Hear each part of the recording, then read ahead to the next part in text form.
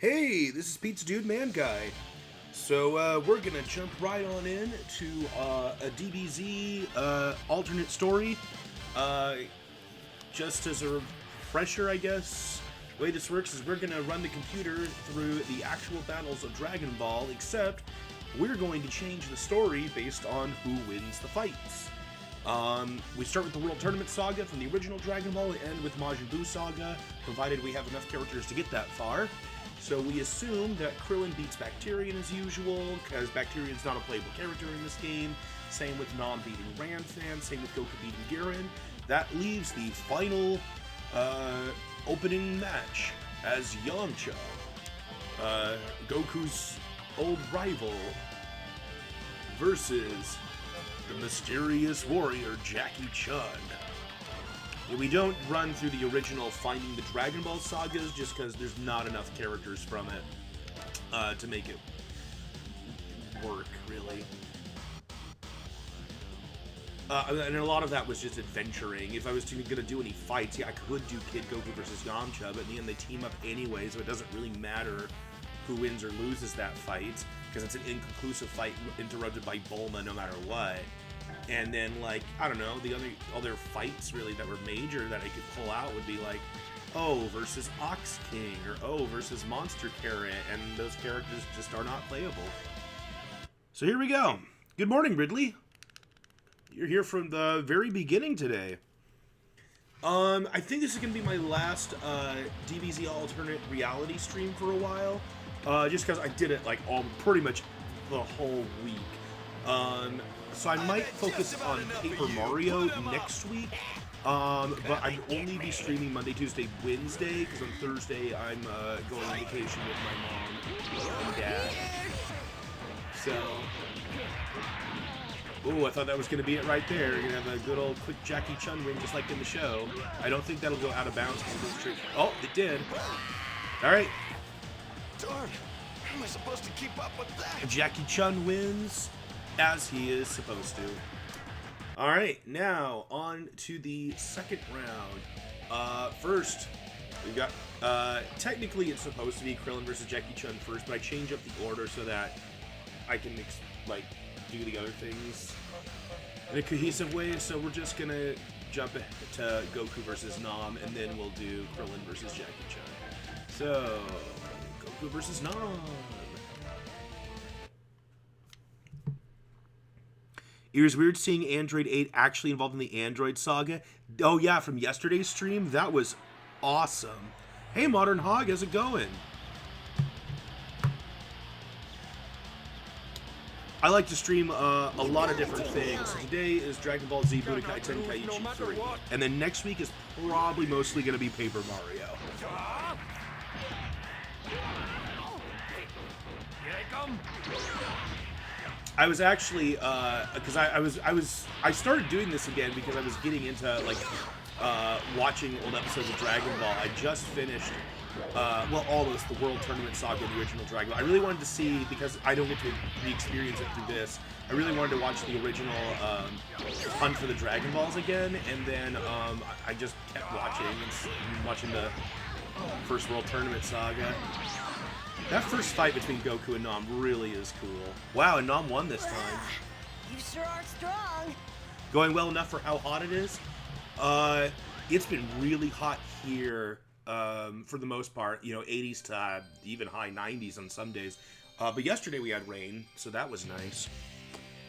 I thought Hercule and Videl were going to beat Babidi for sure. Oh my god, they came so close. We came so close yesterday to Hercule and Videl becoming the main characters of the story. They were just a punch away. It was a shame because you never see that happen. Goku loses to Nam this time, which actually, rewatching that fight between Goku and Nam, that could have happened. Nam did really well against Goku. Alright. Krillin must take down Jackie Chun. Man, yeah, that would have been really cool if Hercule and Videl had one. I mean, because then I was just going to have Hercule right then and there befriend Boo, and that would have been the end. And then what we would have had is we would have had a regularly occurring non-time traveling Cell saga with Cell trying to take down the androids. So basically, you'd have two different like sets of heroes. Here, you'd have Hercule and Videl who stopped the Majin Buu saga, and the androids who are trying to take care of themselves. And maybe they get help from Hercule, Videl, and Majin Buu. We get like a Majin Buu versus Cell scenario. That's what I was hoping for. That's the way it looked like it was going to go, but then it didn't turn out that way. I thought for a second there Master Roshi was just going to fly right out of bounds. He's certainly being weird. He might have just dropped it. Nope. Okay. Over here! How's this?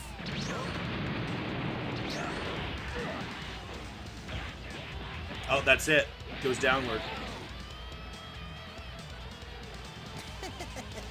No problem.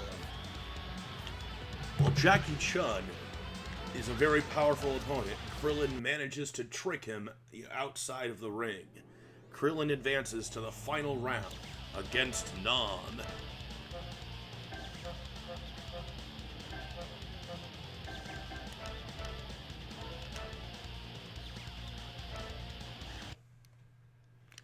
Alright, Krillin versus Nam. Krillin is very nervous because Goku lost to Nam. But he's gonna try his best.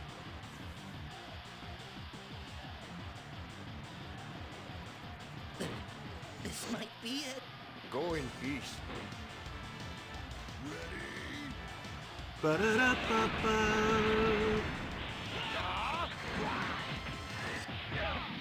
Here I come.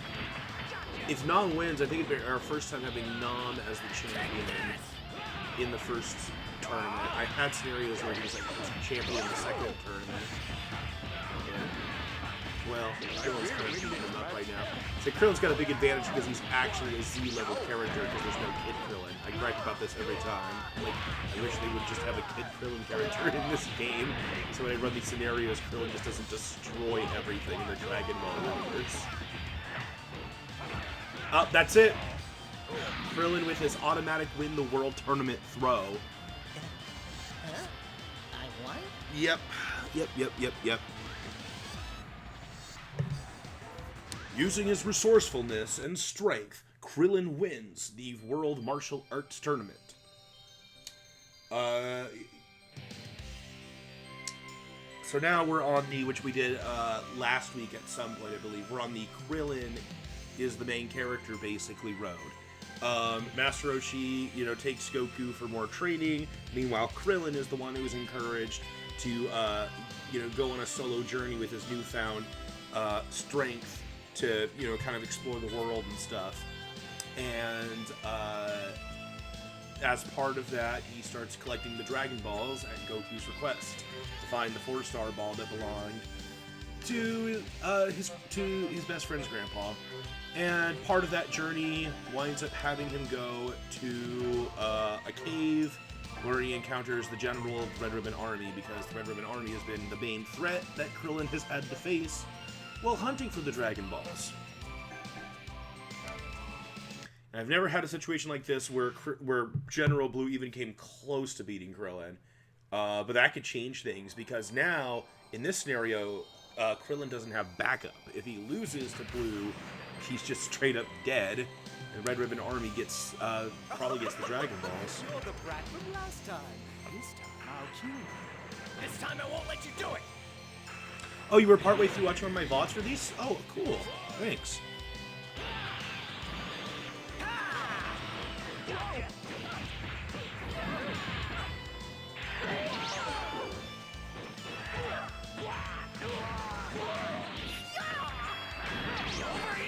Yeah, usually in these scenarios, General Blue just doesn't get to do anything. He just loses and loses and loses and loses. I had a scenario once a long time ago where he did win this fight, and then General Blue, for at least a little bit, had more of a main character presence. But it's not often. The problem is his opening fight in this is against Krillin, and because it's the actual adult DBZ Krillin, he's got a whole extra health bar over him. Not to mention, I mean, Krillin has like 3 good blasting energy moves between Kamehameha, Destructo Disc, and his expanding energy wave. So, like, that's really hard to contend with. Well, General Blue is doing okay, all things considered, right now.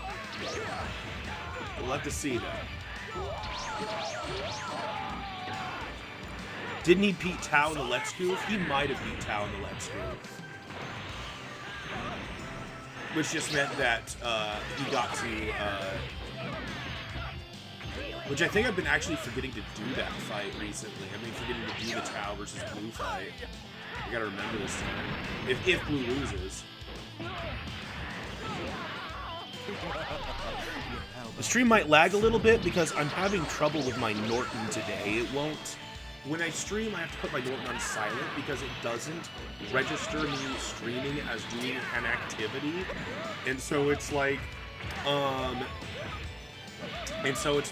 looks like you're doing nothing. I'm going to start doing tasks and make your stream run really shitty. And I saw the frame rate dropped a little bit. But for some reason, it just won't let me disable today. It's like, no, I have too many important things to do. It's like, please don't interrupt my stream. And it is. So, but then since I'm not actually playing, just watching the CPU, I can kind of just like joggle around my mouse between fights. That's what I'm trying to do now. Well, General Blue did better than usual, but was still no match for Krillin. Lazing about.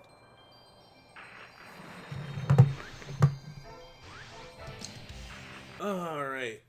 So, Krillin gets Dragon Balls. And then, you know, yeah, it gets the 4-star ball, but then just keeps going because it's like, hey, why not? I got time. So he, you know, goes to the base of Corrin's tower and is, well, okay, so I guess I have to do the Tao versus Blue fight now. And Ritter Mari's tired of Krillin, interrupting their plans, and so they have someone attack Blue.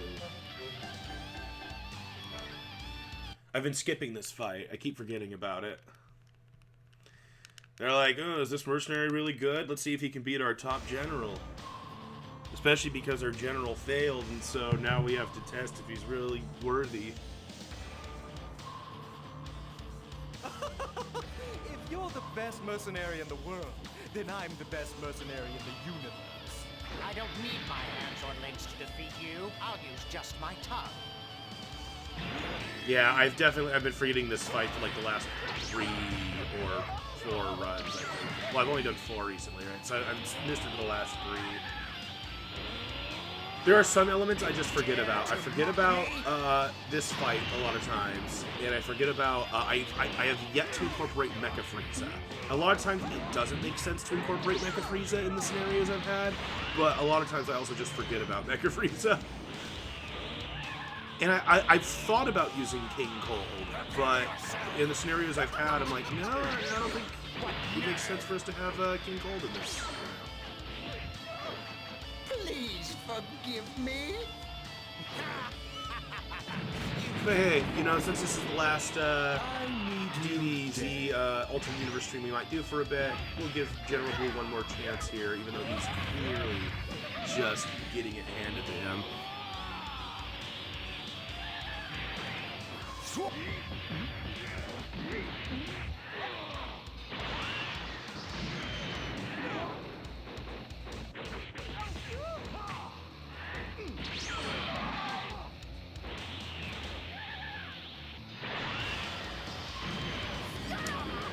He's catching up.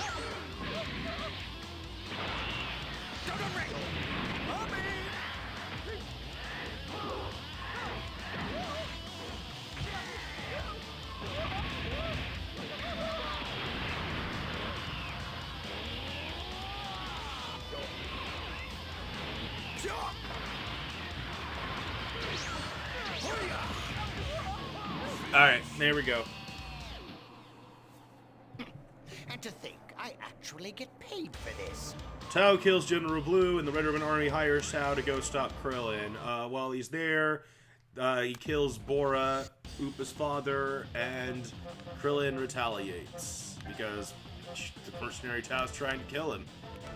Trying to kill the mighty Krillin.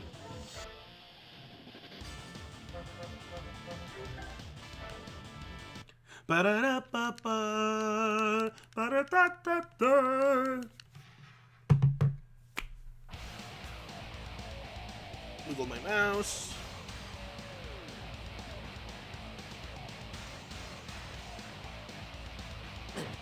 This might be it. Aloha!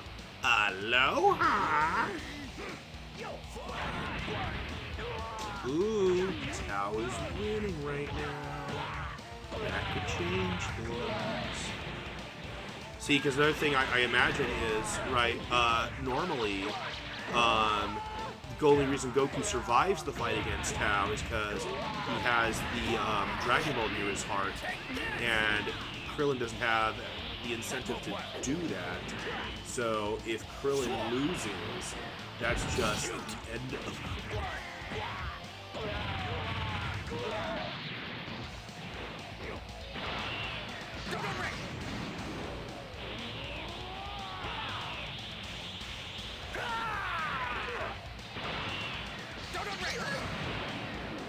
What?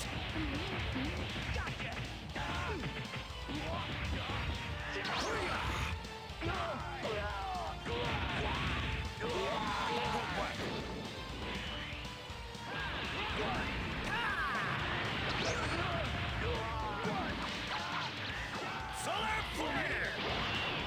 How's this?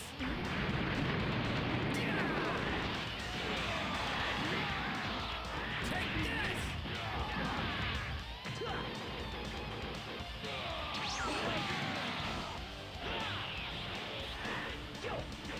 Not having Cell in any of these has been the weirdest omission.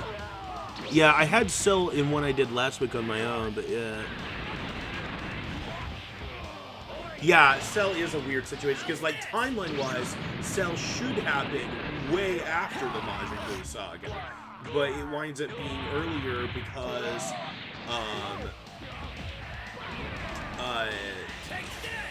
because of time travel. So I have to have a situation in which there's a need for time travel. And so, in most situations, I had one last week where it wasn't the case, where the androids did kill everybody, but Trunks survived, and Bulma got him a time machine, and all that fun stuff, and then so Cell was able to come back. But in a lot of scenarios, that just doesn't happen. No problem. Krillin overcomes the mercenary, and he, not wanting to lose to a kid, throws a grenade, and Krillin kicks back, blows up Tao, all the good stuff. And, Krillin decides to use the Dragon Balls to help revive Upa's father. However, they have trouble finding the last Dragon Ball, so he goes back to Master Roshi for advice. Master Roshi suggests fortune teller Baba, but he needs 5 fighters, recruits Goku and Yamcha, and they all compete in the tournaments together to try to get information on the final Dragon Ball. Yamcha loses to the Mummy Man, who Goku beats, and now Goku must fight the Devil Man. How far has Goku come in his training with Master Roshi, while Krillin has been on adventures?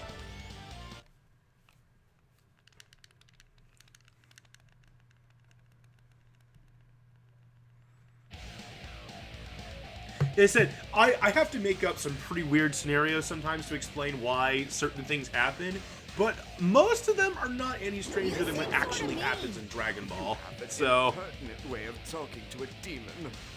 I believe, gosh, hasn't Goku won this fight every single time this week? Every time there's Goku versus Devilman, Goku has won.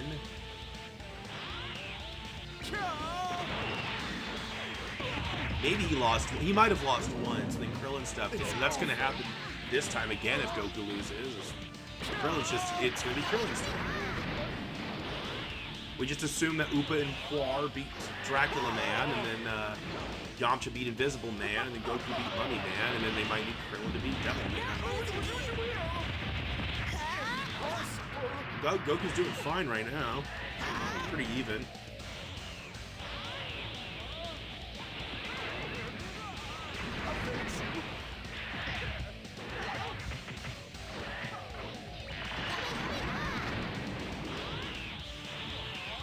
Kamehameha! 1, 2, rock, scissors, paper! Here goes! And then Goku wins again. There are still a lot of strong guys out there in the world, huh? There are. Goku proceeds to the final round against a warrior with a mask. Ooh. I had one scenario last week that was unrecorded, where Gohan actually came back to life and became like one of the main characters. That was interesting. That was a very unusual scenario. What happened in that scenario is Goku made it to the final round of the first World Martial Arts Tournament. This was really interesting when I should have recorded it. Goku made it to the final round of the first martial arts tournament, but the fight lasted long enough that he did turn into a giant gorilla. Goku! And then as a giant show gorilla, me what you he can killed everybody. And so then he went on a hunt for the Dragon Balls on his own volition.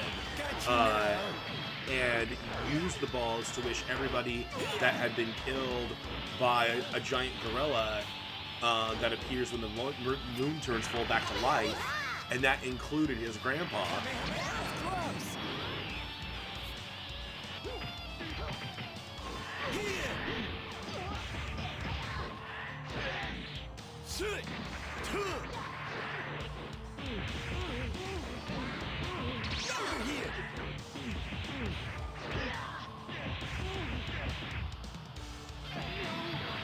Oh, I forgot to do the Krillin and Hater fight.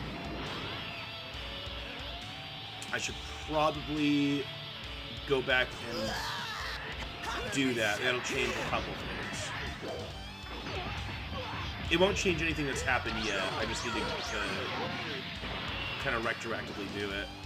Wow. Oh, I haven't seen Kid Goku use his ultimate in a long time. Everything I've got into this punch. Punch through. Yikes. Oh no, that's the gorilla that killed me.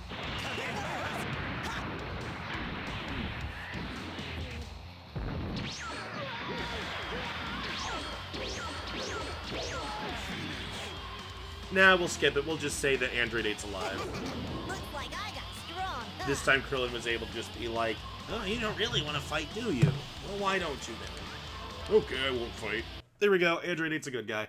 Yeah, it's just the same as Kid Goku. Normally I'd have them fight, and it would be that if Krillin wins, Android 8 is just destroyed, and if Android 8 wins, then he'll just be like, oh, I don't really want to kill this kid, and then he helps Krillin through the rest of Muscle Tower like he does with Goku. But I forgot. Oh well. Anyways, Goku beats, it turns out to be his grandpa Gohan, and they get Baba's information about where the Dragon Ball is, and Emperor Pilaf has it, and Krillin, who still hasn't, fought, is like, okay, well, I'll go take care of that, but Goku does come with him. And so Krillin fights Pilaf for the final Dragon Ball.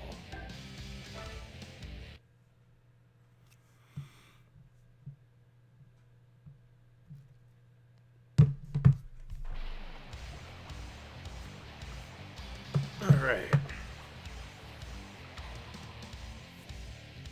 Uh-oh, my chat got all messed up. Time to see if my training paid off.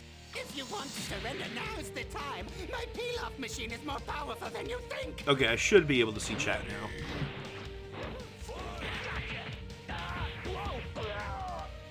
We've had two scenarios this week wherein Pilaf wins this fight and kills Goku and Krillin.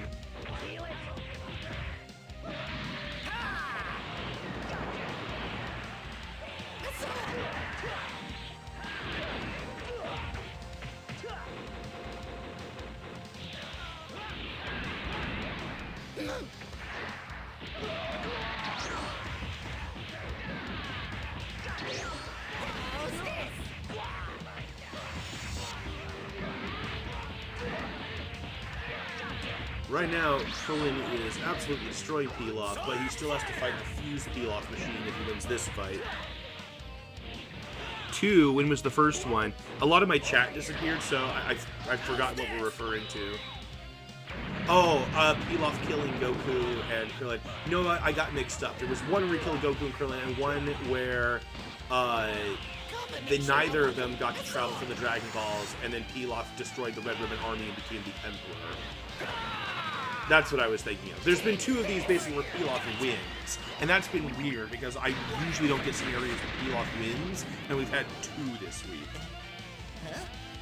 Now, in one of them, Pilaf's reign as Emperor was short-lived because then he was assassinated by Tien, and then one where Pilaf was taken out by Yamcha after killing Goku and Krillin.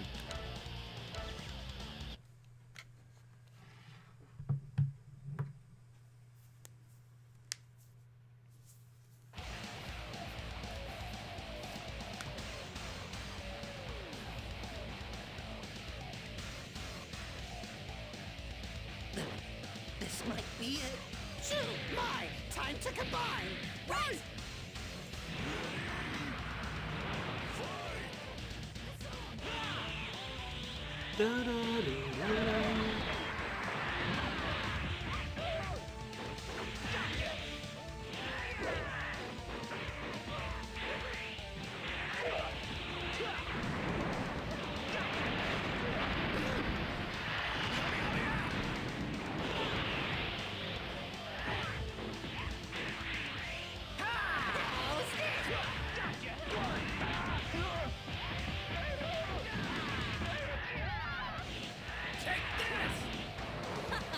Usually the Pilaf machine, the fuse one, doesn't win many fights because it's a giant, it's a big target, that they do not get a no stun bonus, unlike other giants. They take damage as normal.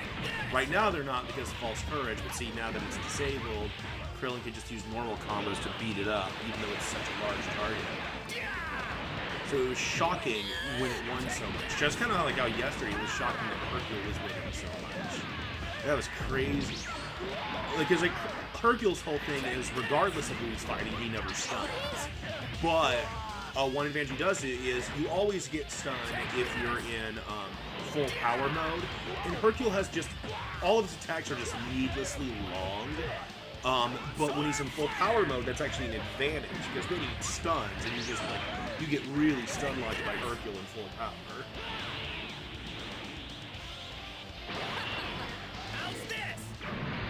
That'll take it down. Krillin was able to take off the Pilaf and his minions on his own.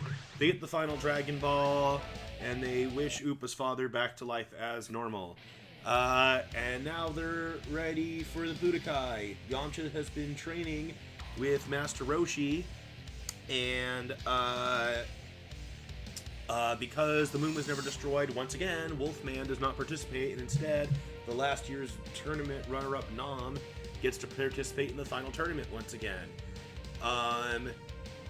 Chaozu and Tien are there to take down the Turtle School, and they, once again, like last time, just because Goku was always with Roshi and Yamcha this whole time, the rivalries change a little bit.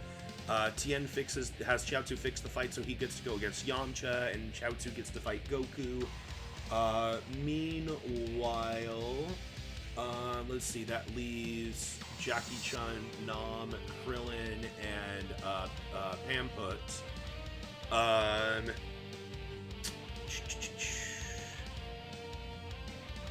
Chaozu still gets to fix them, so I just have to decide who goes where.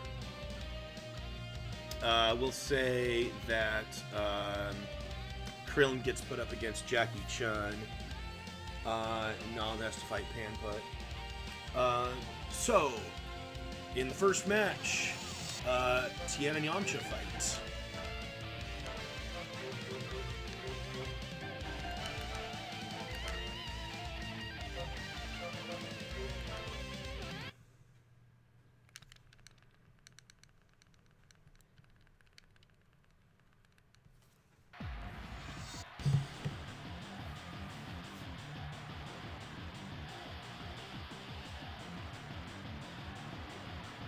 Looking good, Tien. Looking good, Yamcha. Dodon Ray!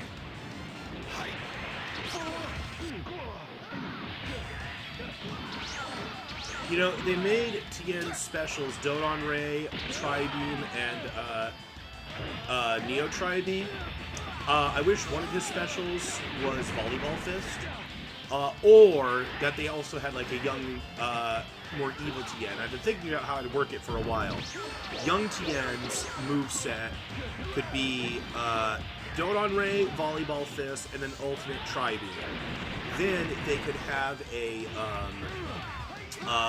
DBZ Tien, and he's got Dodon Ray, Tri-Beam. So instead, Neo Tri-Beam is just rapidly using regular Tri-Beam. And instead, his ultimate is a multi-form combo based on the Final World Martial Arts Tournament of Dragon Ball. And maybe with some elements of the way that he uses it in Super. And then for Yamcha, they could have two Yamchas. They could have this Yamcha with Kamehameha, Wolfang Fist, and Spirit Ball. And then they could have a Bandit Yamcha who has like, whose attacks are like shoot a bazooka, have Quar turn into a giant pair of scissors that he rushes forward with, and for his ultimate, a bigger Wolfang Fist based on how it's portrayed in the Mystical Adventure movie and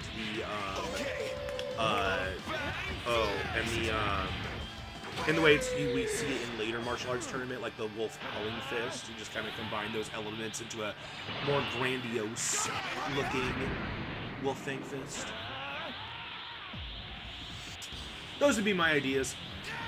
You know, speculation to Smash Brothers has always been a big thing on my YouTube channel. So now that's just kind of expanding out to this Dragon Ball game. Man, I don't know why the CPU Tien never launches multiple Tri-Beams. And so you saw he was just kind of stuck there. If he had kept launching Tri-Beams, he might have been able to take Yamcha out, but instead he just stood there and let himself get hit by Wolfang Fist. In any case, that means Yamcha defeats Tien, leaving Chaozu as the sole trained student dude. Nam beats Panput, and then Chaozu must fight Goku.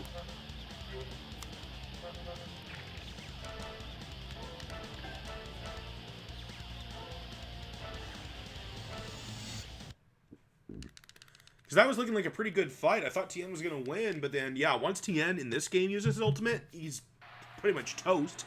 Because he'll blast it once, and then he's a sitting duck. He lets himself get hit by whatever.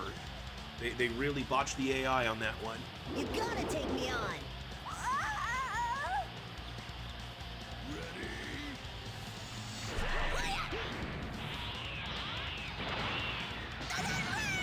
And I don't know why.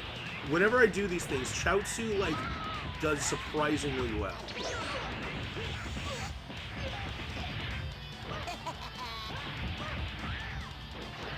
Like, a lot of times, what the hell happened there? You're pretty strong. Fight me That again was sometime. weird. In any case, Goku wins! What? In the final match, Krillin must rematch Jackie Chun.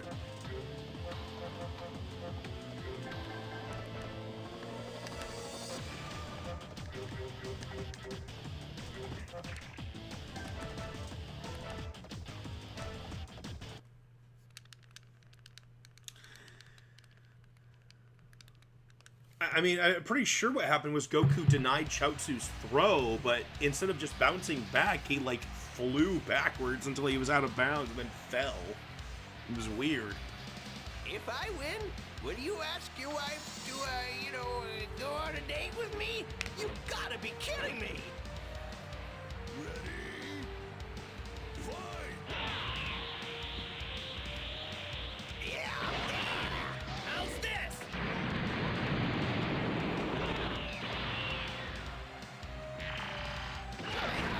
Didn't Chaozu take out most of the Ginyu Force himself in one of these, or Nappa Vegeta or something? I don't remember exactly, but yeah, he took out a lot. No! All of that training for nothing. Master Roshi, while training Goku and Yamcha, Master Roshi himself has been retraining, and this time defeats Krillin handily. Everyone is shocked. Whoa, Krillin lost. Oh my gosh. In the second round, Yamcha faces off against Nam, who made it to the finals in the previous tournament.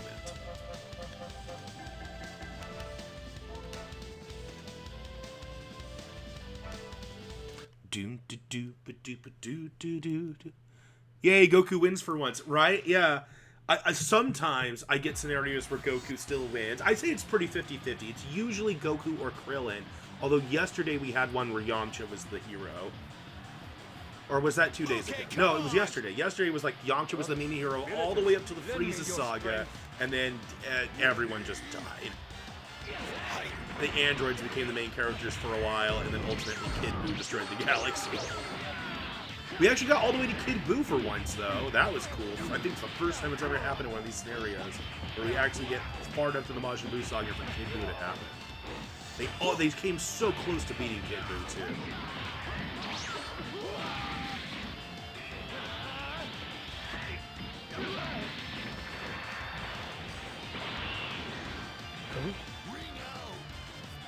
Wow, that's unlucky. Dark.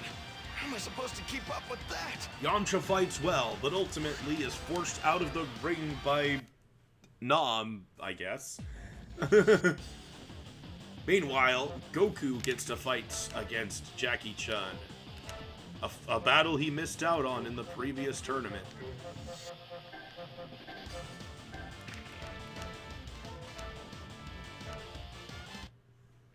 Yeah, maybe Krillin has gotten complacent about his training like Master Roshi feared.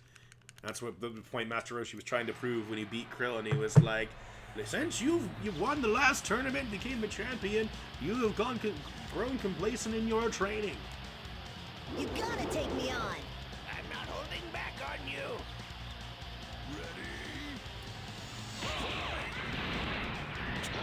Here goes.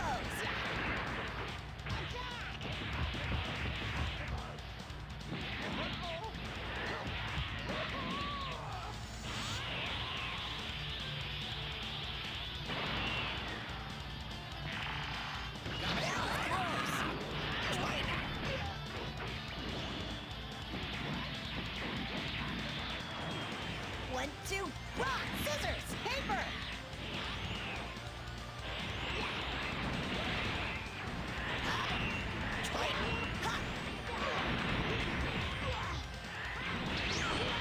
Over here. All right. Wow, you sure are strong. Jackie Chun defeats Goku. The final match. Nam versus Jackie Chun. This time none of the boys are winning.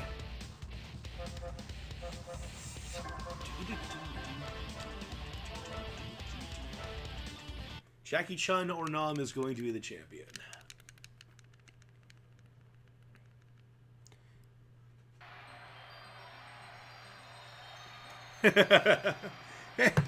Nam's really good, guys. Master Roshi, thank you for helping me that time. Let's get this started. So just like in a scenario a while back, Tien and Chaozu left the tournament early, in shame after losing to the Turtle Hermit School so fast, and so they never learned the truth about Tao dying ever. As far as they know, Tao is still off being an assassin somewhere. You'll settle for it. That same thing happened again. What is that? I've never seen that happen before today. Now it's happened twice. Some more. Master Roshi having breaking out of his retirement to make sure he can defeat his own students, wins the martial arts tournament against the fierce warrior Nam. Of course, Nam knows the secret that Jackie Chun is Master Roshi. And as part of a celebration, they all go to dinner together. They take Nam, the runner-up, with them.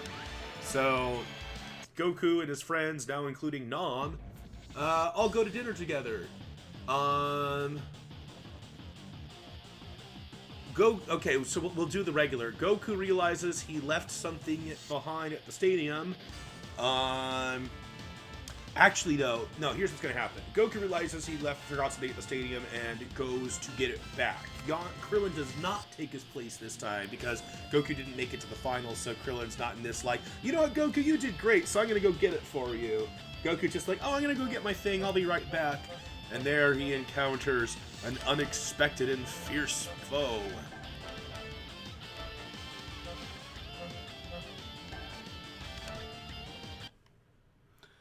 Roshi's got some really stubby fingers.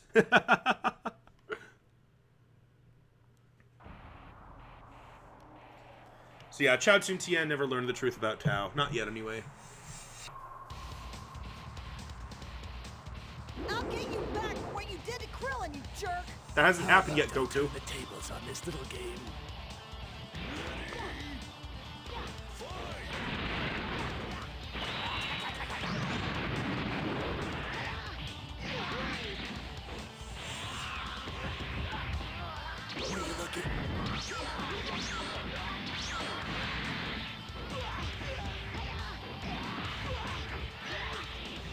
Oh man, what if Goku is dead through the Piccolo saga?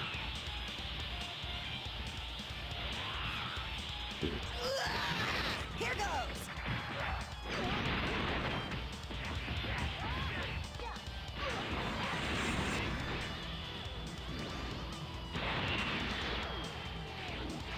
I'll put everything I've got into this punch! Use the punch that defeated your grandpa!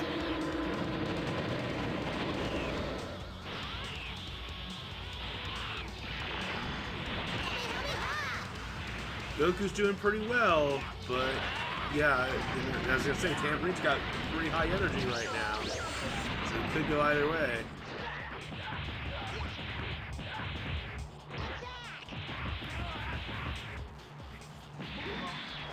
Goku and Krillin basically swap roles, but nothing substantial has happened yet. Yeah, pretty much.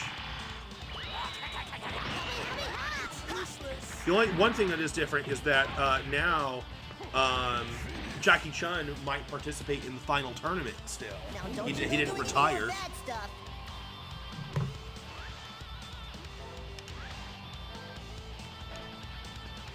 It's a tough battle, but Goku defeats the mysterious being. Wanting to see what's taking Goku so long, Goku's friends appear. When Goku describes the monster he fought, Master Roshi realizes that King Piccolo has returned. And then, like in previous scenarios, with Tambourine just killed straight out, not even get to fulfill his purpose at all of trying to take out the world's martial artists, King Piccolo realizes he needs to hasten his plans because there's already some strong martial artists out there who has taken out his newborn son, and he needs to be ready to confront them. So, Roshi, seeing that Goku was able to defeat one of Piccolo's minions on his own, is like, we could probably take out Piccolo if, you know, we got some really strong fighters with us. So let's go fight Piccolo. So Master Roshi, his students, and their new friend Nam set out to take down King Piccolo.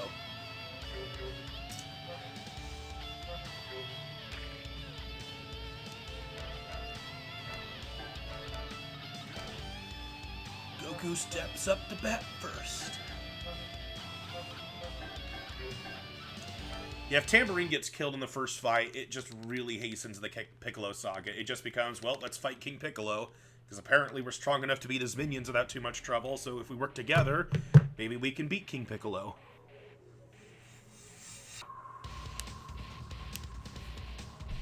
You're not very smart if you're challenging me to a fight. Come on, stop babbling and let's fight!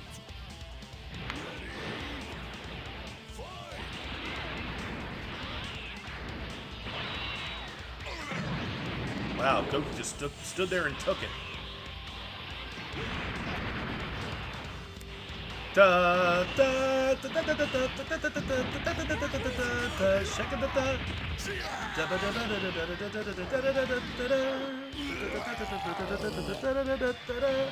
Well,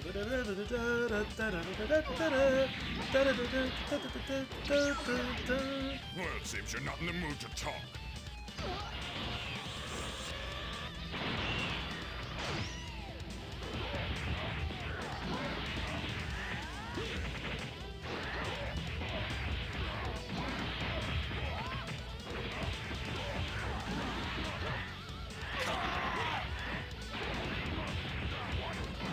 Oh, now he's doing pretty good.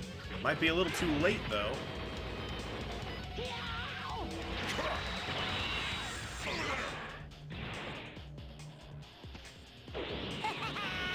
Here goes. Ha. Here goes. Ha.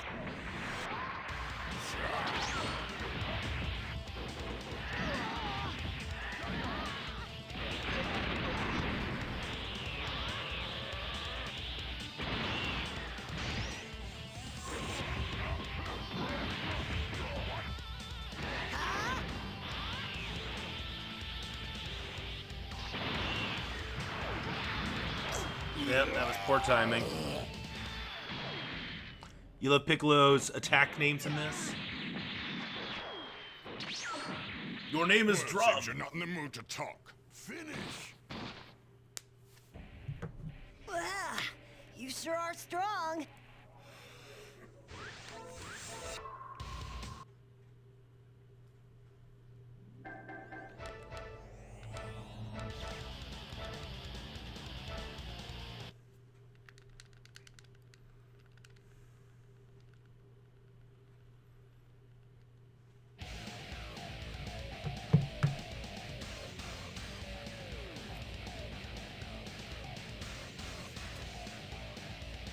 Brother, villagers, lend me your strength. Are you ready to see how truly awful King Piccolo can be? King Piccolo. Fight! King Pickle Nose.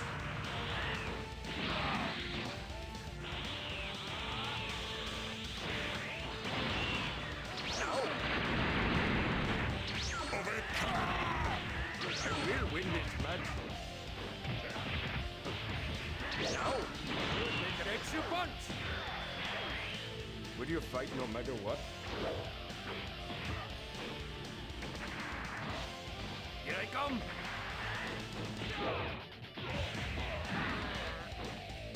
Nam's doing pretty good.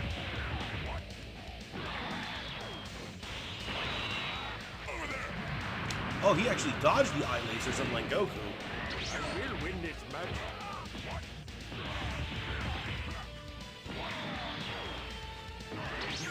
Oh. That is unfortunate. He's not too far behind, though. Will you fight no matter what? Given that I'm King Piccolo and I'm trying to kill everyone in the world, yeah, probably. I see. Then I will have to karate chop your neck. Win this match.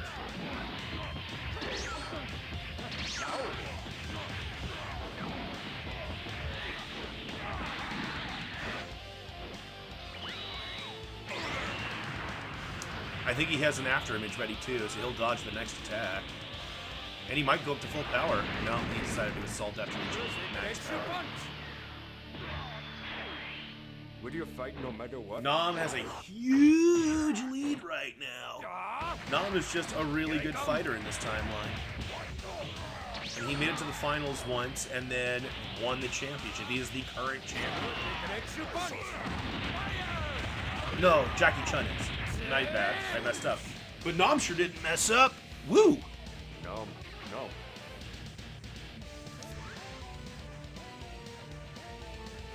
Roshi's students and Nam are able to defeat Piccolo and resume their peaceful lives of training for the next tournament.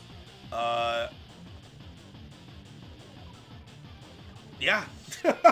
Not much more to say than that.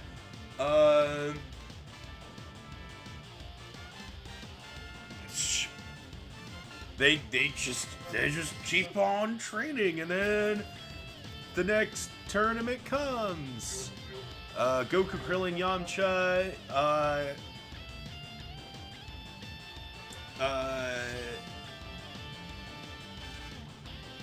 Yeah, Goku, Krillin, Yamcha, and Nam all join in.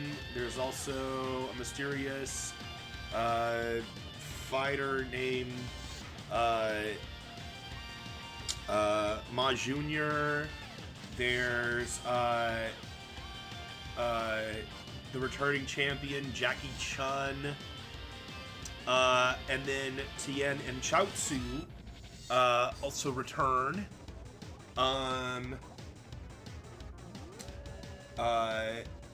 This time with Tao, who survived and is a cyborg, and they want revenge against the Turtle Hermit students. Unfortunately, there is not enough room in the tournament for all of these fighters, and in a preliminary round, yeah, because now we're gonna say Goku fights Chi-Chi in the preliminary round and wins, and they do their whole "we're gonna get married" thing. But someone else has to fight somebody in a preliminary round, and we're gonna say it's Nam and Cyborg Tao in an elimination match. Nam must fight against Cyborg Tao.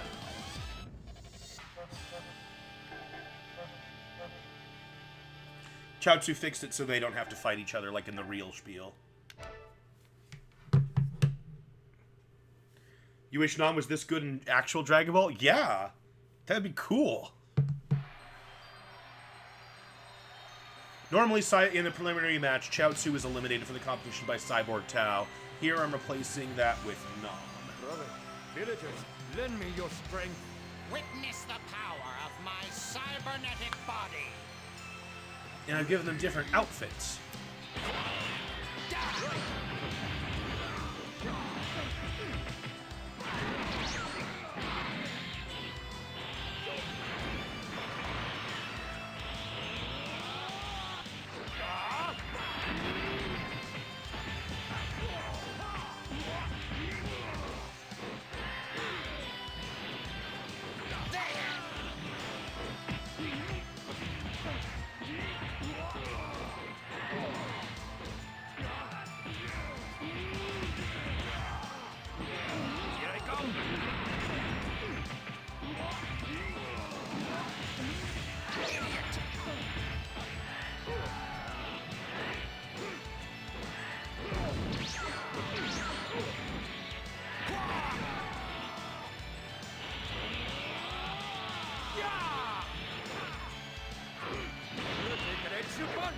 What? How did he...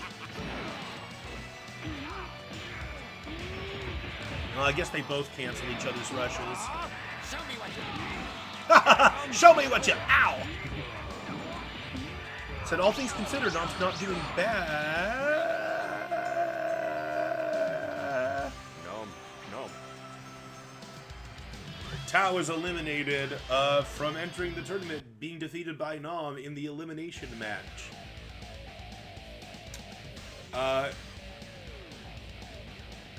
Tien and Chaozu act accordingly during the tournament. Chaozu fixes the fights so that Tien can fight Nam, the warrior who defeated Tao from the tournament, and Chaozu can fight Krillin, the warrior who defeated Tao from years back for the honor of the Crane School. Meanwhile, this leaves... oh gosh, I gotta write this down. So, jeez, we're gonna have Tien versus Nam, and then there's Goku, there's Jackie Chun, there's Piccolo, and there's Yamcha. Goku, Yamcha, Jackie Chun, Piccolo. Okay, second match is going to be Yamcha versus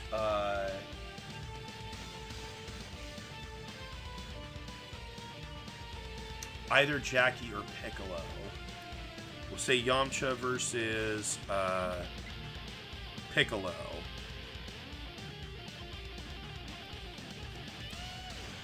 And then Chaozu versus Krillin. And then that leaves Goku versus Jackie.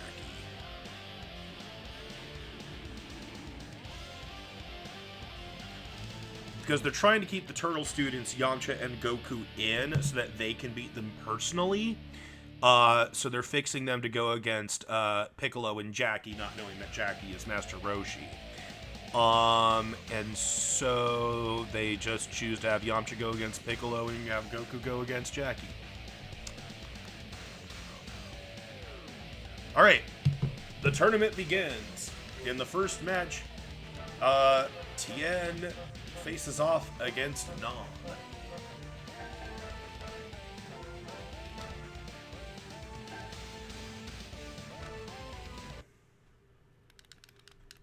This is the first time I've had Jackie Chun go to the final fight, and I think I only would have done it if he was the returning champion, and he is.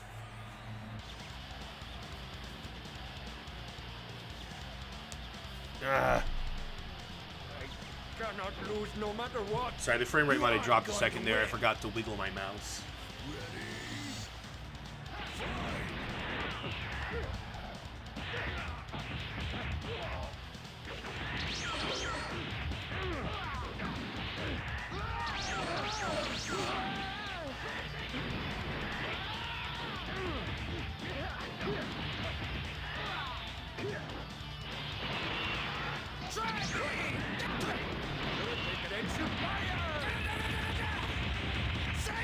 Oh, man. Nam was doing so good.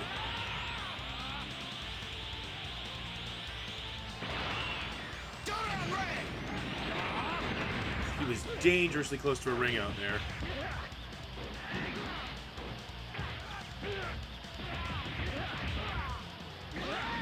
Yeah, Nam is officially just one of the main characters now, alongside Goku, Krillin, and Yamcha.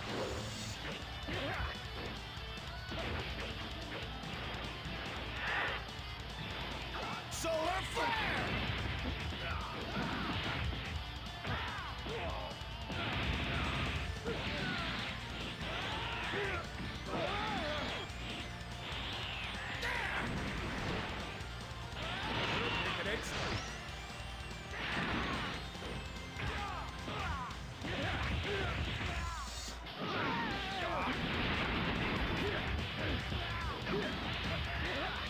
Here I come.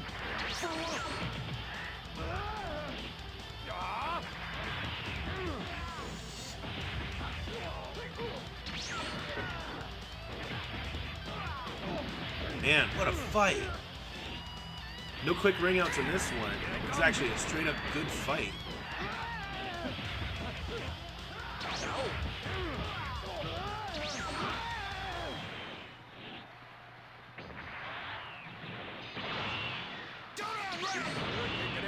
Oh my god, that's... Oh!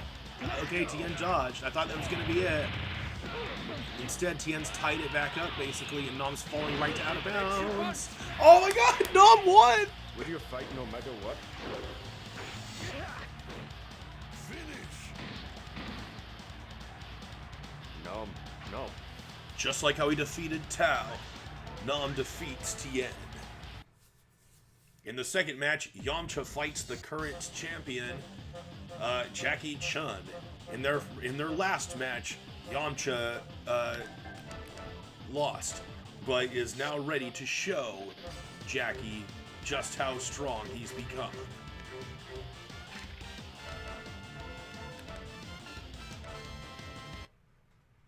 Absurdly powerful Nam. Yeah, Nam is just straight up one of the gang.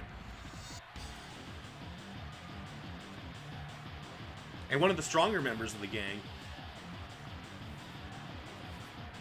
What, he's been tournament runner-up 2 times now? He's 2-time tournament runner-up?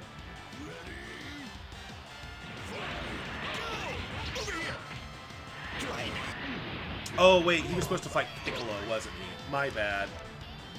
He was supposed to fight Piccolo. Alright. Yamcha fights against the mysterious Ma Jr., who Yamcha can't help but think looks familiar. But he can't quite put his finger on it.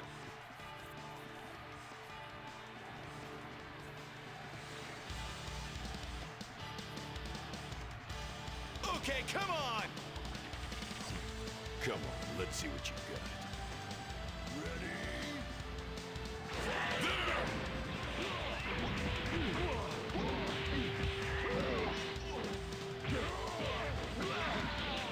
Hi!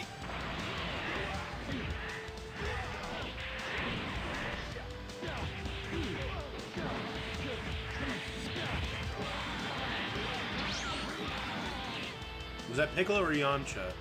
Darn! Okay. How am I supposed to keep up with I that? couldn't tell if like Piccolo knocked him or if Piccolo like teleported out of bounds. In a shocking turn, Yamcha is knocked aside without much effort by the mysterious Green Warrior. Who is this Ma Jr.? In the next match, Chaozu fights as the final member, once again, of the Crane Hermit School against Krillin, the man who defeated Tao as a child.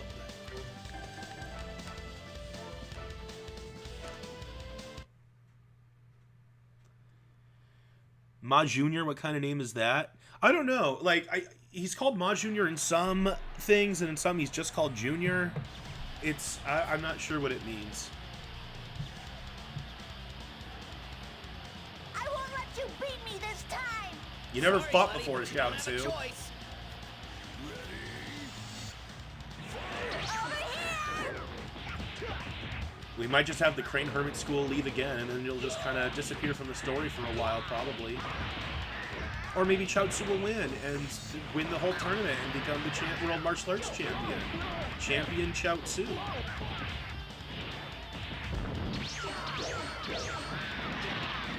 Nope. Huh? I won? Krillin easily disposes of the Chaozu, and once again, the Crane Hermit School leaves in shame. The final match of the tournament is Goku, who has grown quite a bit over the past few years, against the current reigning champion, Jackie Chun.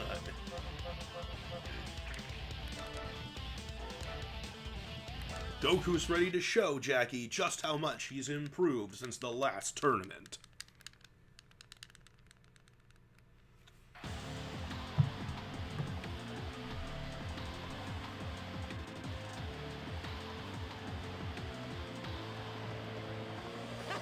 This is exciting! Shame on you! Taking on a sweet old And man Goku at this like point is me. already engaged to Chi-Chi. Because he fought her in the preliminaries.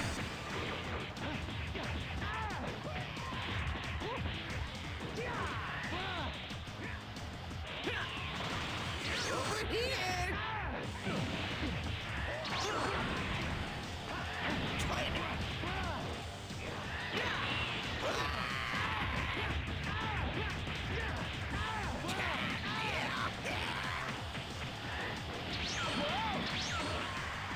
Ah! You sure talk tough, but you could use more training. This time, Goku manages to overcome Jackie Chun. Jackie tells Goku that he's proud of him and the growth that he's made, and says that he may never see him again, and leaves the tournament. Mysteriously, that's when everyone notices Master Roshi is suddenly in the stands watching, when he wasn't before. And they're like, "Oh, hey, Master Roshi, we can actually see him this time. That's weird." In the second round of the tournament, Nam must fight against Ma Jr., who so easily beat Yamcha. Does Nam stand a chance against this mysterious warrior?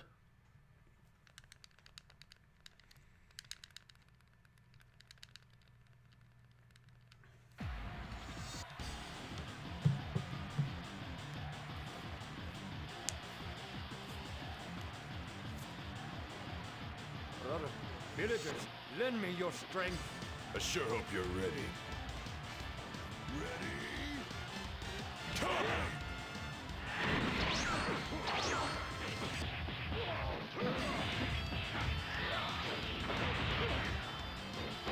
I thought that was going to be the end right there. Did Nom just ring him out? No. Nom, once again, for the third year in a row, makes it to the finals of the tournament, defeating Ma Jr. Like the other contestant, Junior leaves, saying that he is not yet strong enough yet to accomplish what he needs to do. In the second semi-final match, Goku and Krillin fight. This is their first serious fight since they began training together. I'm pretty sure. I don't think in this timeline I've ever had Goku and Krillin fight each other yet. Nom's gonna be the one to kill Frieza.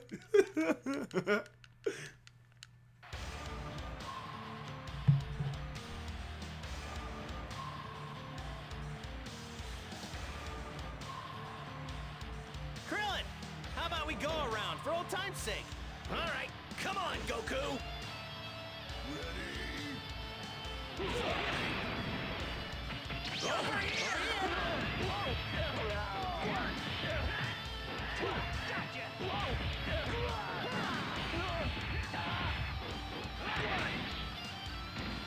Goku's got a good start. But Krillin's got that throw that always wins in the World Tournament stage. What? So we'll see what happens.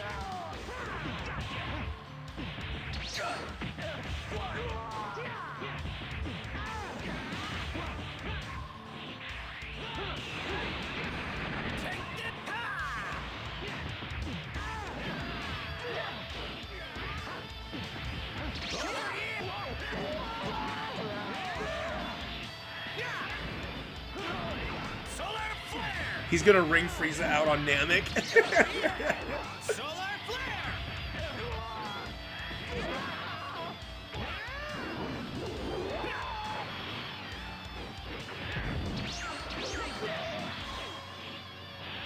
Take this!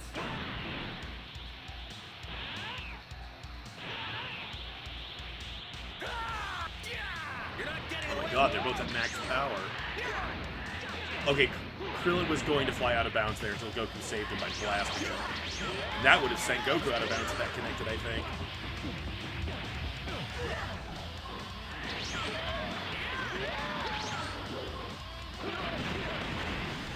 Man, what an intense fight. This is like really like, oh man, Goku and Krillin have been training under Master Roshi their whole lives, and this is their big fight finally fight. This is cool.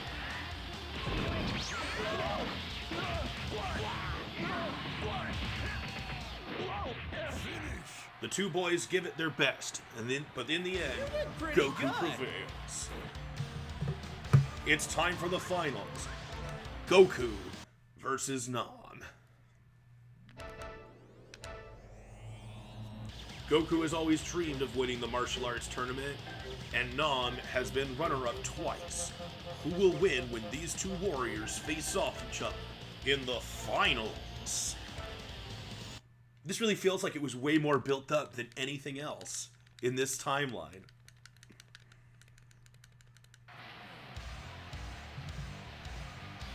Tien and Chaozu are not good guys, but Roshi's a more regular fighter now, and they have Nom on their side. Roshi and Nom are basically replacing Tien and Chaozu.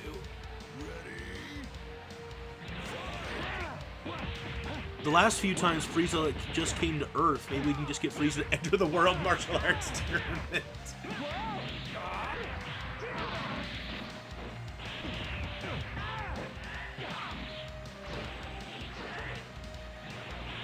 In their last fight, Goku was unable to overcome Nom, and Nom has been keeping up with... Okay, Nom wins. Oh, wow. He beat me. Finally, after years of being the runner-up, Nom becomes the champion of the World Martial Arts Tournament. Yay! Piccolo's gonna want revenge against Nom more than anybody else. And so does Tao. Nom is our main hero. Nom became our main hero.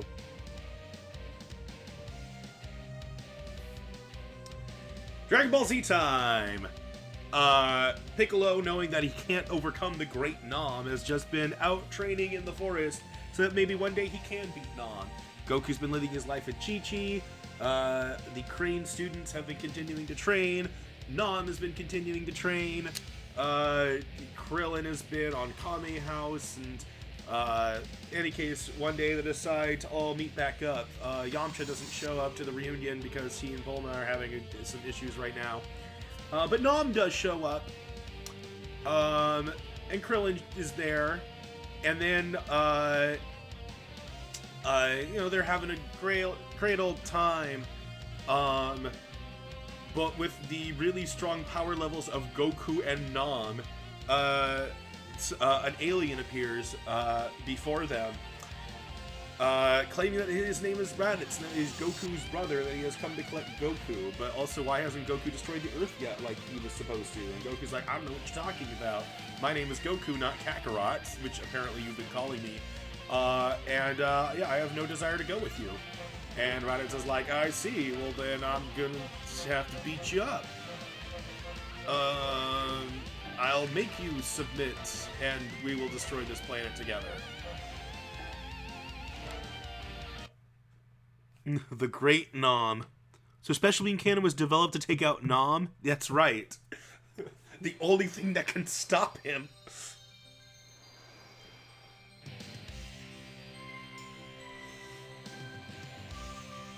How dare you defy your brother?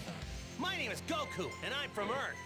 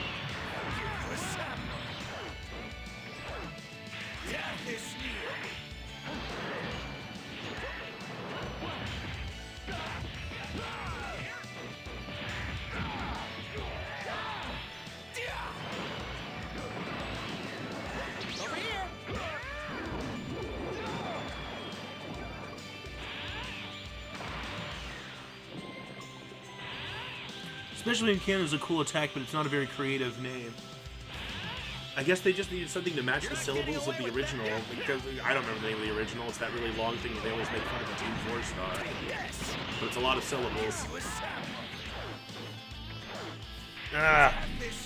I keep forgetting about my Norton.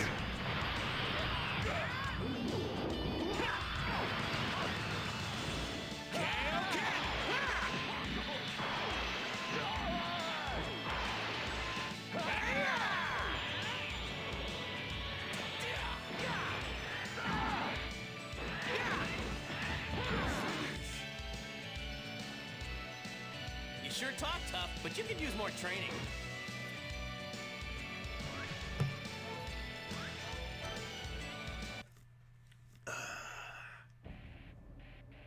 Well.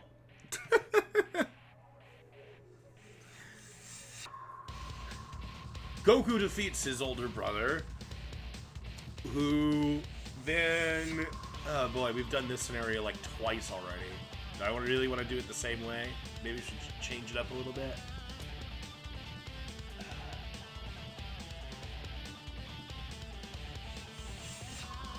Let me think for a second.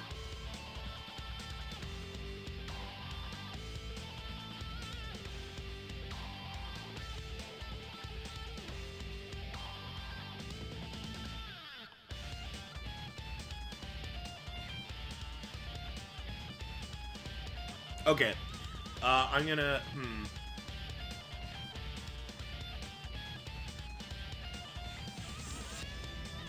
Okay, yeah, we're gonna change this, make the scenario a little bit different.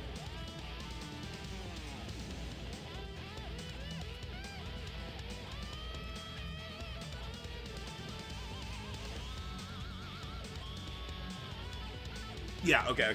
Got it. Goku defeats his older brother Raditz, who, astounded by Goku's power,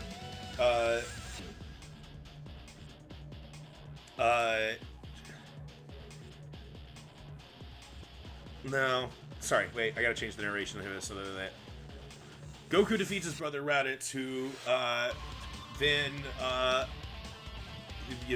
Goku and Nam, they're both really not about killing people. They allow Raditz to escape under the idea, well, he's not really a threat. If he goes to, attack some city or something, we'll deal with him. Raditz escapes out to some open plains where he contacts his comrades, Nappa and Vegeta, for backup, and encounters another warrior out in the plains by chance.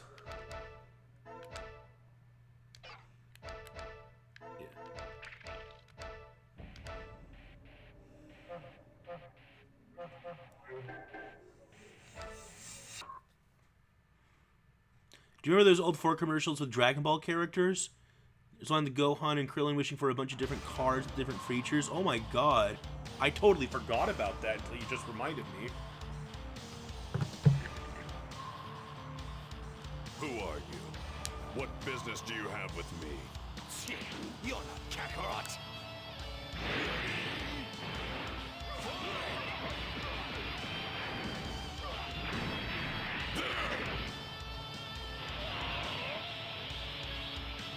Take this! Destructive wave!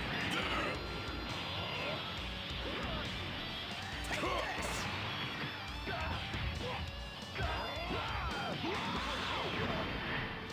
Take this! Destructive wave!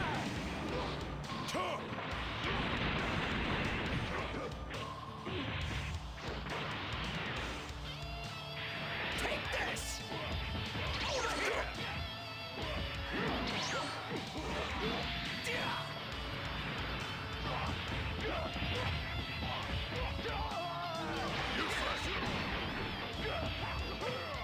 Take this!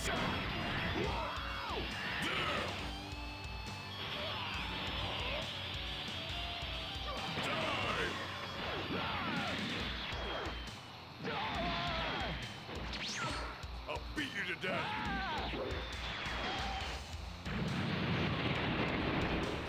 Behind you!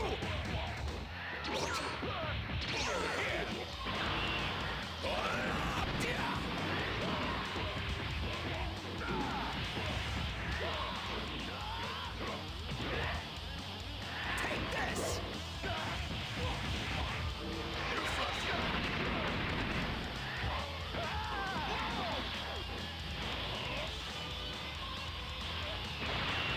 Destructive wave! You'll regret it!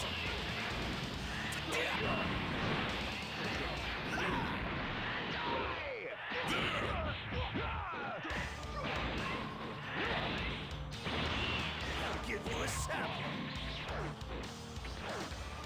Death is near.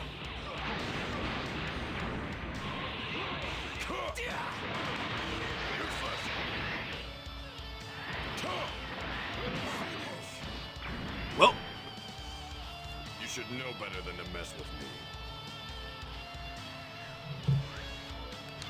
weakened from his fight with Goku, the mysterious Green Warrior that Raditz happens to pick a fight with, mercilessly beats and kills him.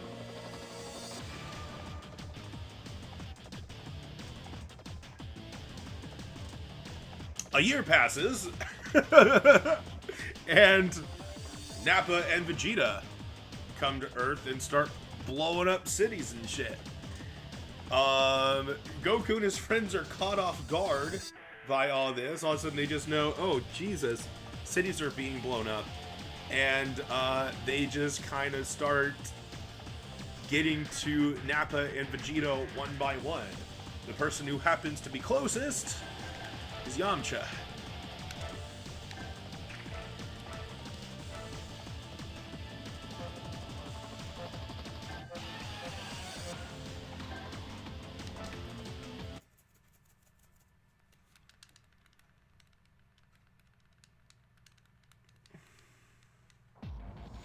Piccolo can't beat Nom, kills Raditz no problem. F to Raditz. There's nothing about Dragon Balls or this or that. Nappa and Vegeta are just coming to. Cyberman. I'm a lot stronger than last time. Nappa and Vegeta are just coming to clean up Raditz and Goku's mess. You know, they're supposed to be destroying the Earth. And, yeah, here we go.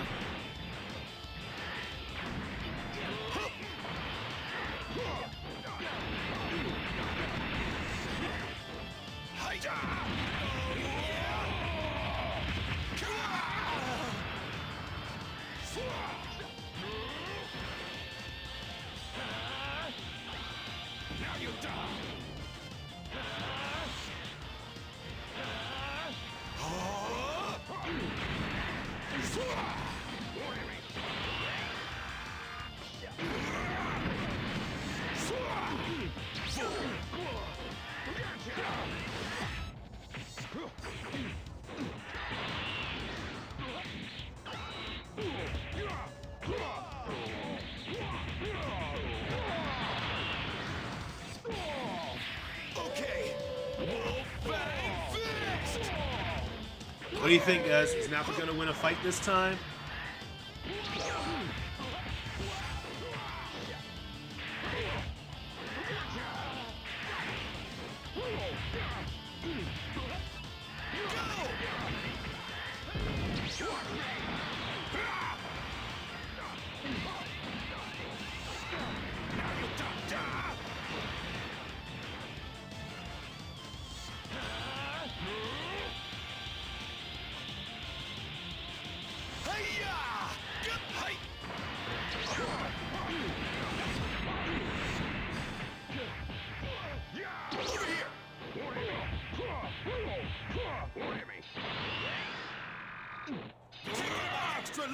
Oh, what's going to win here?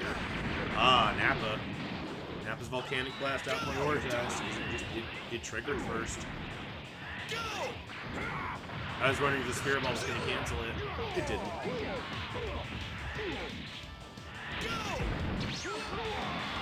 So I feel like, based on what we've seen, Yamcha is still kind of Yamcha, just that he's better than Tien Yamcha.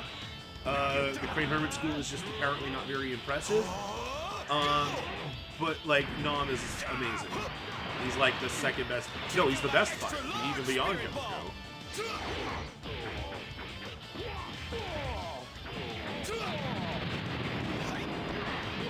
this is actually still. Well, now it's like. It's about to be tied up.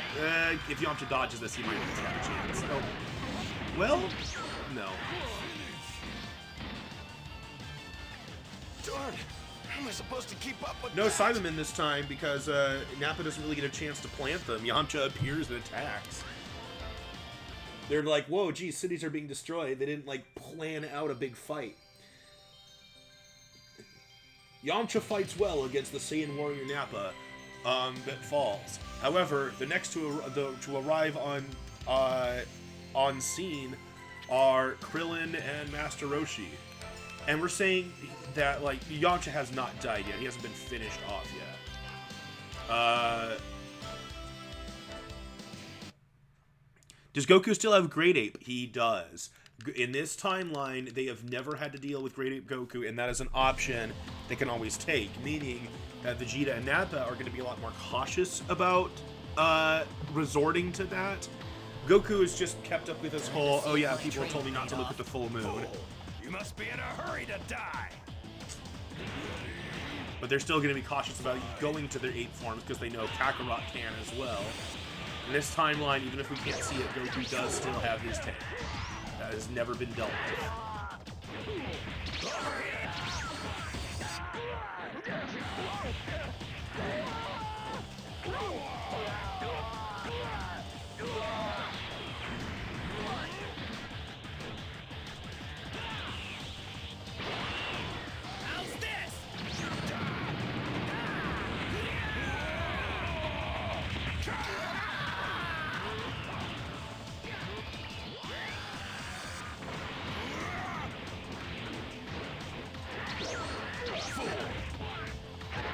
Now Nappa is doing what I normally expect Nappa to do.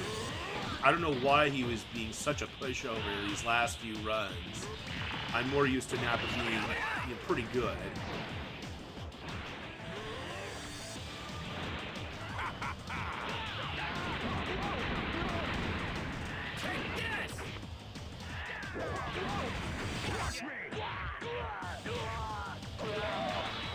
Shit, Nappa's actually winning stuff. Oh, that's his ultimate, too.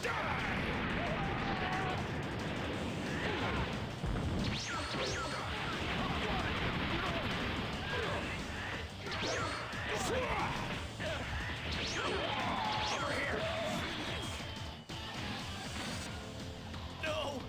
All of that training for nothing! Hey, Colton. Can the trade-off be that Raycoon sucks now? Yeah, that'd be nice, huh?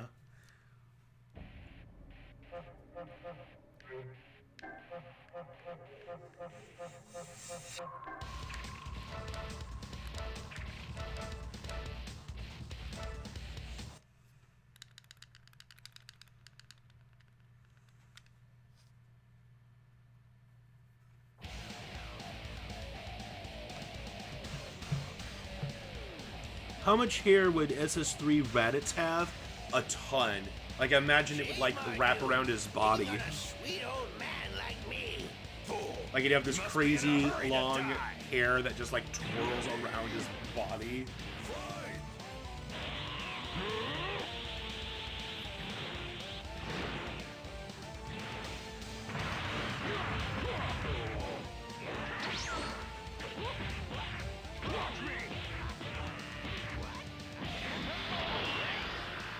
You know, Chewbacca, just imagine that in golden.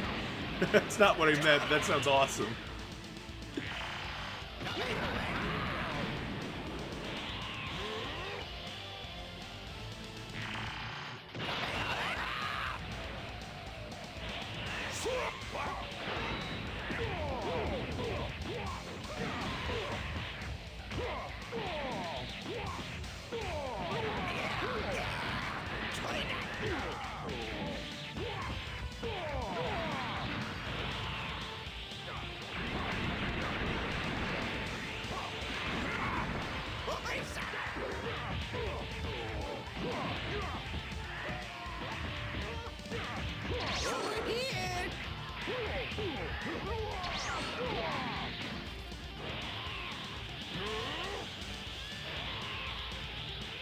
Oh, are we actually going to get to see Lightning Surprise? That would be cool. You fell for it. Show me what you can do. Out of my way. Oh, he used Kamehameha instead.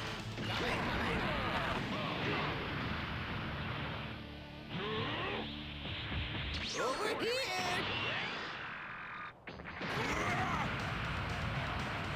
Given that Roshi starts with 1 less health bar, he is not doing bad. Actually, he starts with 2 less.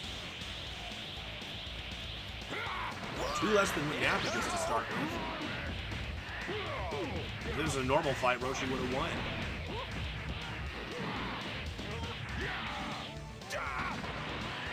Still has a chance if he uses that lightning surprise. Not anymore, though. That was it. Bam. Would you mind going easy on an old man? Is Raditz just straight up Rapunzel at that point? Krillin and Roshi fight well, but are still no match for the powerful Saiyan warrior. Goku arrives on the scene.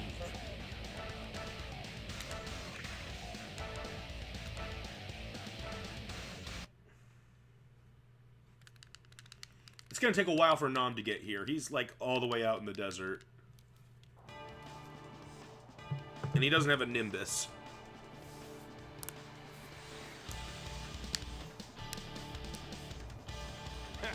There's no way you can stand up to me. You'll pay for what you've done.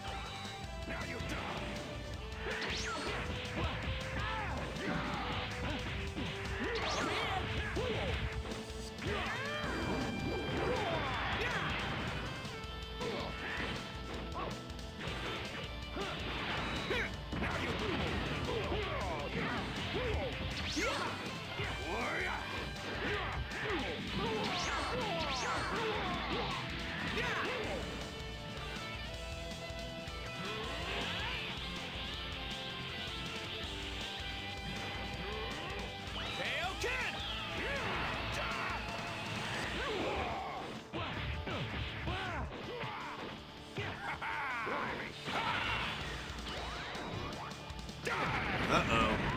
I thought Goku had this in the bag up until then. It's gonna be close now.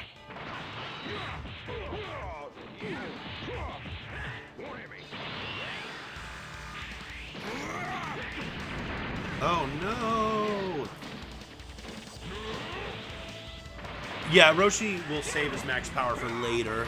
His eyebrows and stash get the SS3 hair treatment. Oh, for Nappa? What would SS3 Nappa be like? Yeah, he just gets a really long mustache.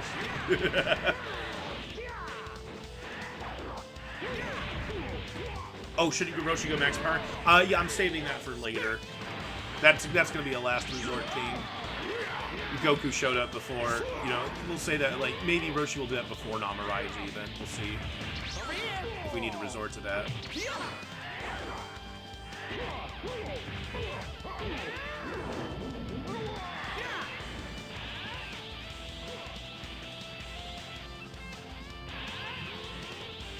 You're not getting away with that.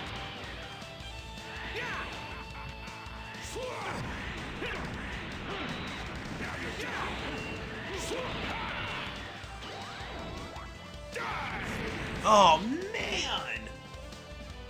Oh, wow. You beat me. Alright. I'm gonna say that after that fight, both Goku and, well, I mean, Goku's out, but also I'm gonna say that Nappa has to take a breather. He's fought like 3 people and was almost defeated that time. Although Goku ultimately loses the match, Vegeta is impressed by Kakarot's fighting skills, surmising that he must have been the one to kill Raditz. He offers Goku a chance to join them to destroy this planet and come with them, but Goku refuses, saying that he can't destroy the people on this planet. Vegeta says he'll have to teach him his place. And while they're still waiting for Nam to arrive, Roshi defends Goku with his max power. This is our first time seeing this in this timeline. Roshi's like, "Don't worry, Goku, I'll protect you." Yeah!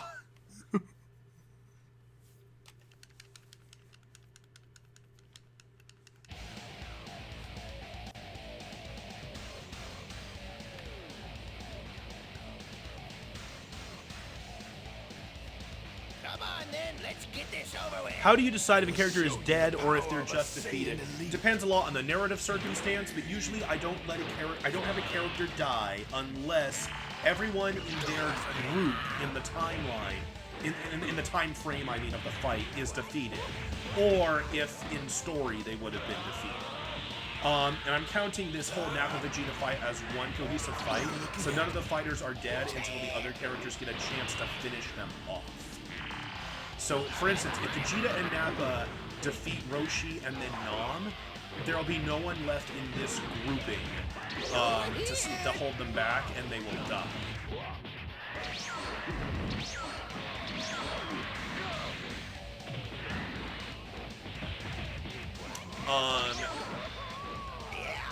And maybe Piccolo. We'll see about that. And then there would be a new sequence of fights. And here, for instance, that would specifically then be Vegeta and Nappa probably versus the Crane School. And then if they beat them too, then it comes down to like just random fighters on Earth. That would all just be solo fights, and it would just be purely up to luck if like Android 8 or if a Rayleigh or if like Yajirobe can defeat Vegeta and Nappa on their own. Frame rate's dropping a lot? Oh geez, you're right. What is up with that?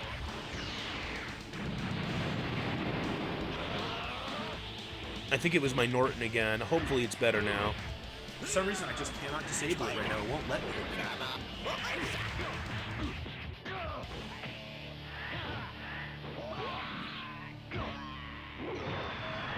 Oh, how did Roshi do that throw? I don't remember that one. That was cool, though.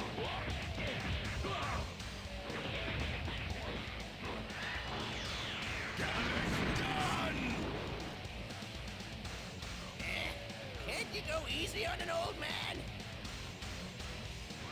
I'm going to try to work on that during this next fight. Any case, Nam finally arrives on scene. He is the last hope for the survival of his friends here.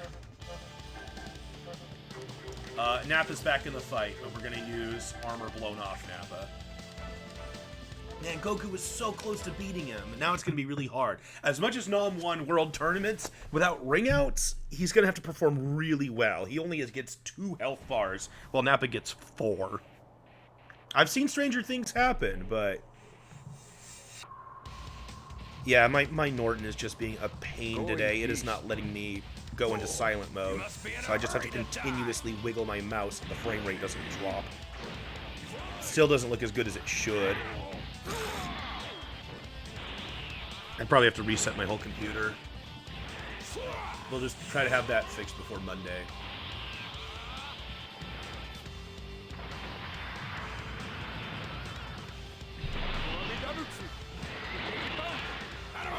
Oh, that breaks through that? Oh, that's so unfair.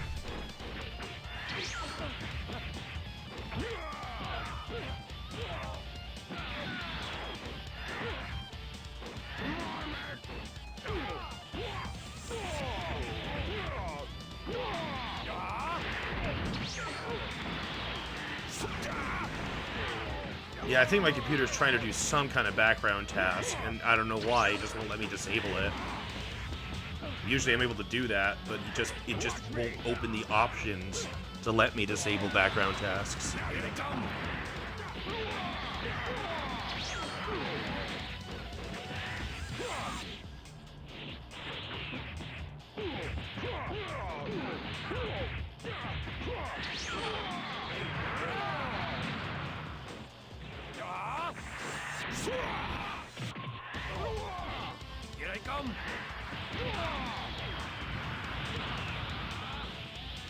Yeah, I'm looking at the capture screen. It just, yeah, it's really rough. It's way rougher than it should be. Right now it looks okay, but yeah, it's dropping frames way more than it usually does, and way more than it should. Well, that's the end of Nam. Sorry, everyone. I couldn't fulfill your expectations. Jeez.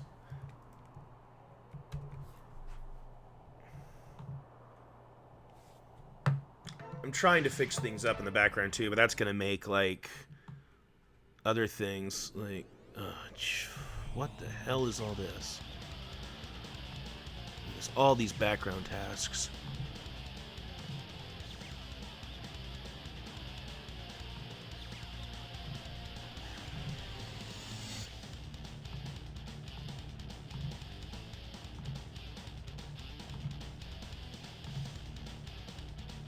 Like,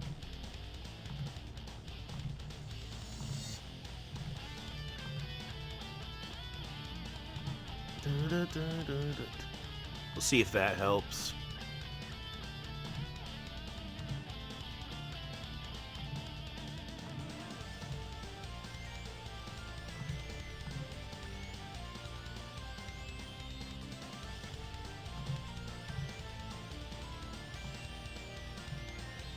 Okay. Hopefully that helps a bit. We'll see how it looks in action. Alright, any case, what I'm trying to decide now is if Piccolo's going to jump in or not. And I'm going to say yes. Basically what happens is Piccolo jumps in because he wants to be the one to kill these people, and also he can't rule the world if these two Saiyans destroy it, so he's going to lose all the things that he lives for. So he swoops in to save Goku and Nam and the other people who killed his father, so that he can kill them himself after defeating the Saiyans.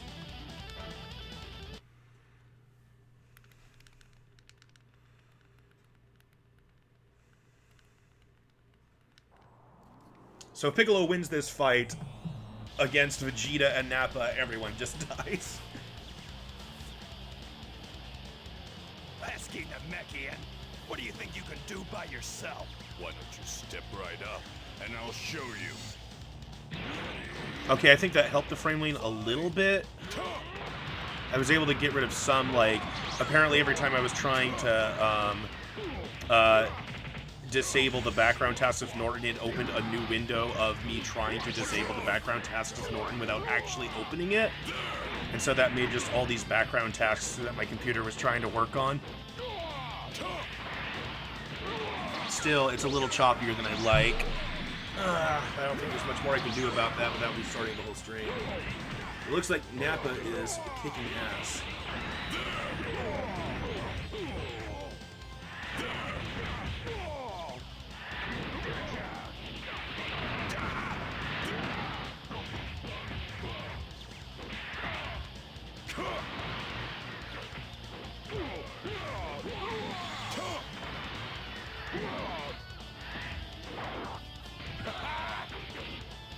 They're pretty even if you consider the fact that that Piccolo gets to start with one less health bar than Nappa, and with that attack, he's almost even.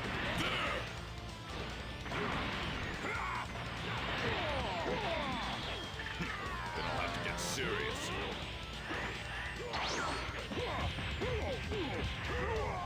Nowhere to run. Oh God! Be gone. Oh no! I was saving this attack for Nom,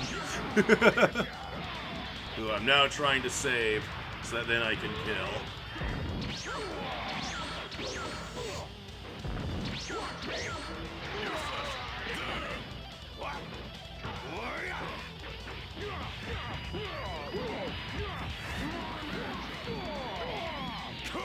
You're sorry for every crack you've made at Nappa?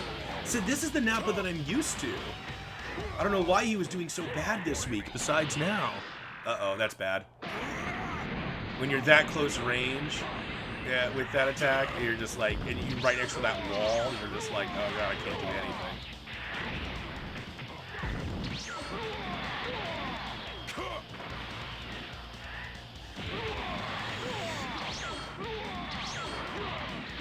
Oh, come on, one more hit. Yeah, Piccolo! You should know better than to mess with me. No, I mean, no matter what, the heroes are screwed, though. Piccolo's gonna kill all of them if he wins. Nappa finally goes down, leaving Vegeta to fight. He's like, you're a Namekian, aren't you? What are you doing on Earth? And Piccolo's like, what's a Namekian? Is that what I am? You know of my birthplace?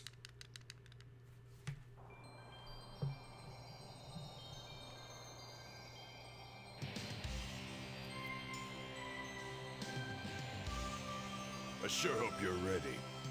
So, this is where you've chosen for your final resting place. What are you looking at?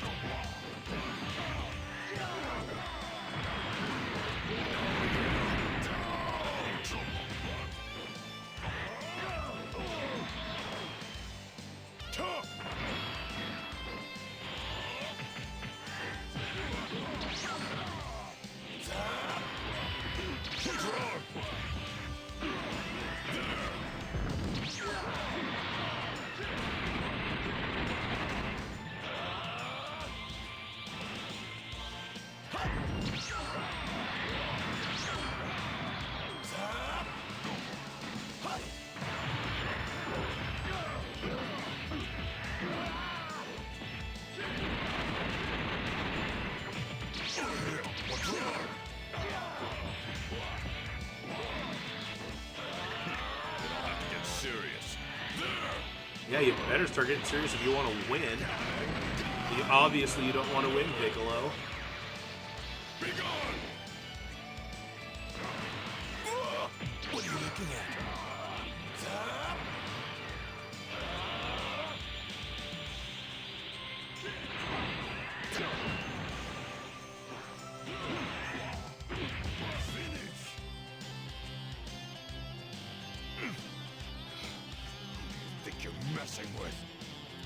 Alright.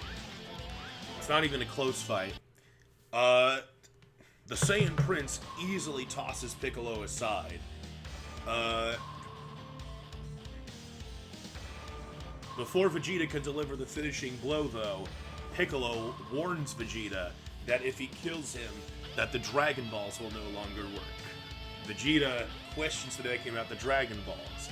Piccolo explains that as long as he is alive, there are 7 balls that he can find on Earth, and he will show Vegeta where he can find the balls to make a wish to the dragon, any wish he desires, in exchange for letting him live, of course, which he'll need for the Dragon Balls, and for allowing him the honor of killing the Turtle Hermit students. Vegeta ultimately agrees, realizing he can use this wish to his advantage. If he can use this wish to defeat Frieza, he won't even need Kakarot. Piccolo uses the opportunity to kill Goku, Krillin, Nam, Roshi, and Yamcha. Yeah, that's the other one, Yamcha. Now traveling with Vegeta, Piccolo and Nappa search the Earth for the Dragon Balls.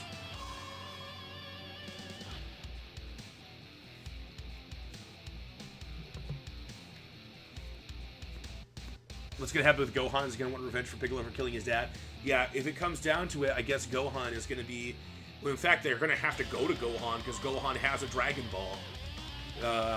They're basically now they're just going to be traveling around to everyone who has a Dragon Ball, which we know Gohan has one, and Yajirobe probably has one in this timeline still because they didn't need them to beat King Piccolo. And so we're just going to say that as they go around to collect the Dragon Balls around the world, they're going to have to fight some of the other random fighters of Earth. So yeah, in any case, Vegeta, Nappa, and Piccolo go across the Earth looking for the Dragon Balls, which they find in the possessions of random various people across the Earth. One Dragon Ball that they come across is in the hands of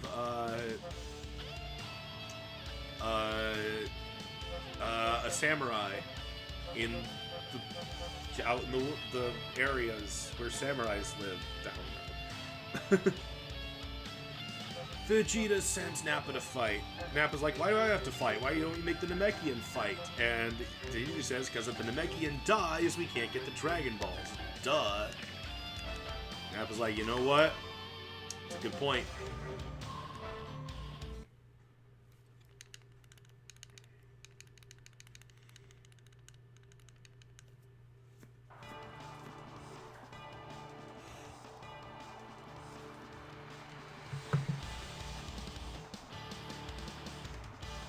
Looks like I gotta beat you before I can eat. Alright, this ought to break up the boredom. Fight!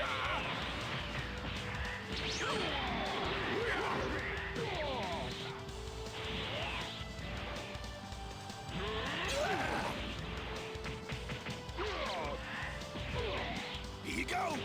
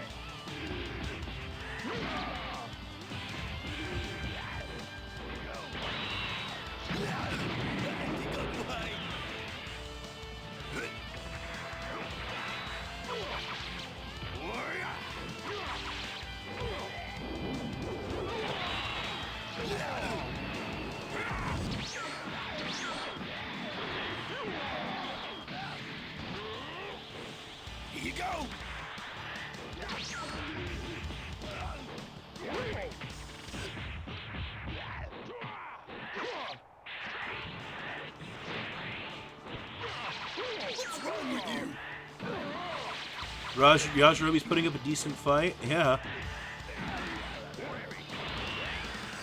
This might be it, though. Not quite. He has enough energy for a Senzu Bean. He used super. If he pulls off his ultimate, he'll win. Oh god. Here you go. He pulls off like Flash and Kill or Miracle Kablam Slicer. Disgusting. Well, Nappa's on the ground. Here goes. Bad timing. He might still win. Ah. I really need to stop doing this. Nappa just barely defeats the Samurai Warrior, who hands over his Dragon Ball and begs for his life, begs to be spared. In the end, Vegeta's like, well, I guess we can always use another lackey. And Yajirobe joins the group as well. Piccolo and Vegeta, during their travels, develop quite a friendship as Piccolo reveals that he was the one who actually killed Raditz. And Vegeta's like, oh, it makes sense why you were able to beat Nappa then. I also like the way that you relish in destroying every city we come across. And Piccolo's like, this is what I was born to do. I was really wanted to terrorize this planet, but those other guys were in my way. Yeah.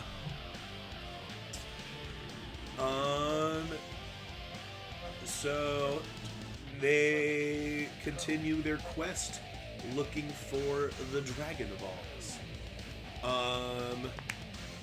They find another Dragon Ball near a snowy village. As they attack the village, to get the Dragon Ball, they are met by a very large warrior and send their new samurai pawn to fight him.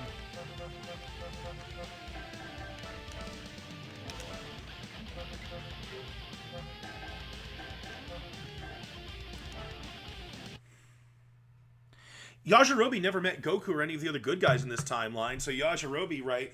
Remember, in the original Piccolo saga, Yajirobe, like, he killed Symbol to eat him.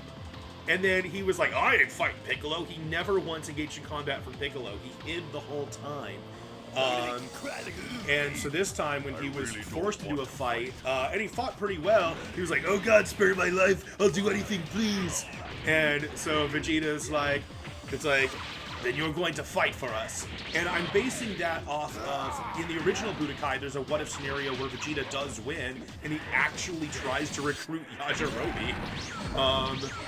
Because he is like, oh, you're sneaky, and I like that, and I can use you to my advantage. And so, seeing Yajirobe fight so well against Nappa, and with Yajirobe being like, please spare me, I'll do anything, and Yajirobe having no attachments to anybody on the planet because he's just been this wandering samurai, he's just been eating whatever wild animals he runs across. He's like, yeah, sure, I'll fight for you, just don't kill me.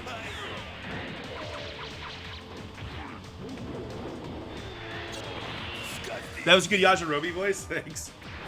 Oh god, please don't kill me. I'll do anything. I'll join you. Oh god, what happened to my frame rate? Oh god, oh god.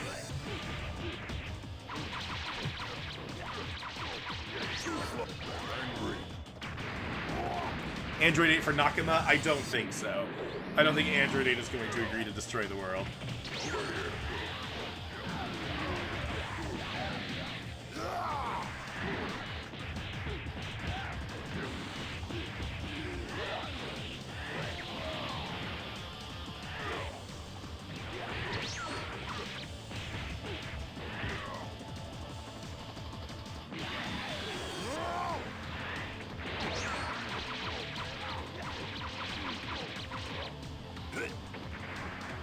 See, Yajirobe, I can see it in this scenario. Android 8, I cannot. Now do you see? They obtain the Dragon Ball. They find another Dragon Ball located in a place called Penguin Village, and as they start to destroy that area, a little girl tries to defend the place.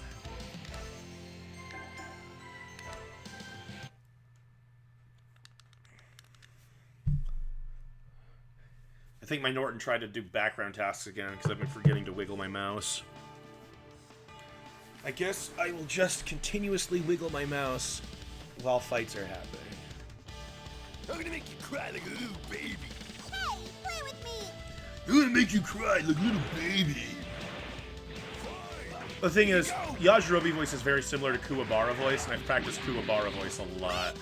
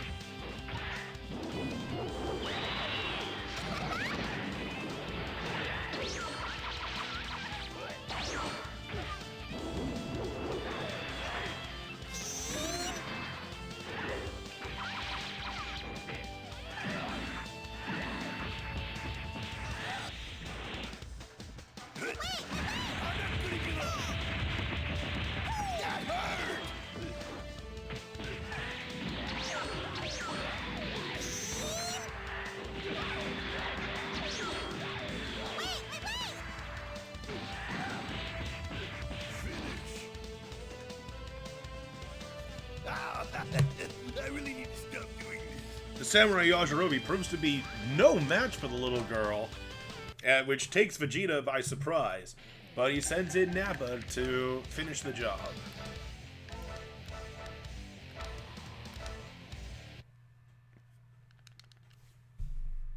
Wiggle the mouse, wiggle the mouse.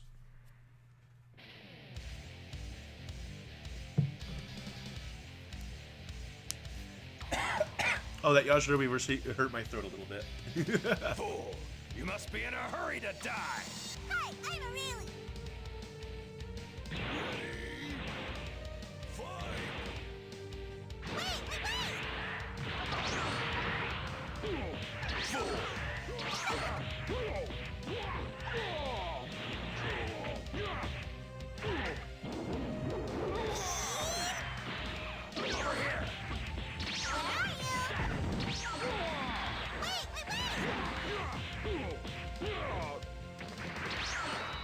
Now you die!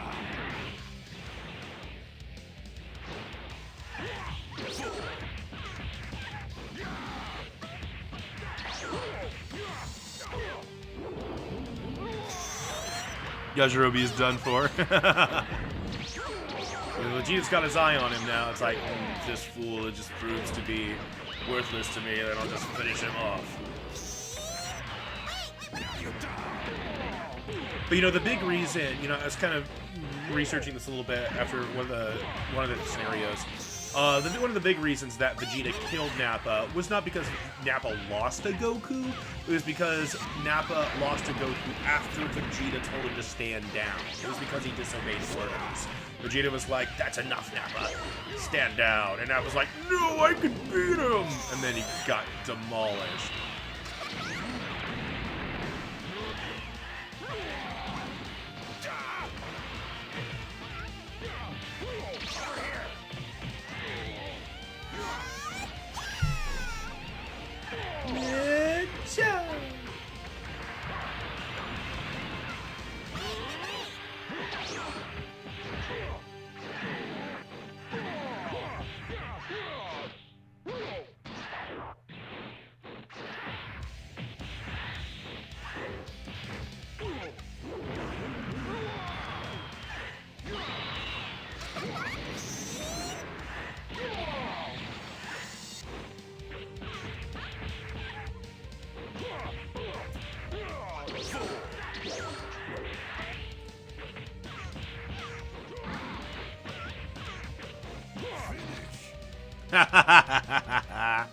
Darn it! Beat by a low-life scum! Even Nappa proves no match for the young girl. Vegeta decides he has to take care of this himself.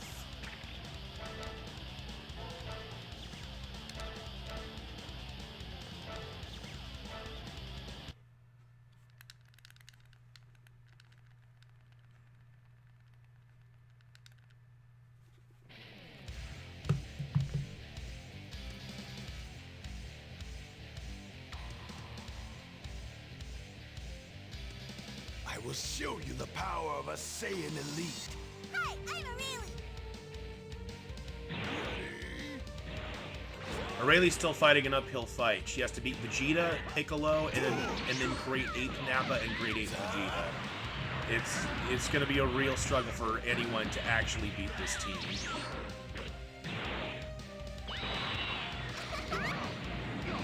But out of all the fighters on Earth, Aurelie's probably got the best chance. And it would make for a very interesting scenario.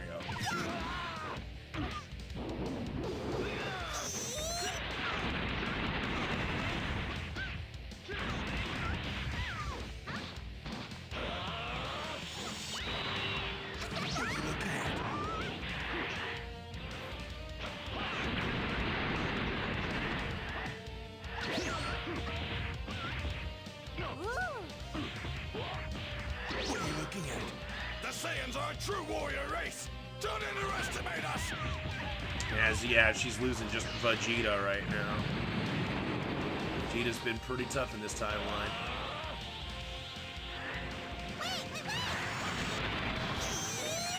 Die! You're gonna pay for this.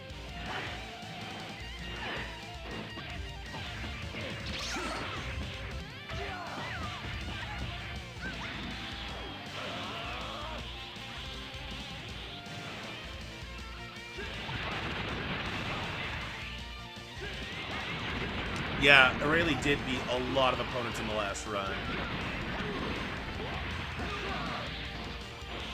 And she's honestly not terribly far behind in this fight against Vegeta. It's still feasible for her to win right now if she's started, like, really cranking it.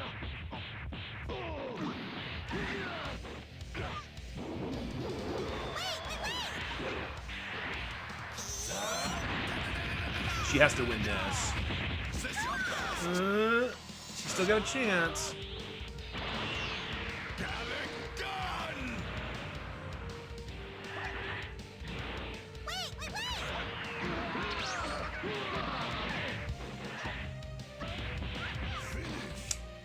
Wow, what a close fight. We Saiyans get stronger every time we fight.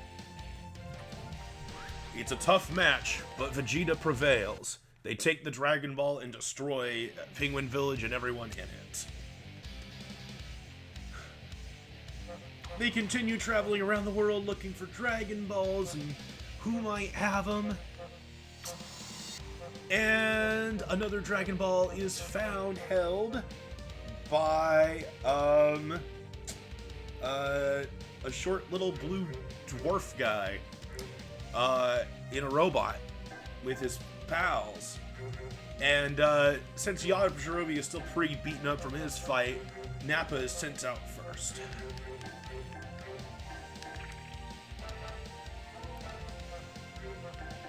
It's time, guys. It's time for Pilaf to become the hero.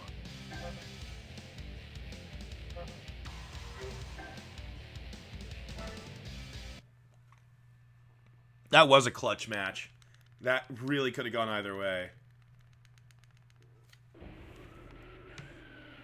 So it's hard to imagine this being anything other than the Vegeta party kills everybody on Earth. It's really hard to imagine it'll be anything besides that. All right, this ought to break up the boredom. Shoot! My! Time to combine! Right! How did you download this game? I'm actually playing it off of my Wii. My capture card is hooked up to my Nintendo Wii right now. This is my old copy of the game from when it came out on the Nintendo Wii in, like, what, 2009, 2008? I don't remember.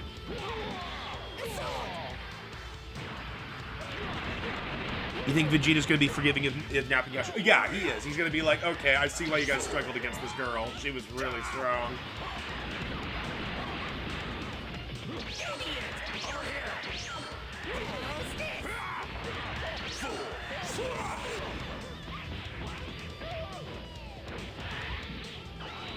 Now you do.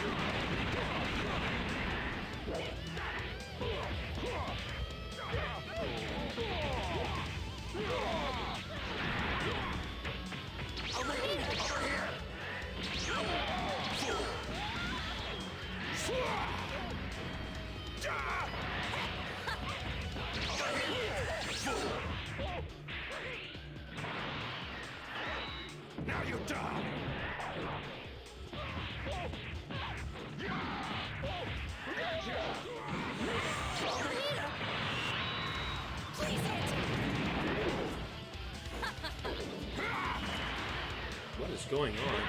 1 second, our lizard is acting really weird. She wants out of her cage. I'll let her out once the stream's over.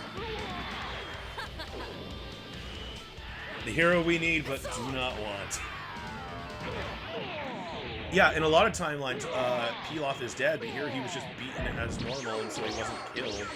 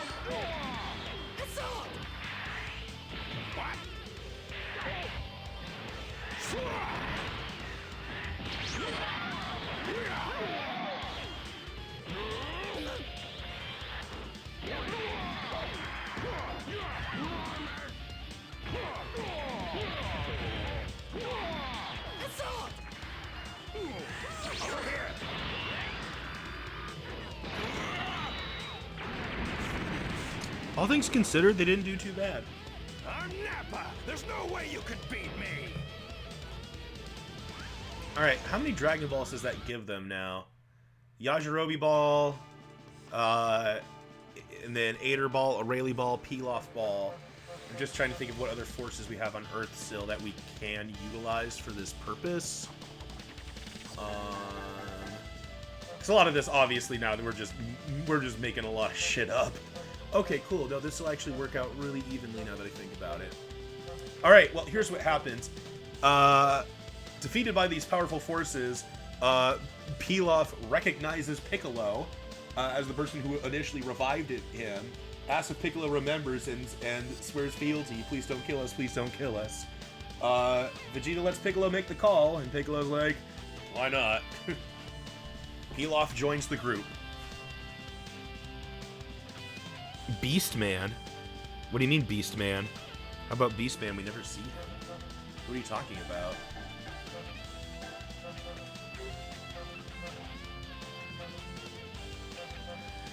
They continue hunting for Dragon Balls for now. Another Dragon Ball is held by Fortune Teller Baba, who sends out her fighters against the Saiyans, who we have to say, because most of them are not playable, cleaned out. And then we got Devilman. So, Devilman! This time, Yajirobe is sent back out. The Pilaf gang, their background fighters, their big asset is that they have a more precise way of finding the Dragon Balls. And so that is their main contribution. They all fight as pawns. They have to. I don't know why Yamcha is thinking Yajirobe. But otherwise, yeah.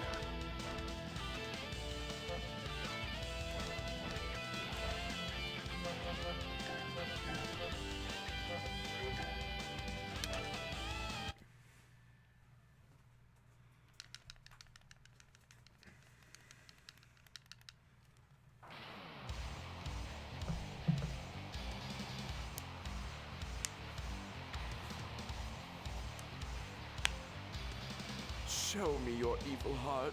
Oh, just as a guy who holds the Dragon Ball? Oh, whoa. Yeah. I think I have enough fighters, though, without him. Wasn't his name Wolfman or Man-Wolf? I think it was Man-Wolf. Yeah, he almost never happens in these scenarios because I like using Nom because he's actually a playable character.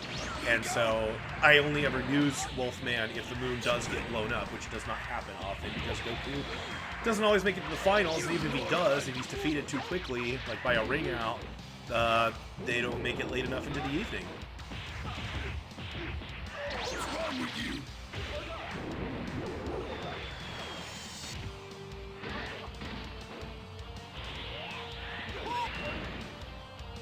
I think I'll go hide. Here you go.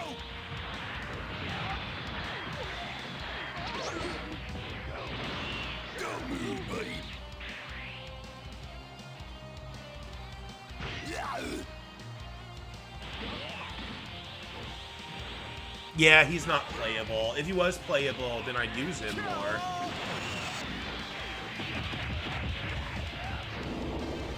It's over.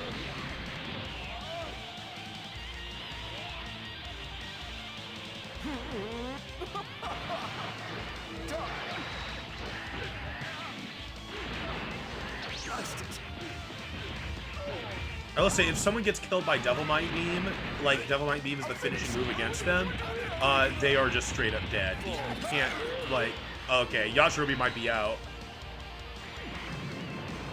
He didn't die.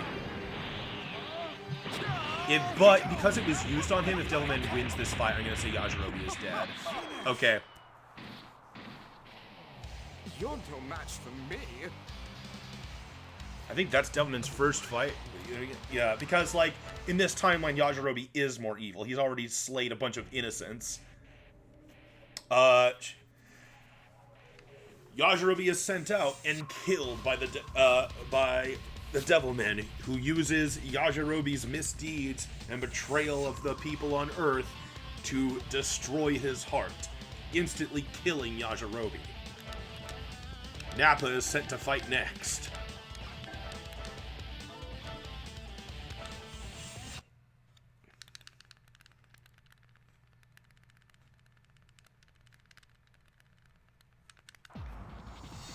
Right, because Devil Might Beam, just literally, in its context, it makes your heart explode. It's hard to survive. I'll throw you into the bottom of the underworld. Fool, you must be in a hurry to die.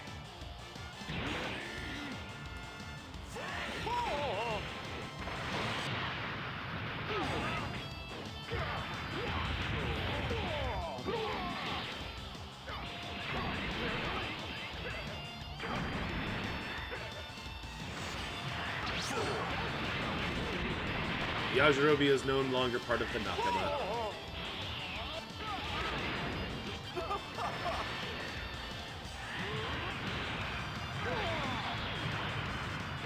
I'll finish you.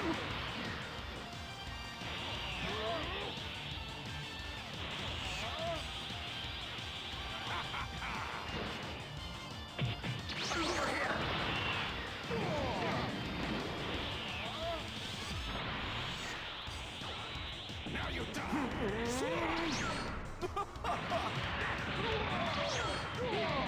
I'll finish you. Get out of there, Devilman. Oh, shoot. Uphill fight now.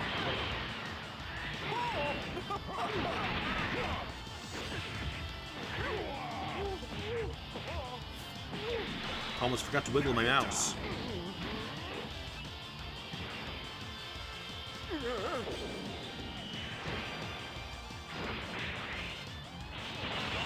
Why are you charging? You can't go beyond what you are right now.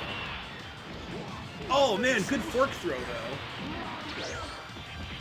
So when you consider that Devilman starts with 2 health bars and Nappa starts with 4, Devilman's doing pretty dang good.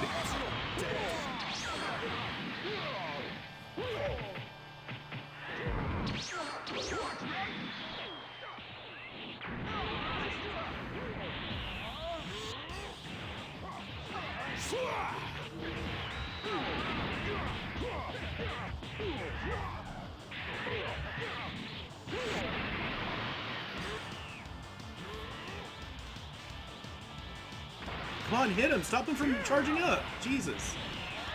These smart AIs are not always that smart.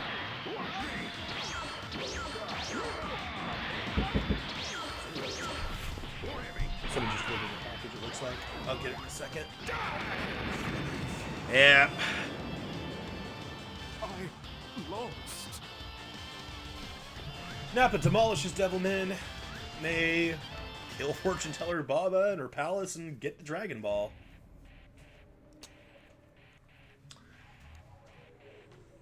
Oh, hey, Tay.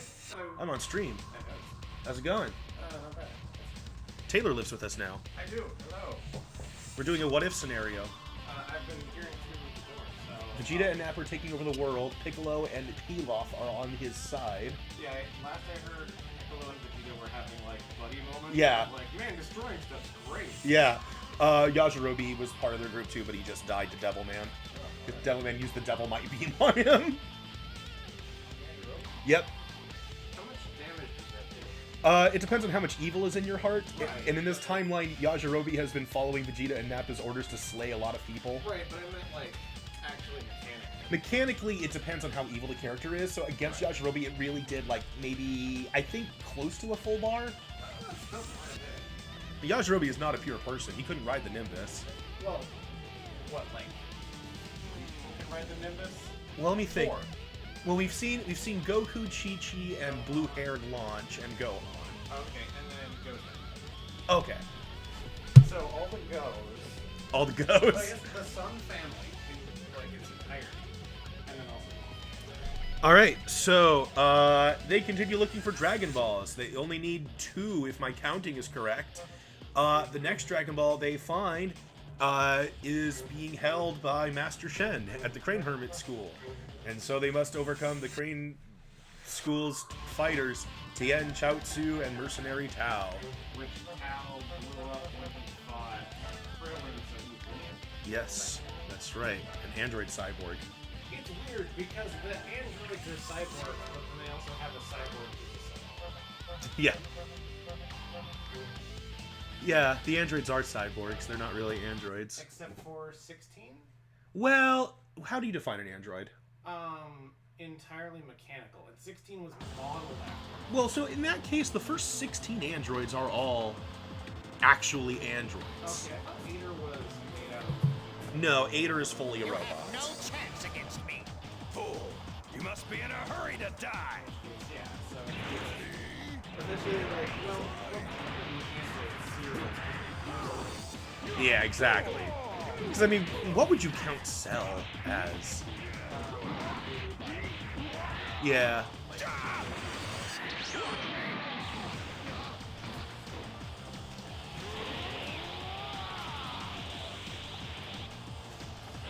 That's I'll kill you.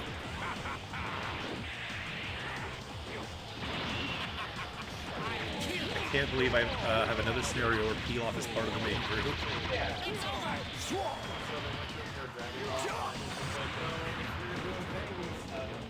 Well, yeah, pretty much. He's like, oh my gosh, wait, you have Piccolo on your team. Oh, Piccolo, do you remember me? I served you before. Please don't kill me. I think Piccolo has like the memories of King Piccolo. Well, then how would he know to have a vendetta against Goku?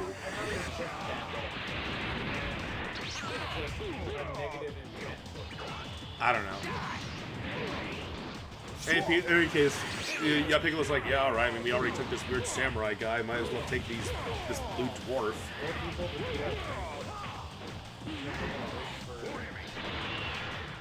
Yeah, but I always retcon that you can't wish for immortality. Yeah, they're gonna try.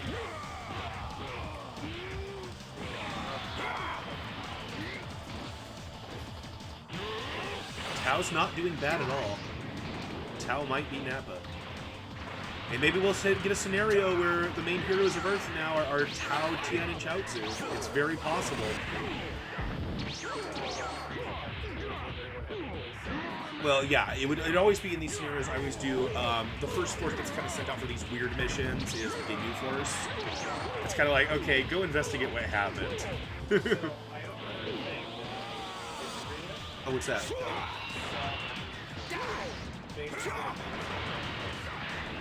Really? So timing-wise, that doesn't make sense with Z, because at that point, Trunks isn't an adult yet, or a teenager yet.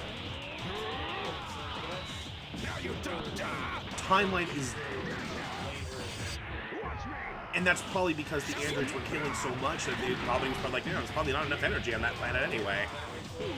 That's my line of thinking, is that Trunks isn't old enough yet, so that's why they wouldn't sell yet. Okay. I very rarely have scenarios where Cell happens, because there either has to be time travel involved, which that's happened once for me, but it was an unrecorded run of this. Or it has to happen naturally, which almost happened yesterday. The Buu Saga almost ended, and ended with 17 and 18 alive, but they lost to Buu. Tao defeats Nappa, barely. So weakened by his fight, he lets someone else take his place. Vegeta sends out Pilaf next to fight. It's like Pokemon. It's like now you. Exactly. Well, Nappa couldn't do it. Your turn.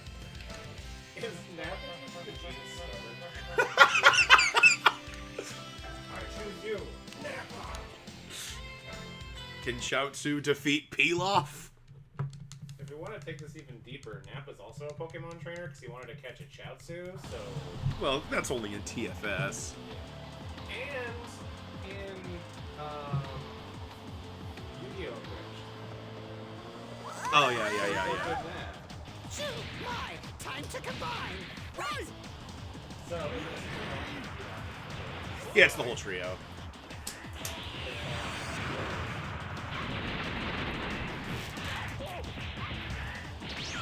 Chaozu's going to have a huge advantage because, despite being a giant, they don't have super armor, and Chaozu hits really fast, right? Because he does all those drill attacks.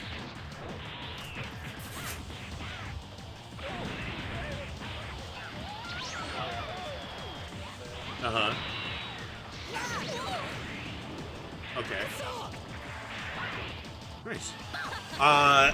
I borrowed your Call to Adventure and took it, to my parents' place last night because it was Seth's first time getting to try it. And, I mean, he liked it too. Seth won last night.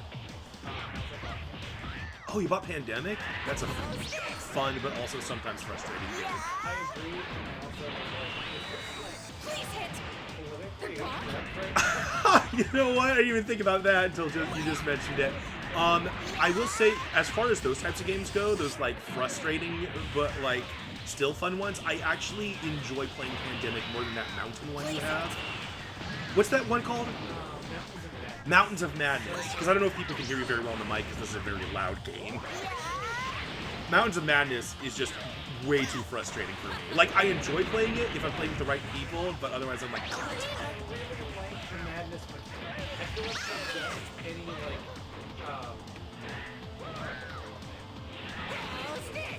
Okay.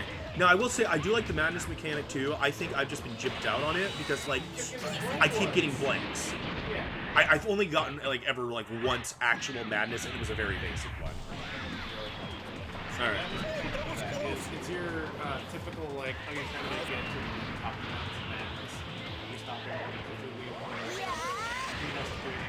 and you have a Madness card that you can't show anyone else, you can't tell what's on it, and you have to act like it doesn't exist, but it's some weird quirk you have to do to play the game. You're trying to pass information in a limited amount of time, and sometimes you have to, you have to lie about your stuff, or you can't talk unless spoken to, or you're only able to answer questions. God, that was another ridiculously close fight. Good job, Chaozu. So, Chaozu and Tao are both still in, but they're tapping out for Tien now. Tien's got to fight Vegeta. And so it's this weird, like, social teamwork game, but also you have a card that's making you not be as cooperative as you want to be, and someone keeps getting blank cards so they don't get to play the full game. Yeah. As you go along, though, you trade your Madness cards for higher level ones, and the Madnesses escalate. It's fun. And frustrating. Frustrating. I like games like that, though. When you win, it really feels like you earned it. Yeah, besides Rayleigh, I mean, probably more than Rayleigh, this group has the best chance of defeating the Saiyans because they're actually a group. Right. It's not just Vegeta has to be. We're gonna have chances. So let's see, Nappa and Pilaf are down. It's all up to Vegeta and Piccolo, but Piccolo is a last resort because if Piccolo dies, no Dragon Balls. But once they make a bridge, Yes. Or they might just turn on Piccolo. But I don't think so. I think Vegeta and Piccolo have a camaraderie now. Because in this timeline, apparently Piccolo is like the strongest person besides Vegeta.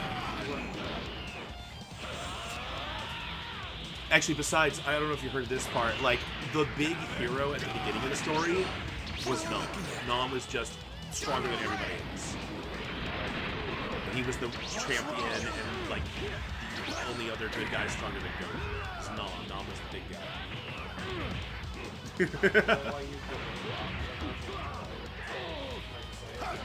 That was part of it, but also I was trying to decide, well, they weren't expecting the Saiyans this time, so the only person who knew they were coming was Piccolo, and he wasn't allies with them, so he didn't tell them. So... What's wrong? Yep. And so, they just attacked a random city, and then everyone went to investigate. So they just went in order of who was closest to the city. And Nom lives in a very faraway desert, and he doesn't have a Nimbus cloud. I bet Nom could ride the Nimbus. Oh my God, Tiena's kicking Vegeta's ass. What the hell? I guess they've been training a lot since the last tournament where they got beat up. Yeah, they lost. They've just lost in their first round every single time, and so they're like, we need to train harder than we ever have. We're going to win this time for the Crane School.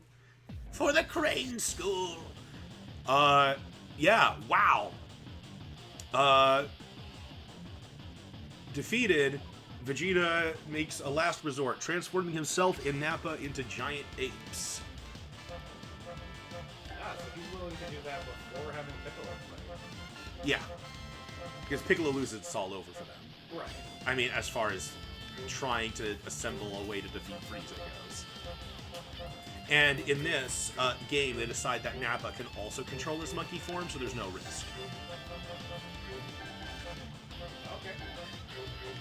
Because we know low-class warriors can't. Like, if you have the Great Ape Raditz in this game, he just, you know, he's crazy. But, So, is low class or high class not actually a power level, but a... if you can control your monkey form, Yeah, I wonder if that's what defines it. So, like, maybe. Well, Nappa's considered mid-class, apparently. Okay, but maybe he has, like, enough high-class blood. I guess Tien is the hero of the story now? Yeah, I suppose so. They have to beat... It's going to be a hard battle still. They have to beat the Great Apes. However, the advantage they do have, with Tien at least specifically, is all of Tien's special moves are blast moves. So we don't have to worry about the risk of like, oh, he's going to use a rush move and have it not work. Also, right. But one thing is, the Tien AI can be really stupid with his ultimates. Because his ultimate, in which, this is what happens, his ultimate Neo Tri-Beam is supposed to be you rapidly press the button to keep shooting them. They shoot it once, and then just stand there like an idiot and get hit by whatever comes. Tien's got a great start on Great 8 now. Until that kick. Still, when you consider that he starts with an extra health bar, Tien's doing pretty dang good.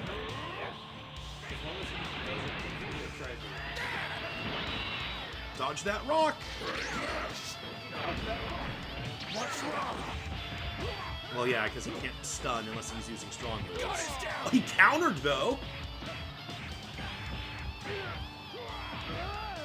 He's really... I wish the AI would recognize I'm fighting a giant, I need to stand back and shoot things. But they don't. At least, okay, he interrupted Nappa from fully charging. That was a good strategy.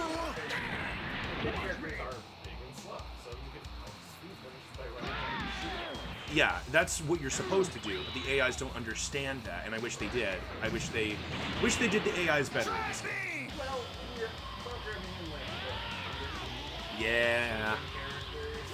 Like maybe AI can dumb because a lot of the fun of this game is having you with That's true. I mean, there's not very many people who do what I do with this game, I would imagine.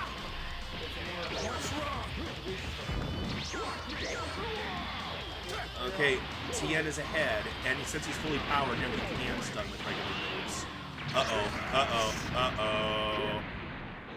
Well, okay. Please shoot more than once. Oh, he did! He did it! fired 3 times.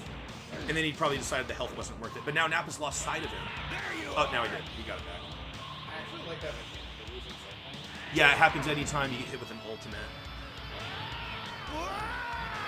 And now he's at max power again. Tien's got a really big advantage on Nappa right now. Because Nappa did something that's lowering his charge rate, so he can't even get energy that quickly.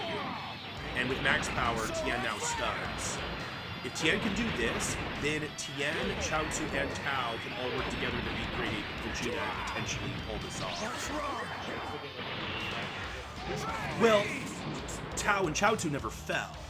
They just came close. Oh my god, Tien! Well, like you said at the beginning, he doesn't have rush moves, so he's not wasting. Yeah, he's never wasting energy. Chaozu and Tao both have rush moves. Chaozu not many. Chaozu, it's only his ultimate. Which, as we know, doesn't work anymore. It's very bad against Nappas. Wow! It's not very effective against Nappa. Nappa type. Are we really gonna have the Crane School turn it around? And then it's just gonna be Crane School versus, like, Ginyu Force next. I'll show you what a true martial artist can do. You're as good as dead. If they win 2, they're gonna have 6 of the Dragon Balls, but not actually know what they do. Well, if they win, they're gonna kill Piccolo.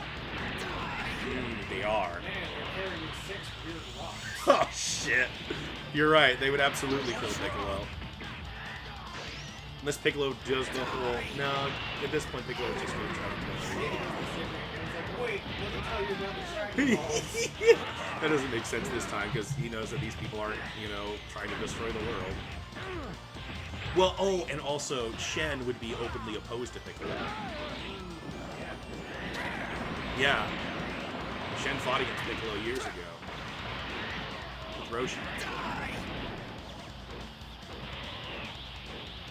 Solar flare! Tien is not doing as good against Great Ape Vegeta, but we've really built up Vegeta to be a powerful person. Still, Tao and Chaozu get chances if Tien fails.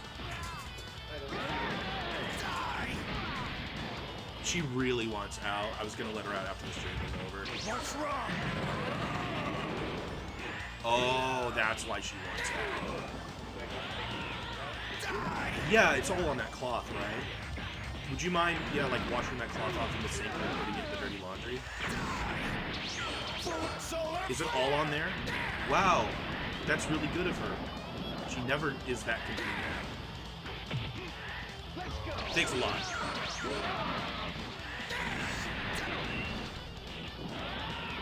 That's all. She was trying to escape the poop. She hates her poop. Oh, I was thinking the bathroom sink, not the kitchen sink. Oh god, he got hit by Super Garlic Gun. I wasn't strong enough. Alright, well... Tao time!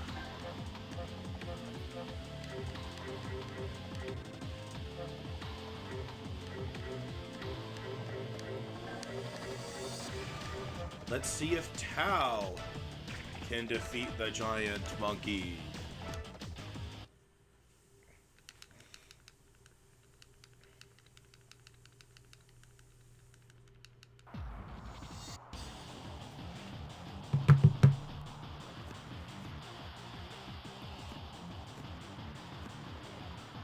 Witness the power of my cybernetic body. You're as good as dead.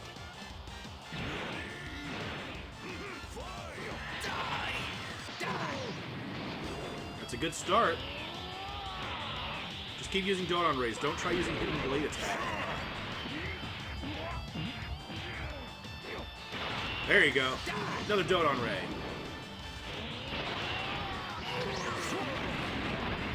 Tao's got a great start. I'm going to be honest, I really want Vegeta to win so he can actually have a fighting chance against Frieza. We don't wind up with another Frieza win scenario. That is also a good point, is Vegeta, with all of his stuff, has the best chance of beating Frieza.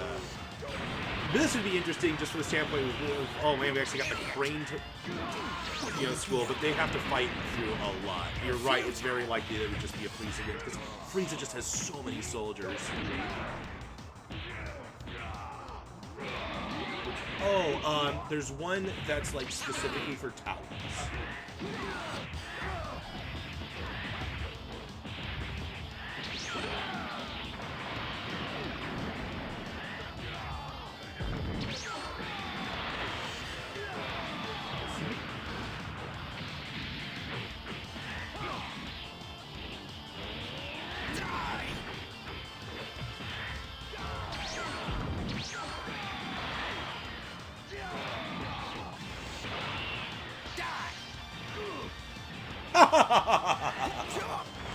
Oh, he used After Image or something. Whatever Chao's got, maybe it's Wild Sense.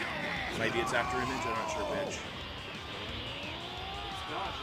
Yeah, Tao is doing very good. Not guaranteed win very good, but very good.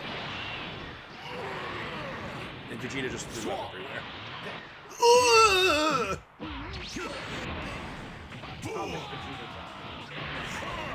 The Vegeta barf! Okay, whatever Tao did is not activating, and this doesn't seem very worth it. Because now he can't charge energy very fast to do Doron Rays. Tao might have screwed himself over by buffing himself with whatever he did. Yeah, that was a bad choice, Tao. I don't know what you did that gave you... Okay, especially because we just used Tao. Yeah, now Tao is kind of screwed.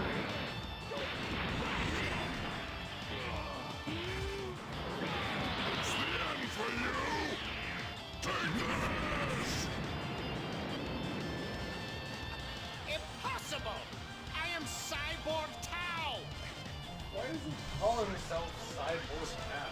It's all up to Chaozu now. Yeah. Can Chaozu defeat the giant ape? Maybe if he does nothing but charge and spam Dodon beams and psychic rocks. That would be the intelligent play. Just psychic rocks.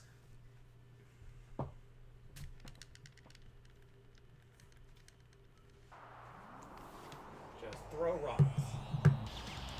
If Chaozu fails, though, the only force left on Earth to stop them is Don't worry, Chia. untrained I can kid do it. Gohan. You're as good as dead. Vegeta might just actually kidnap you, like, oh, you're a Saiyan and no one can stop me, so I'm just gonna take you. Maybe that's why he has the Piccolo wear. He's like, Piccolo, you're in charge of training this kid. I'm just saying, you're right. Shit, I think I'm gonna do this now.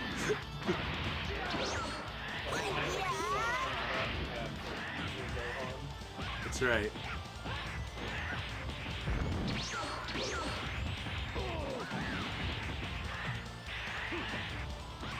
Yeah, I think you're right, Ridley. It would be way more interesting if Vegeta won, story-wise. I mean, as everyone agrees, he's a better character. Everyone says that? Pretty much. Boy. I'm not sure. I like them both about the same. My favorite is Piccolo. Okay.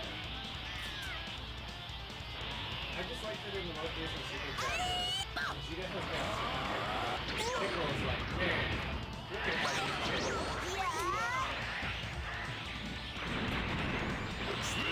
Oh my god, he's pulled out his ultimate to destroy all of them. Oh, never mind. Psychic Rock! Rocks fall, everyone dies. Whoa! Uh-huh. Chaozu versus Piccolo.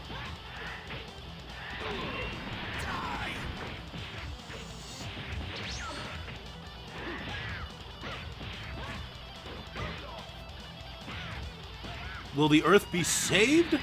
To be fair, Chaozu beat most of the Ginyu Force himself, so maybe he can pull this off. That is true. In my last run, Chaozu beat most of the Ginyu Force himself. Nope. I'm sorry, I couldn't do it. The students of the Crane School put up an amazing fight, but in the end are defeated by the powerful giant Saiyan apes. It's pretty much Team Alien. And Pilaf.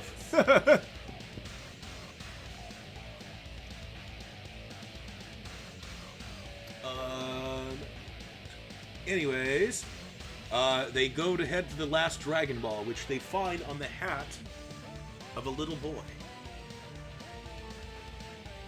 They try to take the ball. And the boy goes angry and attacks. Yeah, the boy gets mad. Don't take my ball. My dad gave it to me. It's like, who was your dad? Goku. And they're like, oh.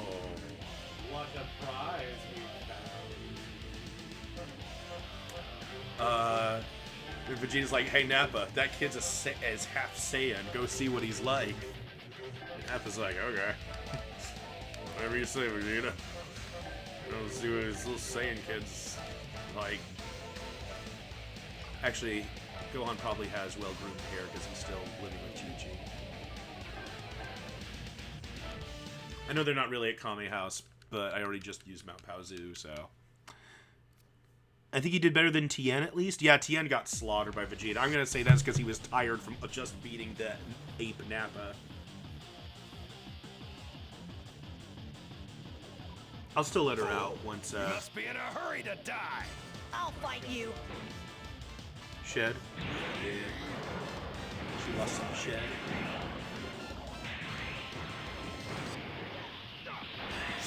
Yeah, Vegeta's like, well, since we couldn't take Kakarot, I guess we'll take his kid. Give him a nice new vegetable feed.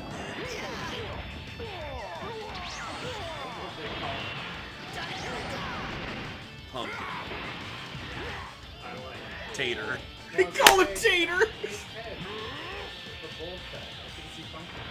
Anya.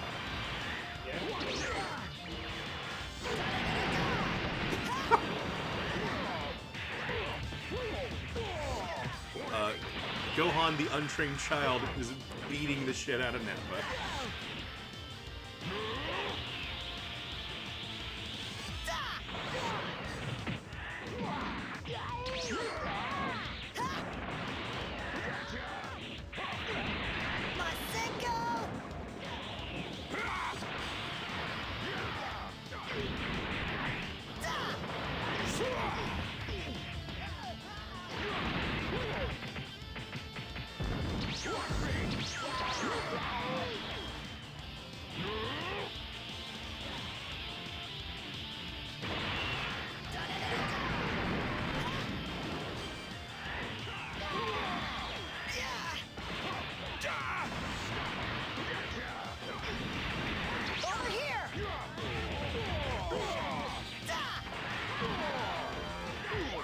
So I'm pretty sure Gohan only gets to start with 2 health bars. So considering that, he's doing pretty good. Yeah.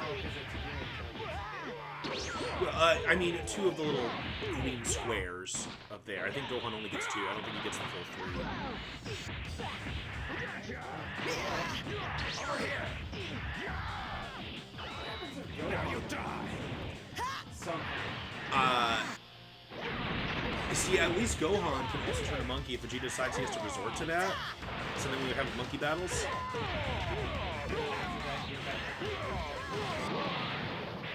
Yeah.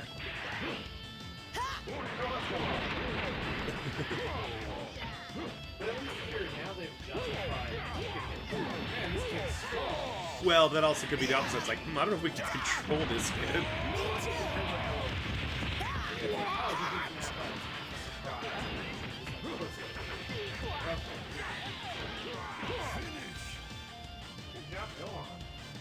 Darn it!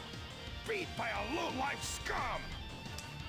I might do the whole, like, Nappa versus Goku scenario here.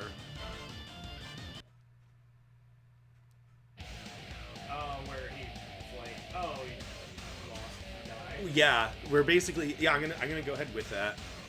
Gohan surprises everyone, including his mother, who's there, by actually defeating Nappa.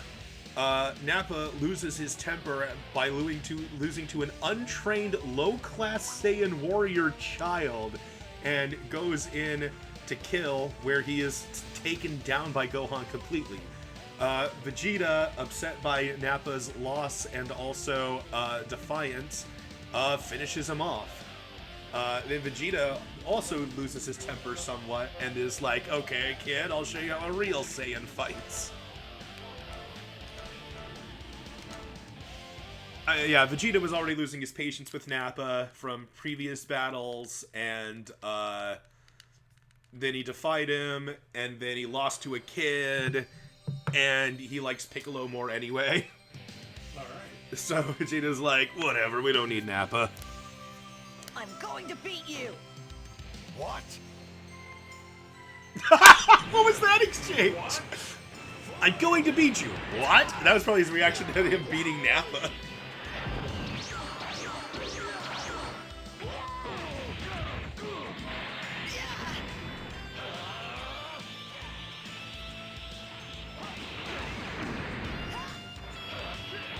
See, this could be a tactical error on Vegeta's part, because if Gohan does wind up beating him, they both turn monkeys, and then Monkey Gohan beats Monkey Vegeta, then, like, there's no Monkey Nappa to back him up.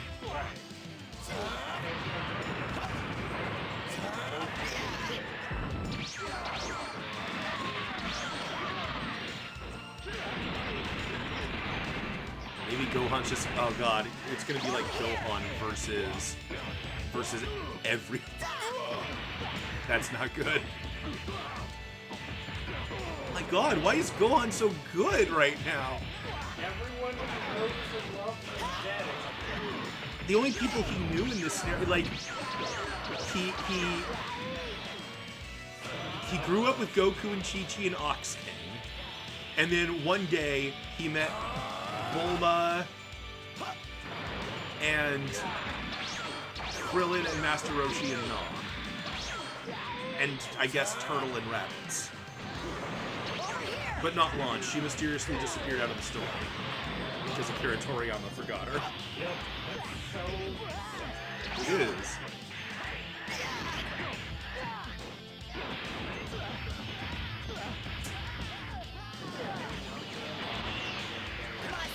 Oh god, oh god.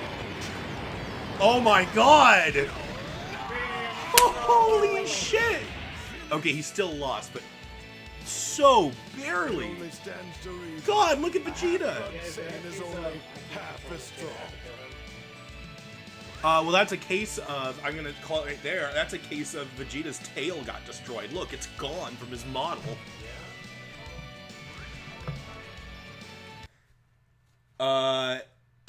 Yeah, Vegeta's tail gets destroyed in the battle. He underestimates Gohan and, like, gets horribly beaten even though he ultimately wins. Oh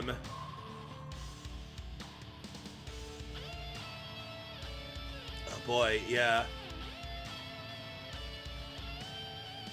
Is Vegeta gonna take Gohan with him or not? I'm gonna say, yeah, Vegeta, weighs the risks and is like, well, I already killed Nappa, so. Well, he's about to wish for immortality. Yeah, so, yeah, he encapsulates Gohan and takes him with, and kills Chi-Chi. Yeah. And takes the Dragon Ball. Now, with all 7 balls, because, yeah, they're gonna make the wish right there. Yeah. Because that was the last ball. So, they make their wish. The dragon appears, and Vegeta wishes for immortality. Dragon's like, I can't do that. And Vegeta's like, well, then I wish Frieza was dead. And Dragon's like, I can't do that either. And Vegeta's like, good for? what are you good for?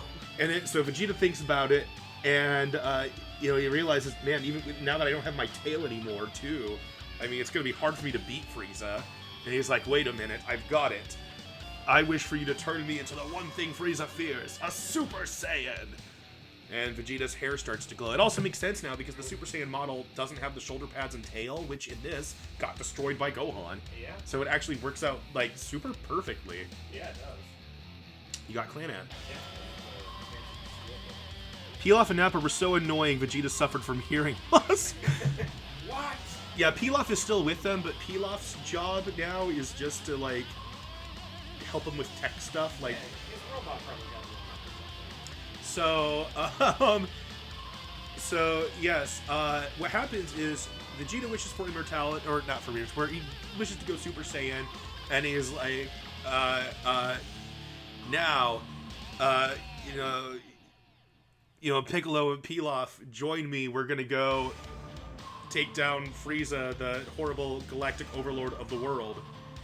After we finish destroying everything on Earth for fun. Yeah. So Vegeta can test his new Super Saiyan powers. Get more XP.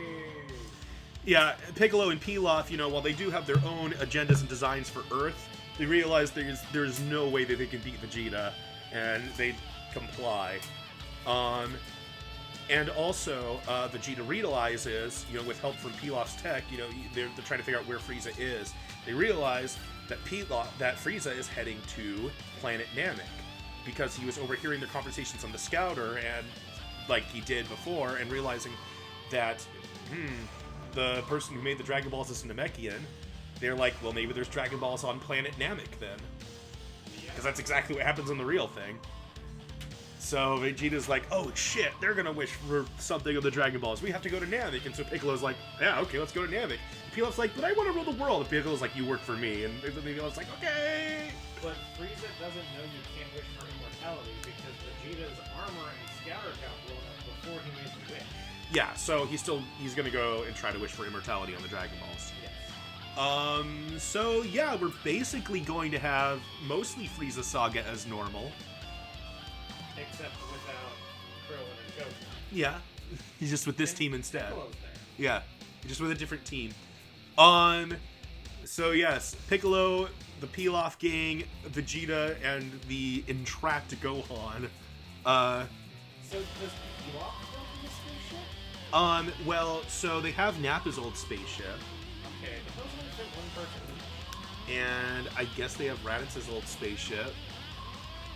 I was gonna say, did Pilaf just like build them? They have Like, Goku. oh, Yeah, I'm gonna say that Pilaf is the tech expert and takes care of that kind of stuff. like, let me take this spaceship you have and reverse engineer it to make it Yeah, bigger. something like that. Pilaf is the new Bola. Yeah. Any case, yes, they arrive on planet Namek, which is already being devastated by Frieza soldiers, and start searching for the Dragon Balls. And they have a Dragon Radar because Pilaf already had a Dragon Radar. He's had one since the beginning. Just like Gohan. Only I think Pilaf and Mai made it. Something like that. Yeah. Alright, well then. We have a very different Frieza saga now. They arrive on planet Namek, and I guess in their bigger spaceship, you know, with Gohan being a little kid again, you know, and like, oh, everyone's gone, the Vegeta pulls the whole, there's a bigger problem now, we have to take on the Galactic Overlord Frieza, so now, whether you like it or not, I'm gonna train you. Like, I know that you don't like what I did, but here's why I did it. Like, I'm a young, impressionable enough kid that... So, yeah, Gohan doesn't like the situation, but he knows he can't defeat Piccolo and Vegeta. So he gets trained under Vegeta. So instead of the Piccolo outfit, he's going to wear the Saiyan armor that he normally wears on Namek that Vegeta gave to him. Vegeta's like, you are now my son. I'm adopting you. You and I are the last two Saiyans. And as far as they know, everyone on Earth is dead because they killed them. Yeah. As far as they know. Androids. Anyways, they're They on... just preempted the, like, Trunks future, where it's like, oh, the androids kill everyone. But wait, they're already dead! Yeah. They're on Namek now. And yeah, now Piccolo can fight no holds bar. And in fact, he volunteers to fight because it's like, this is my planet, these are my people. I'll kill them all! I'll kill them all. Well, not. They're not killing the people right now, they're killing the Frieza soldiers. So let's start a battle against the Frieza soldier. When I did this before, Nappa lost. Nappa lost to a nameless Frieza soldier. Wow. That's pretty bad. So yeah, Nappa's not around this time. Yeah, Pilaf is kind of just their emergency backup fighter now if there's no one else. His role is to be their tech expert. You know, find the Dragon Balls, provide him with spaceships, do all the Bulma I stuff. sure hope you're ready. But he's a Bulma that can fight if he needs to. Prepare to die. Well, I mean, is capable of it in this game. He is technically capable of combat. But yeah, here their goal isn't to use the Dragon Balls, their goal is just to stop Frieza from using the Dragon Balls. Kill Frieza with the power of Super Saiyan. That's what they're attempting. Yeah, they're not doing the whole wheel, we gotta sneak around Frieza. They're just gonna go right after him, which means there might not be time for Frieza to summon the Ginyu Force. If they're able to beat Frieza fast enough. Frieza is back. Exactly. They just have to fight for the ranks. That's exactly what this is, just a war between the Vegeta group and Frieza. As far as the Namekians know, these are heroes that have come to save them. Yeah, led by Namekian and Piccolo, who left long ago. They're like, look, it's our long-lost brother Piccolo!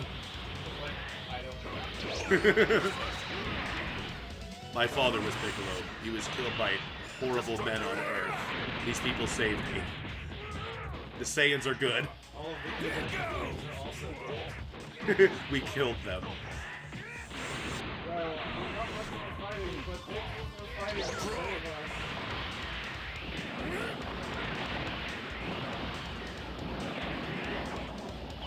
Yeah, this is just going to be a straight-up war between the basic Frieza non-Ginyu soldiers, including Zarbon and Dodoria, and then Frieza. And then the Ginyu Force might arrive later, if they have the time. If Frieza's in trouble and the battles have been going on a very long time.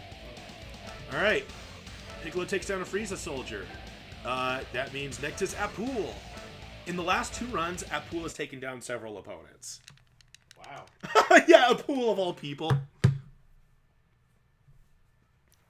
We finally get a capable fighting force to go against Frieza. Yeah, a lot of times these last few ones has been like, we have like 1 or 2 people fighting Frieza. Here we have like an actual army.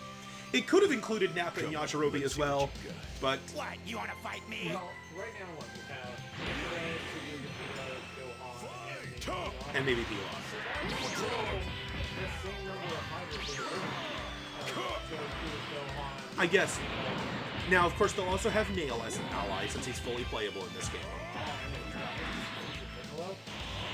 That happened in a, well, sort of in the last run. Instead of Little Piccolo, it was still Piccolo. It was like King Piccolo here on Namek. And he wound up fusing with Nail, and they became the young Piccolo by fusing. Exactly. And then it was weird. Yeah, she still wants out, doesn't she? I'll let her out when the stream's over. It's hard to keep an eye on her when I'm streaming. I mean, I guess it's a little easier since I'm not actually playing the game. Letting the game play itself. Okay, this is more how a fight against Apul should go. And in this timeline, Vegeta and Piccolo are BFFs. But you know what? If you're taking the Dragon Ball movies as context, it's not too far off.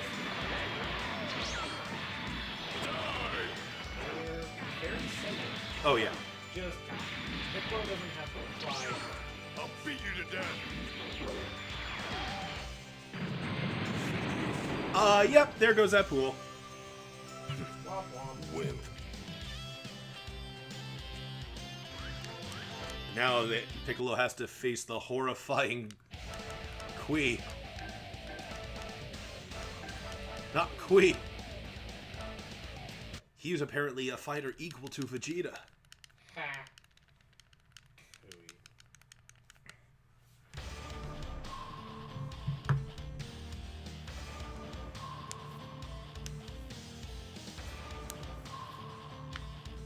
I sure hope you're ready.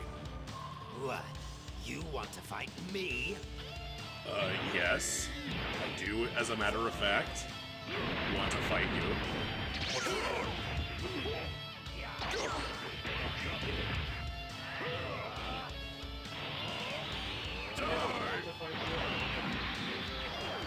You're here. You're in my way. I'll beat you to death.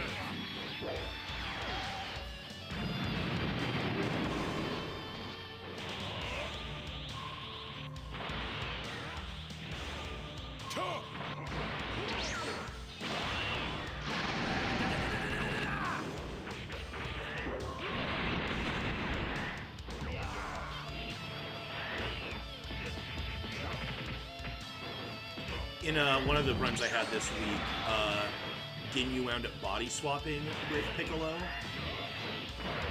And so then he just had Piccolo's body. Or maybe it was Kami. It was Kami. He took over Kami's body. And so I just portrayed that as Lord Slug, since Lord Slug has Ginyu's voice. Yeah, it worked out perfectly. Destructive wave!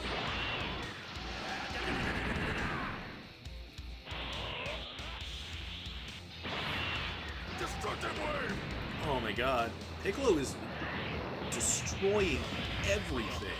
Yeah, the Namekians are like, oh my god, this Namekian hero has come to save us.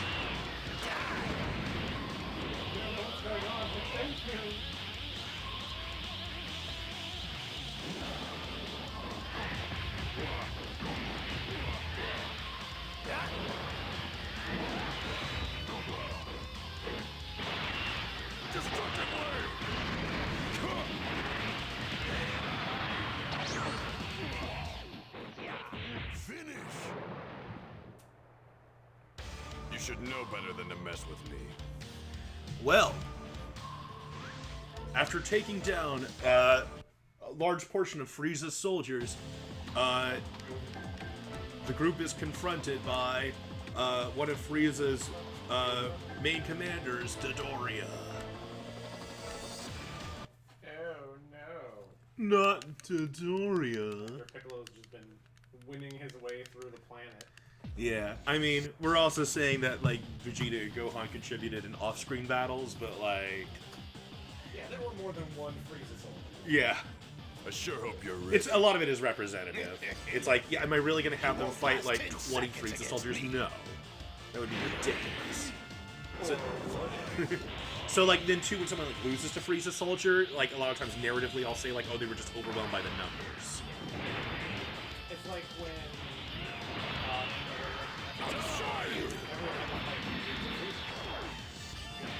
I wasn't sure who was going to win out that struggle.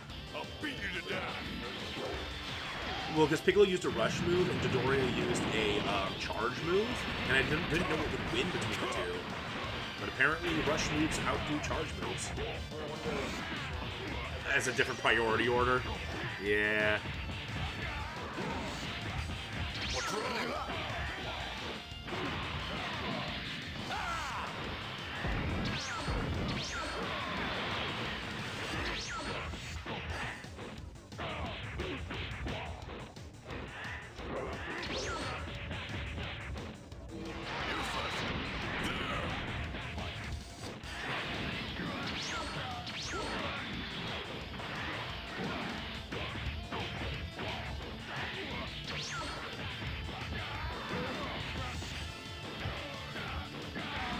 Piccolo just goes on a rampage. This is my planet. I will not surrender. I am Piccolo, and this is my planet! His father was killed by evil Rickers. He finally got revenge by bringing together this group of aliens trying to rid the universe of Tyrant Frieza. So yeah, well, here's been Piccolo's story so far. Yeah, his father was killed mostly by a team up of Goku and Nam. So he went to the tournament to get revenge against just all the Turtle Pyramid students in general, because they teamed up on his dad in this timeline. He loses in the first round of Nam and realizes, I'm just not strong enough for this yet. I haven't been training for enough years. I'm going to go train seriously. Then one day an alien lands by him and is like, I'm going to destroy the world. And Piccolo's not if I destroy it first. Piccolo kills him. No me.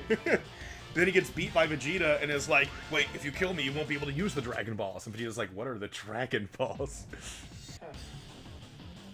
Anyways, yeah, Piccolo beats Dodoria. So then they have to, after some more fights against soldiers that are off screen, they have to fight against the Zarbon force. Yeah, Zarbon with the power to transform, which was a big thing, except Vegeta already did it. Here. Yeah. Oh, this is my transform state. Vegeta's like, yeah, I'm a Super Saiyan. We've already seen monkey transformations too. So Piccolo ends up joining with Vegeta because he realizes, with this guy's help, I can like kill everyone and I can I can devastate the world like my father always wanted me to. And yeah, basically he just travels with Vegeta and he gets to be the one to like devastate the world as they're searching for Dragon Balls for Vegeta's sake. And then it's like, well, come with me now to take out Frieza. And Piccolo's like, oh, I'm not totally convinced, but I can't beat you. And then he finds out that Frieza's on Namek, and he's like, my people need me. It wasn't really his main motivation, but it made him more intrigued. And I like to think that as it goes along, it's like cheered on by people going from place to place. Like, I like this. Yeah. This feels good.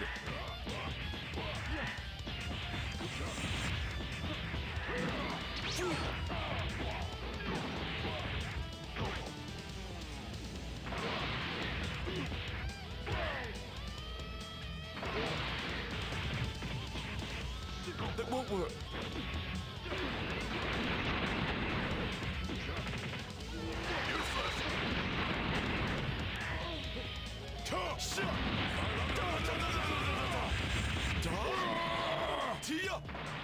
They won't even need Super Saiyan Vegeta at this rate.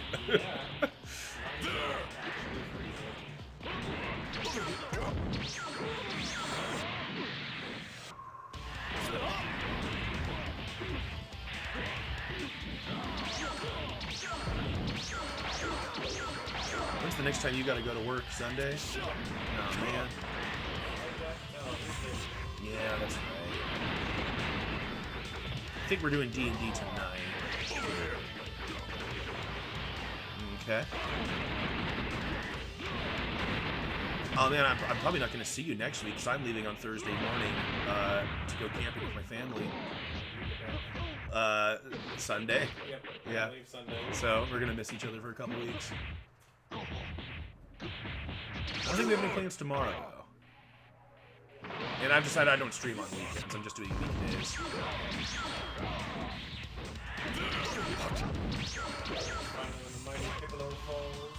Yeah, maybe. Zarbon is notably stronger than Midoriya, even without being transformed.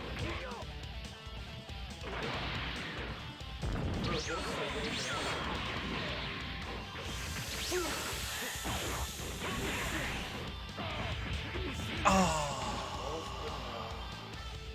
you think you're messing with?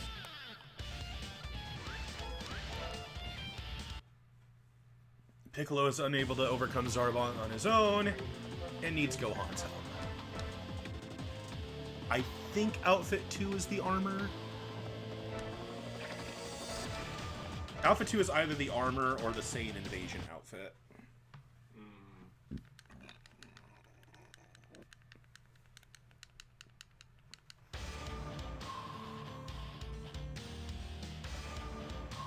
If it's not the armor, then I'm gonna quit the fight, start it over. It must be an armor. Yes. All right. It's I'm the not Saiyan losing to Invasion you. outfit. You intend to fight me? It does.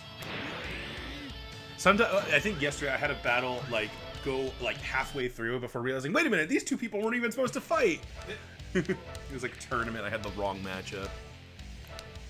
All right, as Gohan and Zarbon start their fight, I'm gonna take a restroom break. Be right back.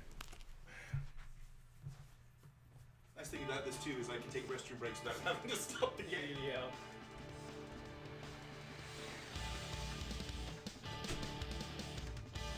All right. I'm not losing to you. You intend to fight me?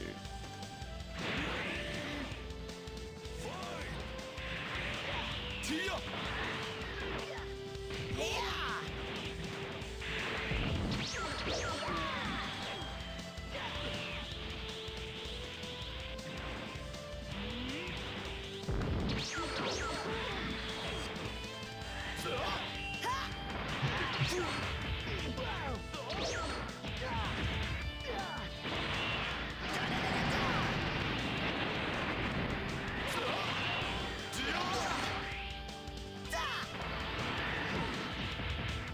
It won't work.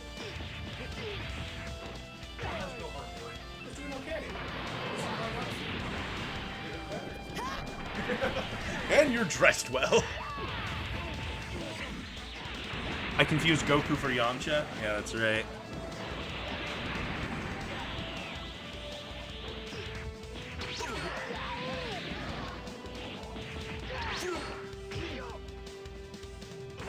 Hope Gohan wins. That would be nice.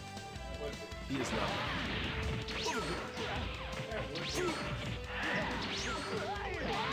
He just like, stupid kid, what are you even training for? Tia! Don't be a Shinji. Oh my god, he's getting his ass kicked in that corner. Come on, you're the one who defeated Nappa, and you destroyed my tail. You can take Zarbon. You won't get away with that.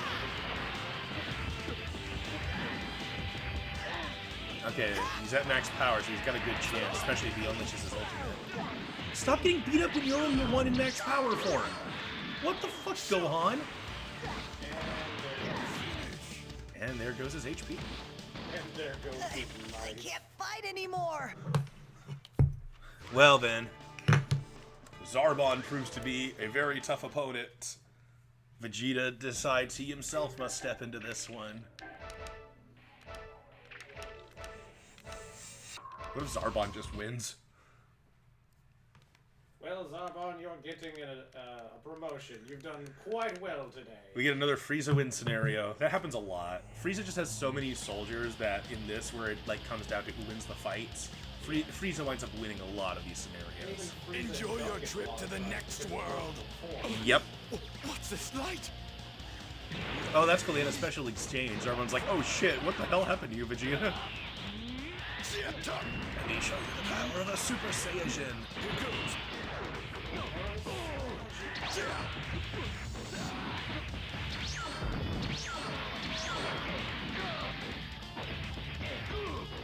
Fortunately, Zarbon is still. And now he's winning. I specifically wish for this power to be able to beat Frieza. Why am I struggling with Zarbon?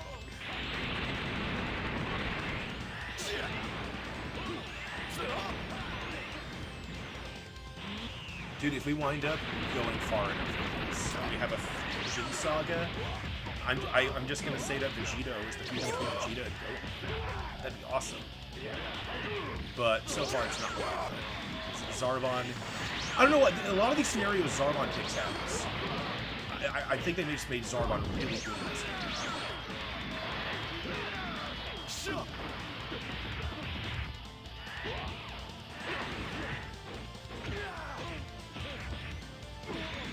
Vegeta's not so far behind that he can't win, but...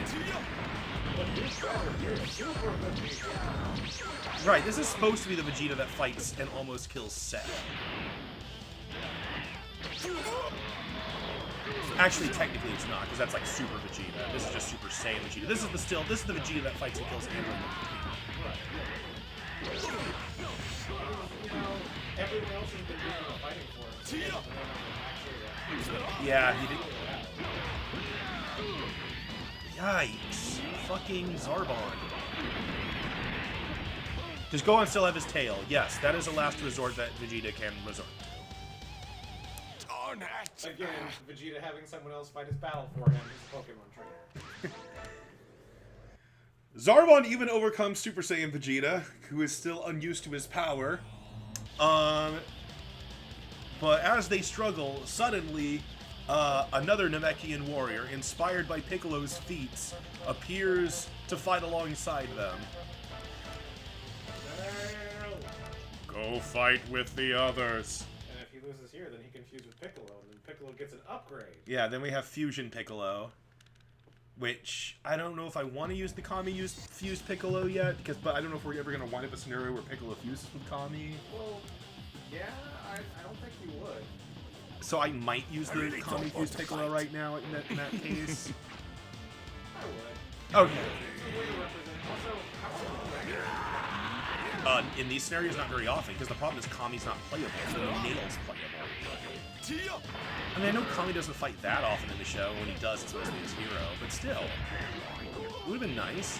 There's that movie fight between Kami and Garlic. He could have used some moves from that. Goku uses his movie Spirit Bomb. Although, I mean, I guess it's kind of the one he also used on Vegeta that he gave to Piccolo to throw. Also, Zarbon is still just destroying.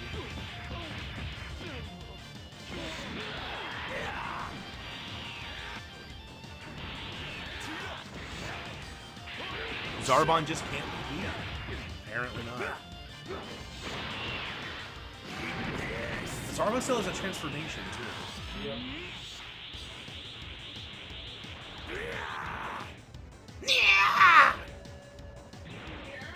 At this point, though, even if they beat Zarbon, they will have stalled long enough that Frieza is going to, like, not retreat, but he is going to back off and call it the Ginyu Force.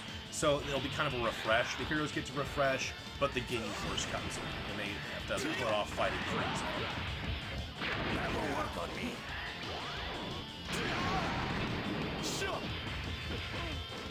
And they still have a few chances. They have Fusion chance, they have Pilaf chance, and they have Monkey Gohan chance to defeat Zarbon. But at this point, I think it's too late for them to fight Frieza already, because they've been stuck on Zarbon for so long. And it's not really just Zarbon, it's Zarbon and his forces.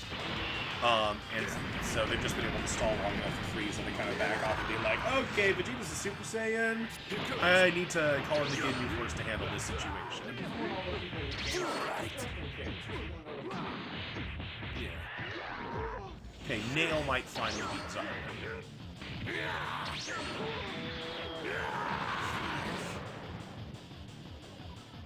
I won't kill you. I'll let you live. What? Why would you do that? That's why he transforms Nail. Yep.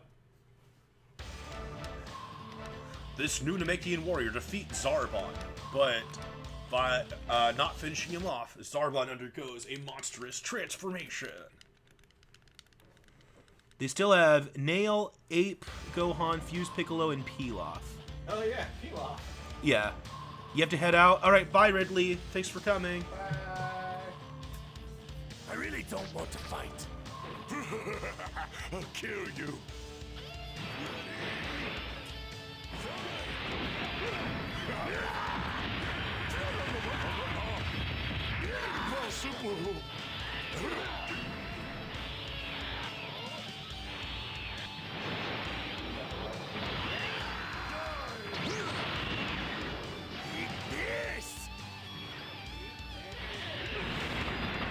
Galactic Donuts.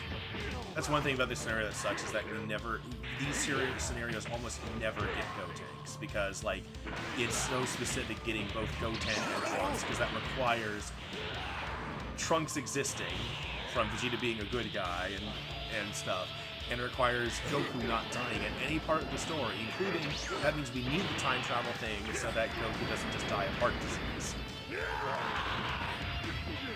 Actually, I've always wanted, it hasn't happened, I've always wanted there to be a scenario where Ginyu takes over Goku's body, and then just, at some point in the story, he just dies of heart disease. He doesn't even need a chance to body slide, he's just like... Would that be hilarious?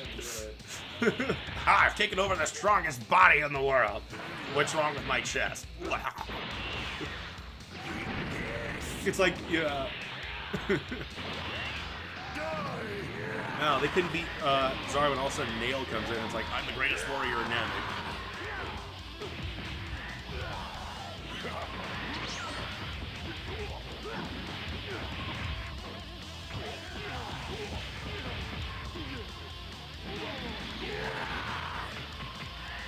Yeah, if they had been able to beat Zarbon quickly, like just within like even Vegeta level, they would have been able to fight Frieza right away because they needed Nail's help. Now it's too late.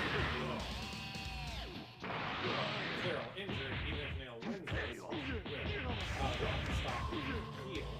Yeah, exactly. Let's go meet up with Guru. Yeah, let's go meet with Guru. You can unlock your true potential. Yeah, that'll be the big thing here, is they'll be like, whoa, Nail, how did you get so strong? Guru magically enhanced my powers. Let's go meet with him. Alright. Finish. I won't kill you. I'll let you live. Vegeta kills him. Yeah. So yeah, basically what I said just happens. Nail introduces himself as Nail, thanks them for, coming to fend off Frieza's forces. Explains, Guru, you can unlock their true power, and blah, blah, blah, blah. Which Vegeta never got his power awakened from Guru before. No? That gives me an idea for this. Does he go to a different Super Saiyan? That's going to be another resort he has. Yeah. So, no, now they have even more chances. However, in their time meeting with Guru and this and that, the Ginyu Force lands on Namek. Vegeta's like, ah, shit, I didn't want to have to deal with them, but here we are. And, let's see here. Piccolo, Nail, Vegeta, Gohan. Yeah. So, Ginyu does the whole, oh, there's 4 of you and 4 of my men, so let's square off. And Vegeta sends out, the Pokemon trainer Vegeta sends out Gohan to fight Goldo. They even stuck him in a pod. He caught him. But he's like, okay, kid, Goldo is the weakest. You need to prove yourself against him. I guess Vegeta could marry, I don't know, Mai and have Oh my god. Oh my god, that's so weird in context, too. Yeah, it is. because All right, Trunks, I'm not it's losing to you. genetic. Oh my god! It's like Mai because of Vegeta. Yeah, Trunks still loves Mai as a mom. Yeah. Yeah, I guess, you know what? I might do that, Ridley. Well, I've got a few ideas, actually, about what's going to happen with this. Because, I mean, really, if Vegeta wins, then he can make a case for having the Dragon Balls, and what's he going to wish for, you know, now that he's already a Super Saiyan? You know, he's as strong as he can be through wishes. Actually, what I was thinking is that he'd wish for a restoration of Planet Vegeta. And does that bring back, in this timeline, then does that bring back, like, Bardock and Fasha and shit? Dad, look what I've done. I've become a Super Saiyan. Give the throne to me. Yes, he is. But I'm the king, not. Yeah, we might wind up a scenario. Wind up with a scenario where we get back like all of the Saiyans. I mean, besides Goku and Nappa. Me too.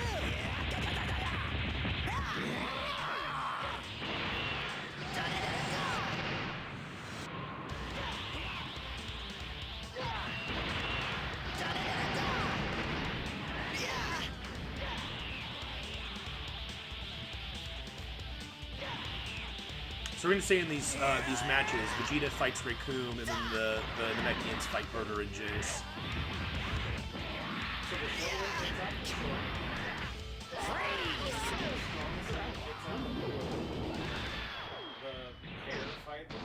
Yeah, we actually get like it's a Namekian team up like in the Tournament of Power with Universe 6 Namekians. You know, The Universe 6 Namekians? the entirety of their time fused with those. Right. So those were the last And they were all Gohan's my taste to Goldo. If he does, this will be the first fight Goldo wins in all of these what I've seen.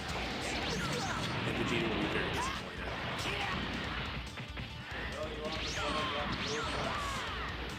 But you killed Nappa. How did you do that? Okay, he won. Barely. Is this because of Mr. Piccolo's training? No, it's because of Vegeta's training, dumb shit. Mr. Piccolo was there. Yeah, maybe Piccolo was like the good teacher, like yeah, Vegeta who was the strict teacher. Good cop, bad cop. Yeah, but they're both actually bad. Just one's worse, bad cop, worse cop. Yeah. Oh man. All right. Piccolo versus Jace. In the last run, Ginyu died before the other members of the Ginyu Force, and then they competed to see who would be the new leader, and they became united under the Jace Force. It's like, well, Ginyu's dead. What do we do now? We're the Jace Force. Come on, let's see what you got. Don't play stupid with me. Play a different game. I don't like stupid.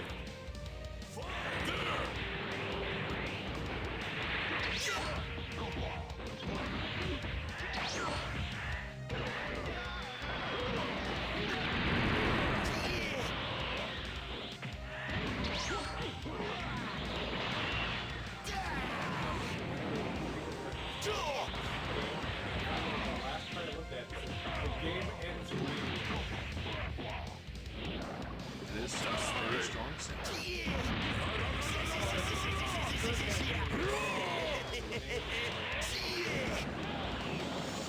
That reminds me, I also introduced my family to Flux last night. Yeah. They liked it. it's a lot of fun. Dad won. 'Cause he's really good at that kind of stuff. Destructive wave!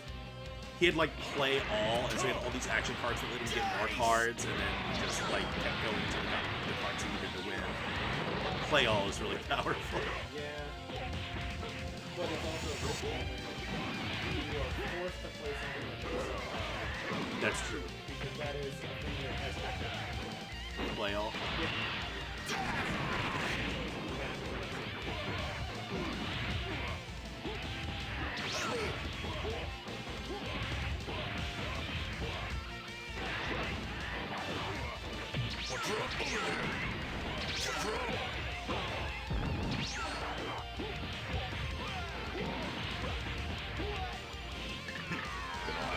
See, before when Piccolo was the non-combatant because, like, oh, you know, we need him alive for the Dragon Balls, now Pilaf's the non-combatant because it's like, oh, we need him to find the Dragon Balls and provide us with other tech support. He has lots of places to run. In fact, you missed because he had so many places to run. Piccolo, you were going to lose this fight against Jace. Jace! You didn't even stop him from posing. And your Kyle Sen or whatever. Comet attack! Super special attack! Oh no, they used super special attack. Who do you think you're messing with?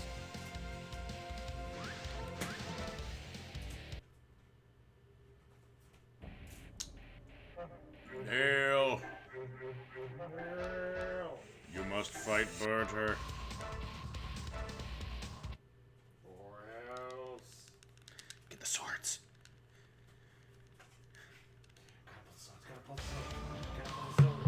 Gotta pull the swords. Gotta pull the swords. Gotta pull the swords. Gotta pull the swords. I really don't want to fight. Feel the power of the Ginyu Force! Battle!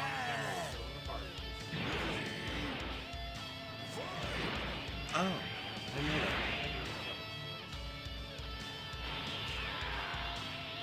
Assign Sean Shem with the legal Sean Shem, or all the other Sean Shemas can go either way. Berter is also scary in this game because of how fast he hits. But all his hits are really weak. They're weak fast. So it just looks scary. Just looks scary. It's good for disrupting charges. But he strikes like as fast as Gogeta. SS4 Gogeta is much stronger. SS4 Gogeta is getting hit that fast and also taking lots of damage, and you're like, ow, ow, ow, ow, ow, ow. Why would you stall right in front of him? And Berter, why wouldn't you attack him? Looks like you got nailed.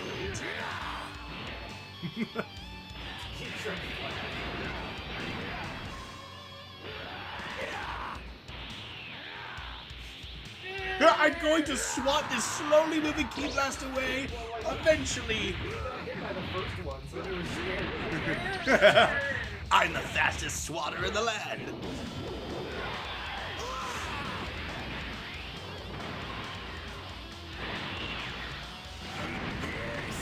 You know, Nail, you don't have any named attacks, but they're landing a lot more than Special Beam Cannon.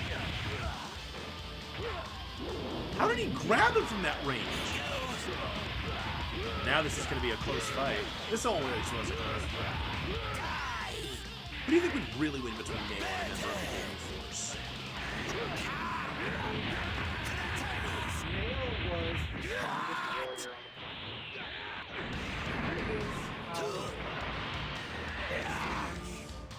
Held his own against. I don't ever want to see you again. Got it? So I would like to assume Nail has a similar power level to Piccolo. Ah, that makes sense. I think lower than Piccolo, but similar. So then the question is, could Piccolo take on a member of the Gaming Force? Absolutely. Because he was able to fight, what, second or third form Frieza? Yeah. But Nail lost to first form Frieza. True. But that was after they fused. Yes. So I would think he would take I really down don't want to Piccolo. fight. Oh, absolutely. That's not hard.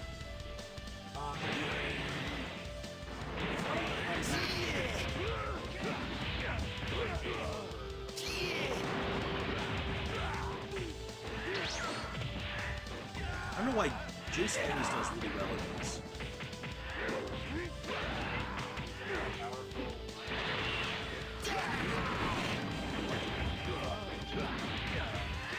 Jesus Christ, Nail's just not even moving. But also, like, Raccoon is this huge roadblock because they give him 4 bars just like Nappa. So, like, sometimes you do these things. I did one a couple times where Raccoon just destroys everybody. You know, like, you beat Raccoon. You're open.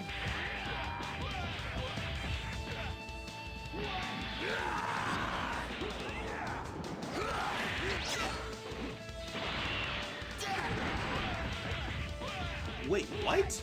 How did he do that? He grabbed Jace through his own energy beam.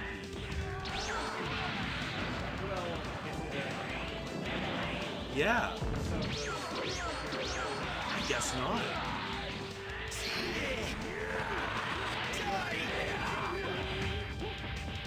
Nail's doing okay now, but now he's so far behind.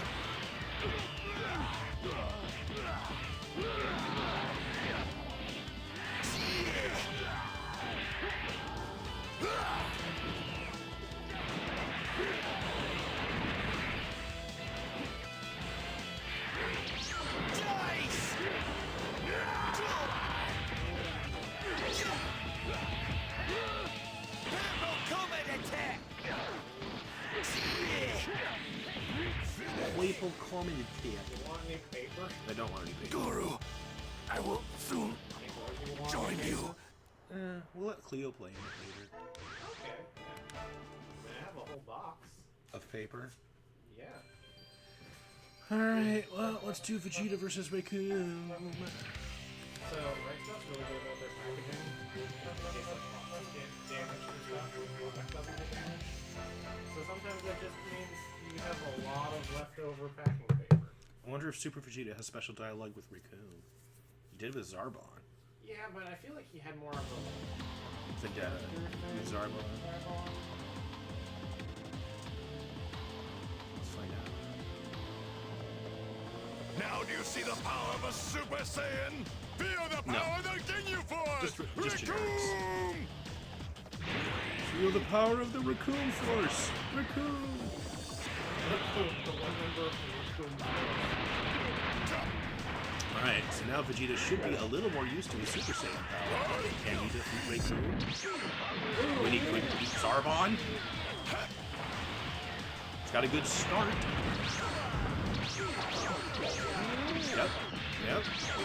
Yep. But see, all of this is just catching up because Raccoon has that extra health. Now they're just on equal odds. Still, looks like it's going okay right now.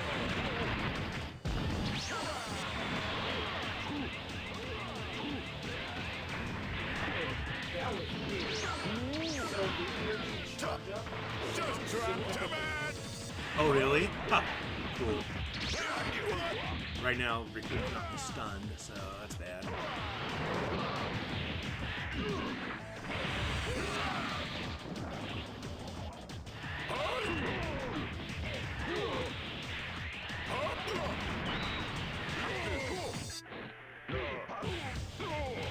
Pretty close fight right now.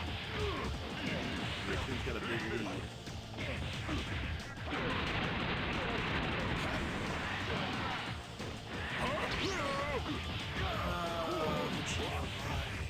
No, you don't! You were kicking so much ass on Earth as a non-Super Saiyan. Super Saiyan. Just try! God, he's stunless again.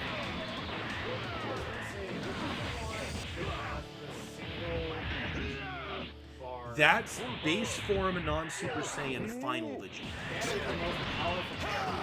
It is, actually. Just for one thing, you can shoot a giant, like, lots of energy.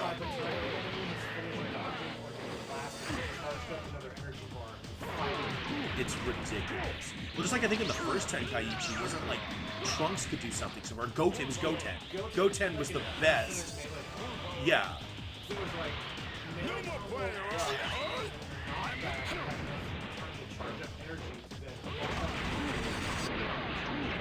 If I remember correctly, the original Tenkaichi even had Roshi and Tao playing. Wow. On it! Super Saiyan Vegeta is.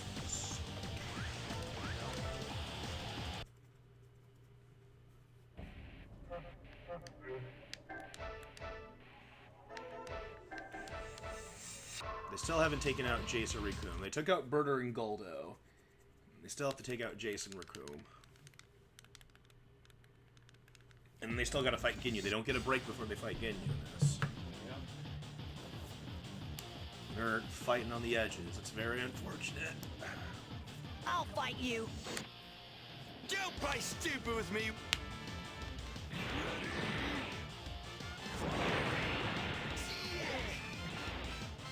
What?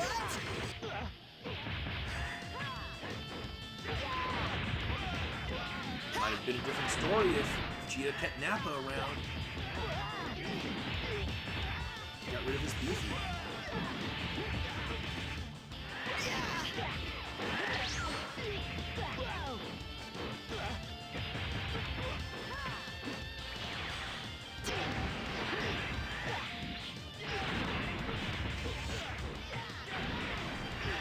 They're kind of on even terms, but the problem is Jace starts with a higher health bar, so Gohan is losing. Or attrition.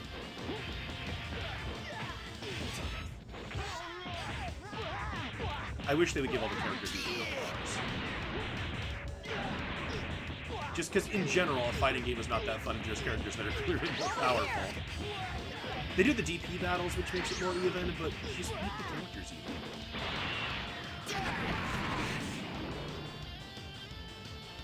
I can't fight anymore. Sure can't. Now they're unable to overcome the Ginyu Force as they are, so they have to start resorting to some of their other tactics. Vegeta awakens his secret power from Guru. Tries to fight Rikum again and hopefully wins this time. Vegeta. Please. His unlocked potential from Guru, which he got before. He got Super Saiyan by wishing for it, and then he got his upgraded Super Saiyan form by having his power awaken. He's done nothing for himself. He's done nothing for himself.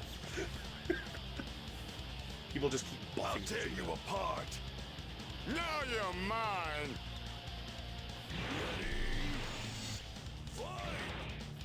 Doesn't seem like our heroes are doing too well. No, it sure doesn't.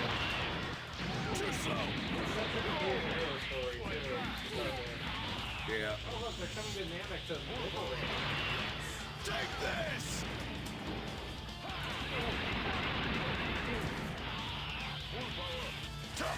Remember in the original Budokai, unlocked potential was like a transformation for Gohan and Krillin? Everyone needed a transformation. Yeah, a lot of characters had transformations like that. Or like Hercule had like high tension as a transformation. I remember how many Oh god, yeah, in the original Budokai anyways, yeah, you had to do Kaioken, Kaioken 2, Kaioken 3, and then you could go to Super Saiyan. And then you've used up most of your 7 slots. Yeah.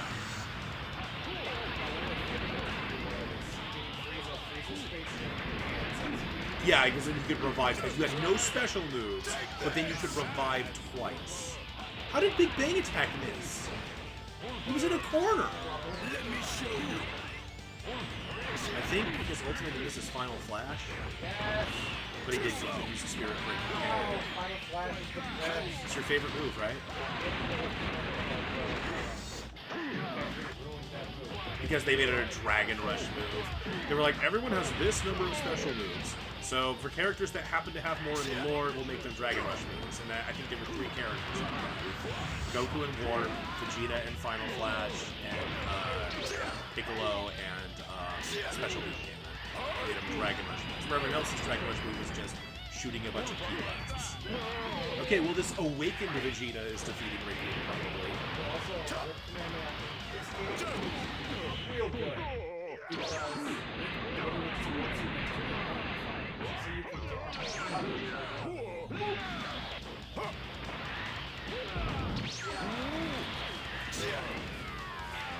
Let me show you.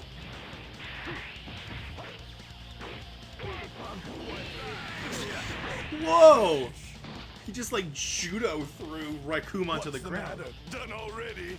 Alright, well the super awakened Super Saiyan Vegeta, that's powerful. yes, it just took a few steps to get there. Yeah. Jace is still around, so now he has to deal with Jace. And then they have to fight Ginyu. And it's pretty much just this form of Vegeta and their last resorts in order to beat Ginyu. And Ginyu's tough because he can body switch. I forget, did you ever watch this season? Season 2 of Railgun? Yeah, I watched season 2 of Railgun.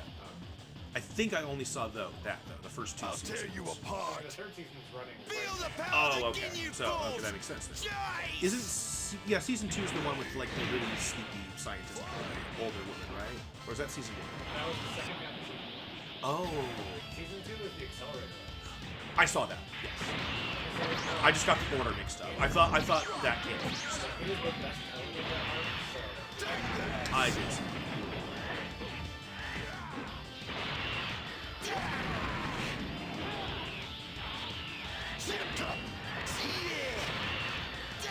They'll get another refresher before freezing.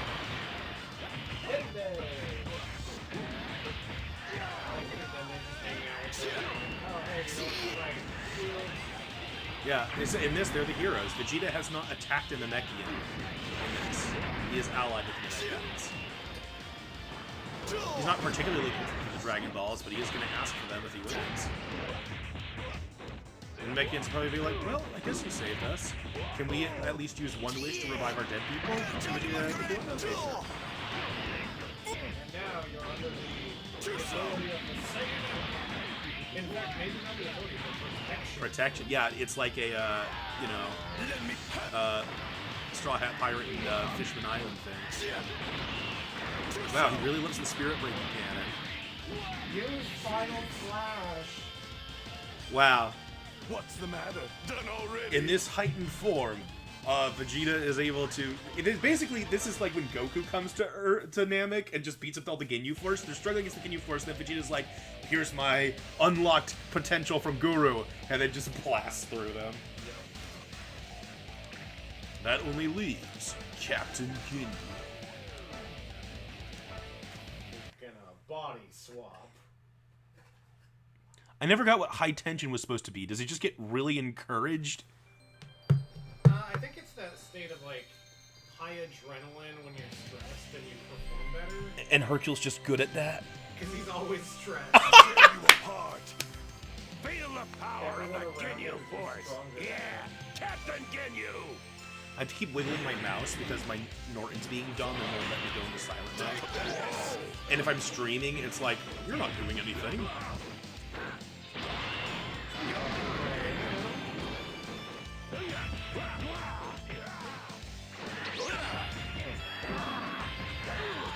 Yeah, he made his wish for Super Saiyan, but it was like, the Guru was like, even though you are Super Saiyan, you have to unlock the true power of Super Saiyan. Let me do that for you.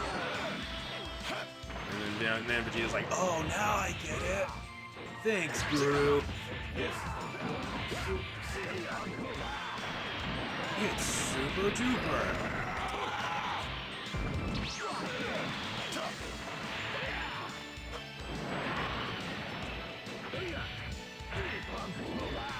I like his throw. It's just a judo toss. He injects himself with adrenaline.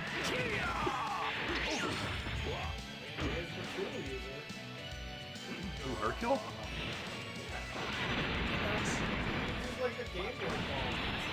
Yeah, that's funny because it's not even based off of a fight. It's just based off of something he did to try to assassinate him, basically. Holy crackers!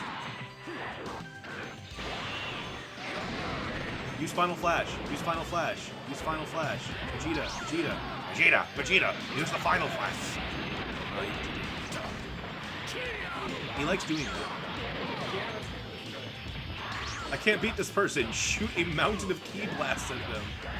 He and Ginyu are actually having a pretty dang good fight. How did that miss?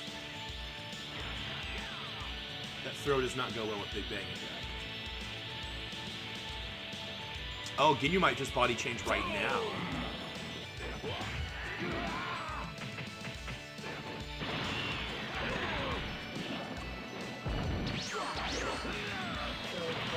Oh my gosh! Oh! So then we just go with whatever whatever he does here, as long as it makes sense in context. If he swaps with Krillin or something, then I don't know. Then we make something other shit up. Swaps with Jace. So it's just like, hey, Jace, you're not completely dead yet. Maybe like he tries to swap with Vegeta, he dodges, and Jace is behind. Yeah, something like that. That's what we're gonna go with. So body change doesn't just swap you with your health. Yeah, they changed it in the Tenkaichis to just getting a new body. Still pretty good. But it was awesome in the older Budokais where you actually swap with your opponent. Yeah. You're like, I'm losing, now I'm not. Let me show you. That was way better. Alright, Vegeta, you have one job here. And it's to use Final Flash. Final Flash! Holy shit! And that is why it's my favorite move. There And you the are. battle's even. Oh yeah.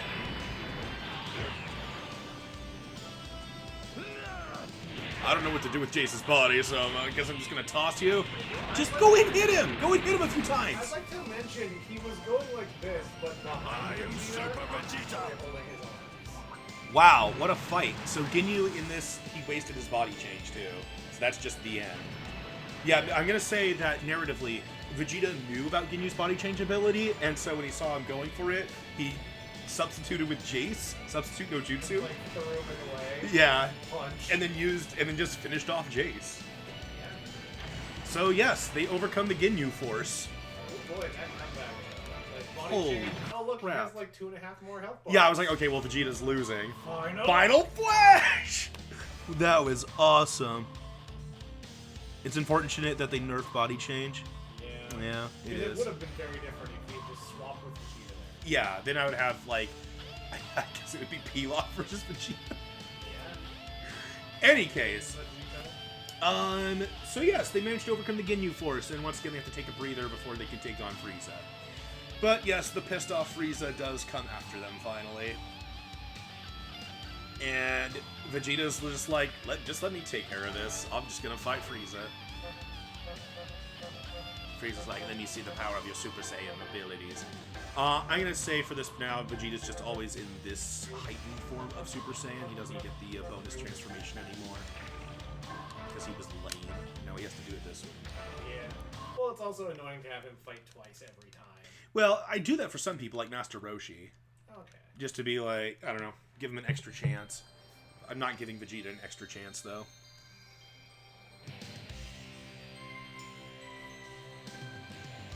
Kill two birds with one stone, yeah. Vegeta, Chew! This is the power of a true Super Saiyan. Begone, Frieza!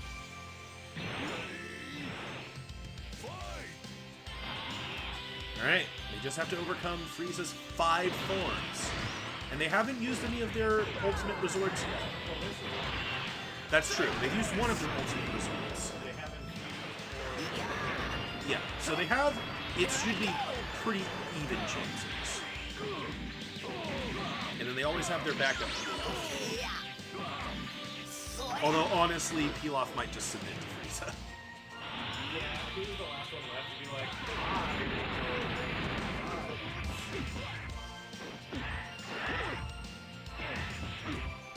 Pilaf has developed a deep bond and he wants to... What's the matter?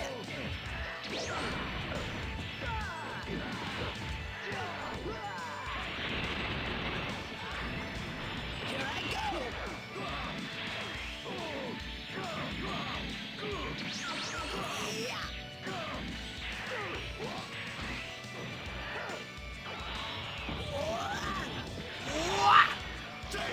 Oh, he got hit in the face with a Big Bang attack.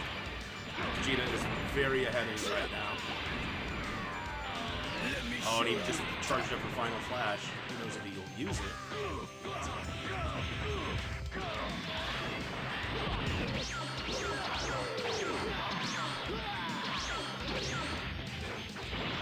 No, Spirit Breaking Cannon. Still, that was enough. I'm going to finish you off. Goodbye, Frieza! Vegeta is clearly superior to Frieza in this form, so Frieza transforms. Frieza's like, fine, I will show you my transformation. I am old voice Frieza, not new voice Frieza. The one with the really scratchy, high-pitched voice. As opposed to British Frieza. I like her. That's like, What? Vegeta Chew? This is the power of a true Super Saiyan. Begone, Frieza. this is the power of an untrue Super Saiyan.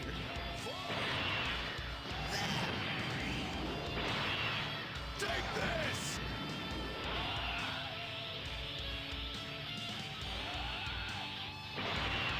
Take this.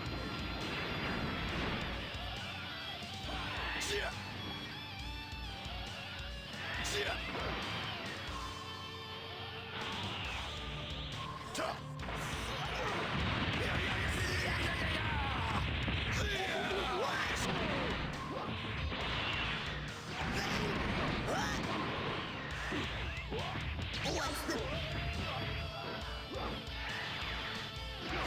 Uh-oh, this transform state might be too much for Vegeta.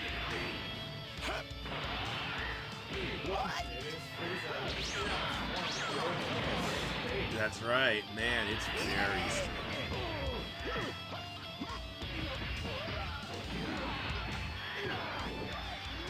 Chia. Ta.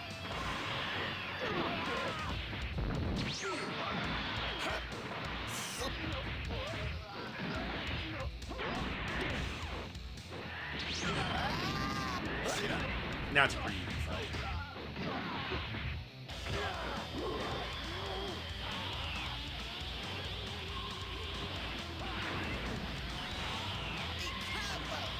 Oh, is it Final Flash time?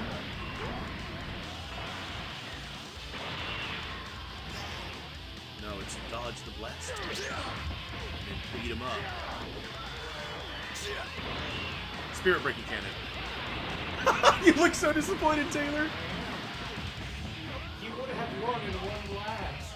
But It's such a instead, giant beam. instead now he can punch him some more and maybe win. And maybe win. And maybe get stuck behind the Capsule Corporation ship that's here for some reason. They stole, some attack from I need more materials. Yeah, now he might not win because he didn't Final Flash. Reese's ahead on tape. Nope. Let me show you.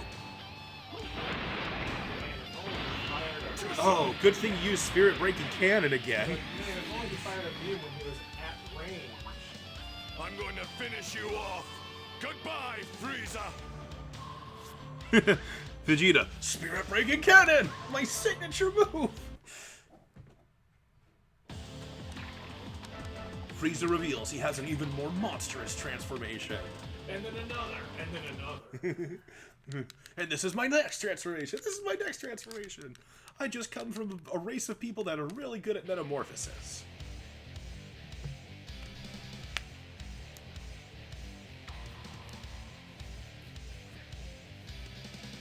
What? Vegeta Chew? This is the power of a true Super Saiyan. Begone, Frieza.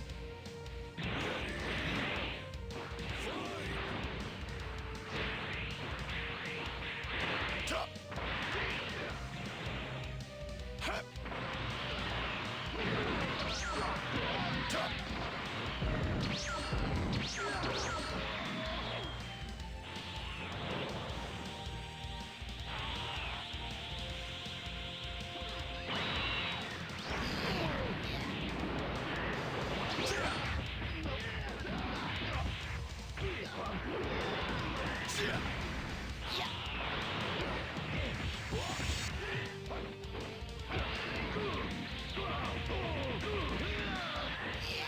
I can't believe we might actually wind up with a scenario where we get Bardock.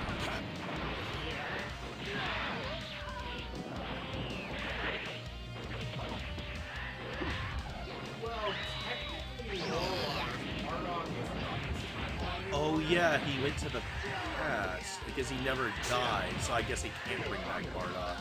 Unless I'm not. well, how was the wish word? All the same to guiding nature? Yeah. It's like, he is dead. He's just been dead for thousands of years. Yeah, it's really weird.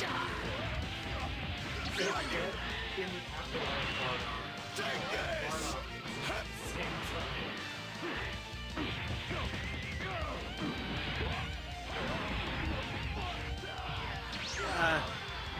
I might just say it's Z Bardock that died at that time. Because we're not using any other super metal elements either. Well, that wasn't a super element. Technically not. Because in Super, Bardock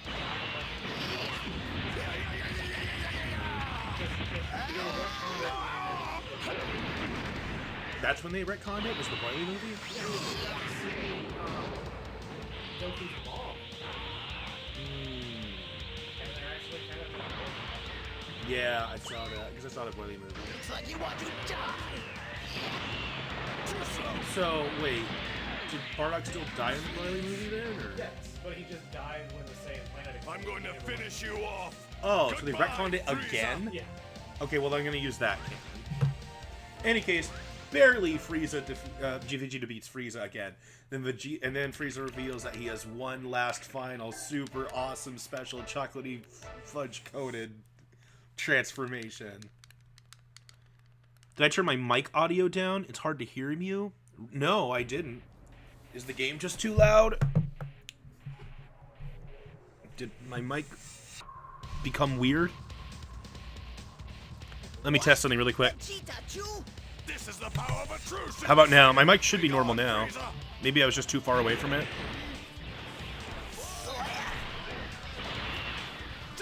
Let me know if it sounds normal now or if it's still weird.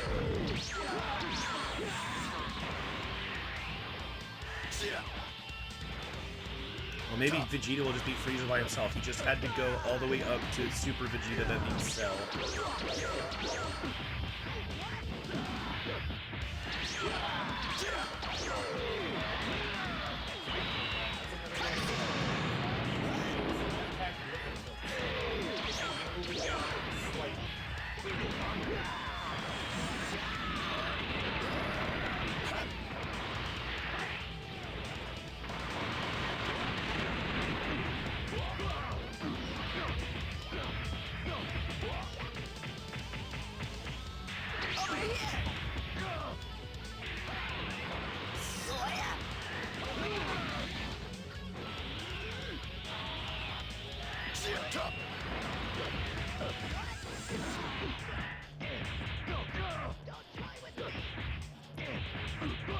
I just realized what's going to happen in this timeline. It's going to be very strange. Yeah. When the androids show up, are they even gonna, like, we got Earth, yay! So, well, no, I've got ideas. I've got plans. They're gonna go to space.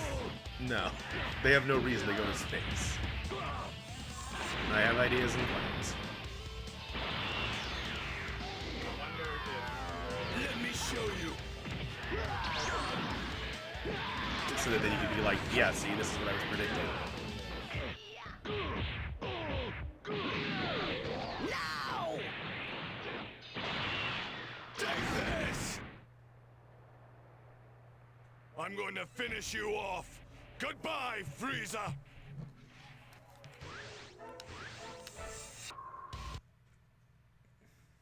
Actually, it's going to get even more complex than I was thinking. Alright.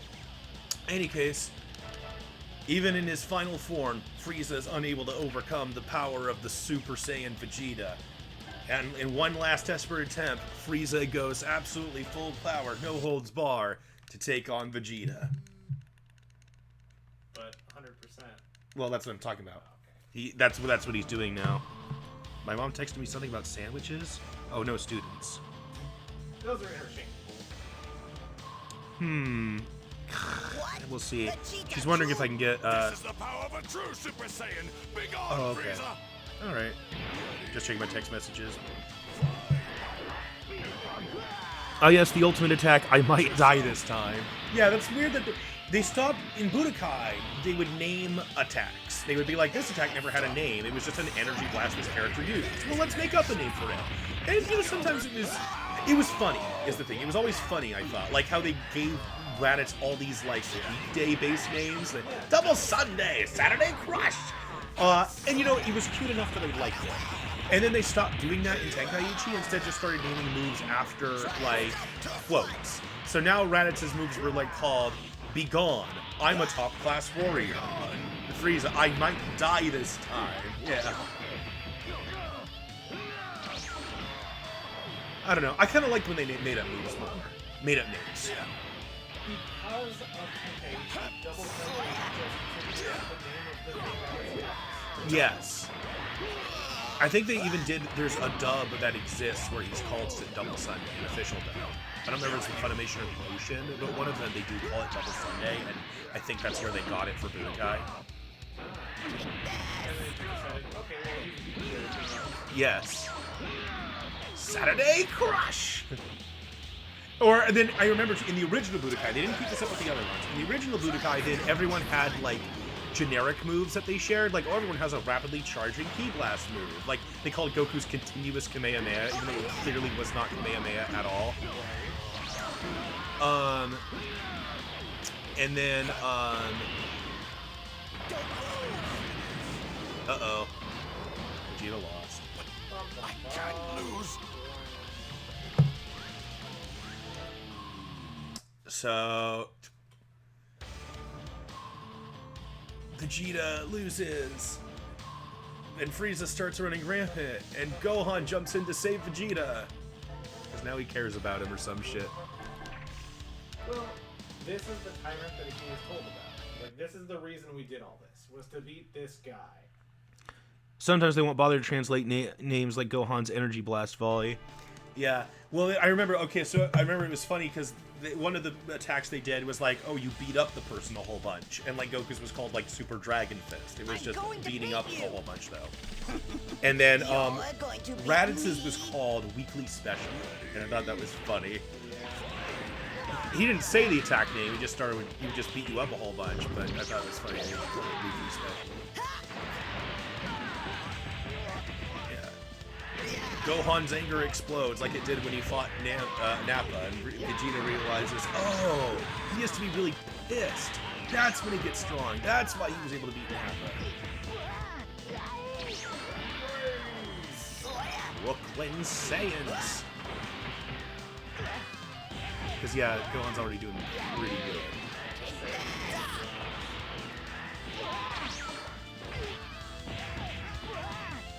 He was doing good. Say something, I'm giving up on blue. I think I should see other sticky substances.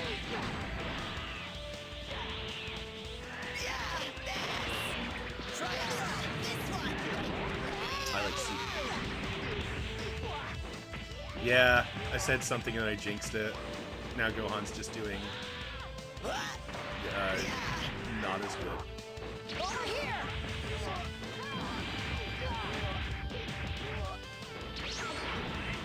Hey! Over here!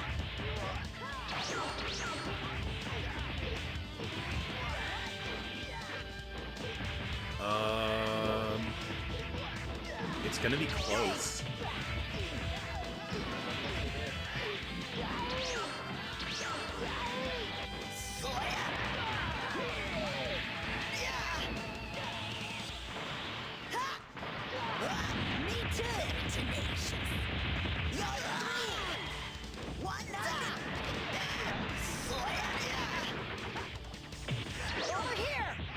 Oh, so close.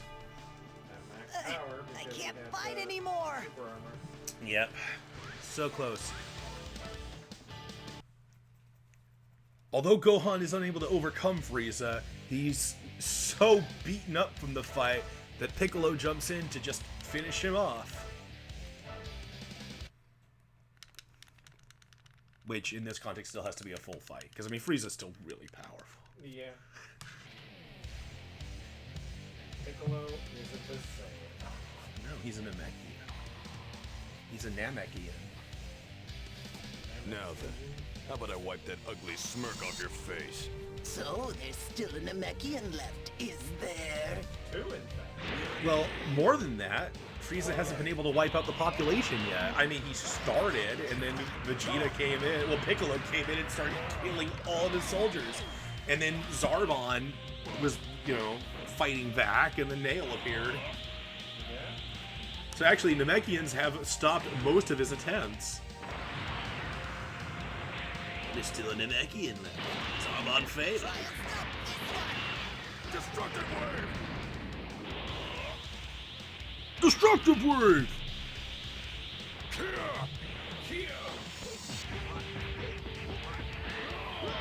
I'm not done yet. Die! There!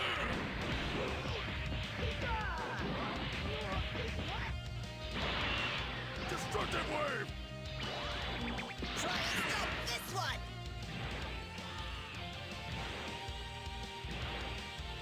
Piccolo, what are you doing?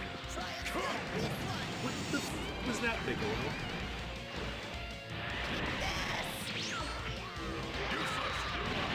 Yeah, Rosie should be coming home soon, but she only gets a lunch break today and she has to go back to the office.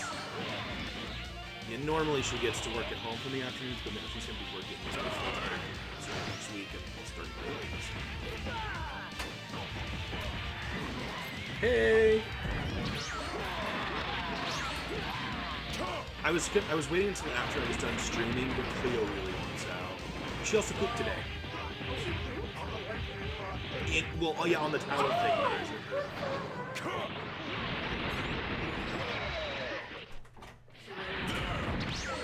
Yes. She's. So well, she looks kind of relaxed now, I guess.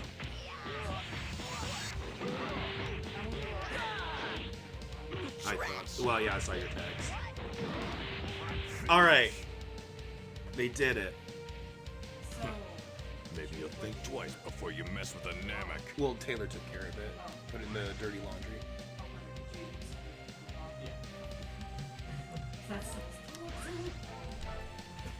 Thank you so much. All right, so what I'm gonna say narratively is that when Vegeta couldn't beat Frieza and Gohan exploded in anger and tried to take down Frieza, Piccolo was actually just charging up Special Beam Cannon. And then once Gohan went down, he was just like, "Ah!" and finished Frieza off. And so they didn't even have to resort to fusing with Nail. Yeah, Nail just gets a win. He gets to live. He gets to live. Okay, well, with Frieza gone now, we have a lot of narrative shit to deal with.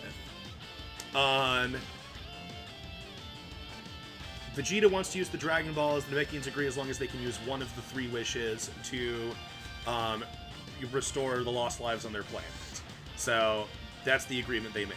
They summon Farunga, thank you, and they get 3 wishes. One is to bring back all the dead Namekians. Vegeta gets use of the other 2. Vegeta wishes for the restoration of Planet Vegeta and to revive everyone killed by Frieza and his soldiers. Is that a good Nappa? No, because that was independently by Vegeta. That's only in TFS. That's a loophole they exploit in TFS. And so yeah, Planet Vegeta is restored, which in this timeline also restores Bardock. I mean, if I want to be non-canon, you can also restore Fasha, because out of everyone they made Fasha playable. For some reason.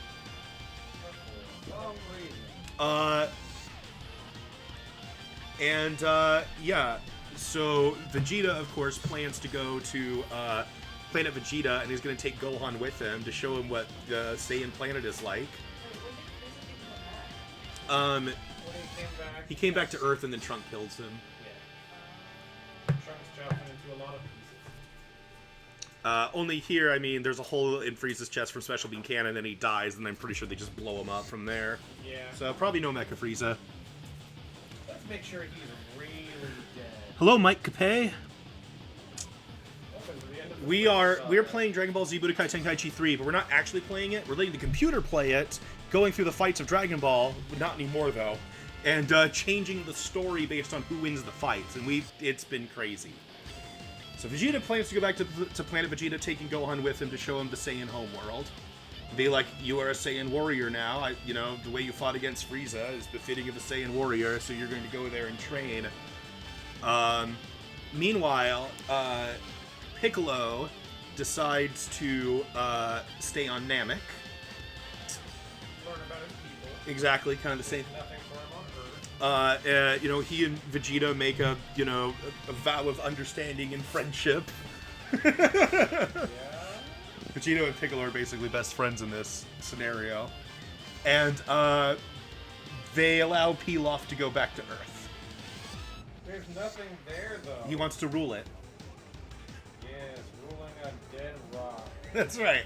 Pilaf wants to rule the world, so he goes back to Earth, and they allow him. They're like, you know what? You did your part. That's fine. We don't care about you anymore. And they got what they want, so they're not, like, evil anymore. Okay. Not really. I mean, all Piccolo wanted was for the people of Earth to die, and all Vegeta wanted was for Frieza to die. And now they've accomplished that, they're like, we can just live our lives now. Yeah. The end. No. Yeah. So here's what happens. You know, on that topic really quick, the first Bleach filler describes Shonen in the best way ever, because the bad guy of it is like, well, you fight someone and you beat them, but then a stronger person shows up, and either you get strong enough to beat them, or you don't. And if you beat them, there's always a stronger person. Like, welcome to Shonen. Here's what happens.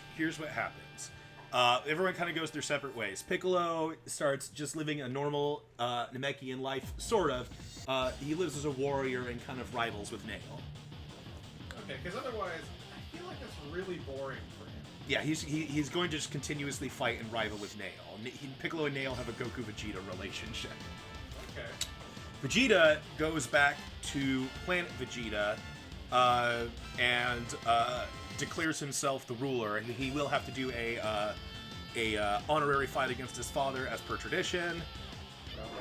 Trial by combat. But he feels confident as a Super Saiyan. Meanwhile, Gohan meets a Saiyan that looks strikingly like his father, and with Vegeta's help realizes, oh, this is my grandpa Bardock. And Bardock just takes Gohan in as his grandson.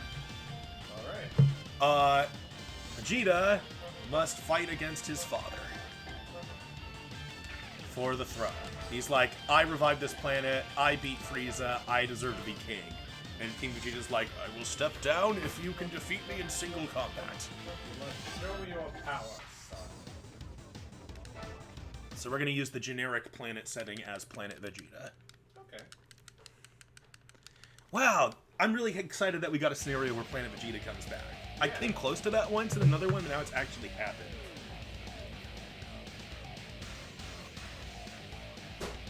Sorry, but I won't be holding back. I won't go easy on you, you piece of garbage! Ready? Fight! Take this!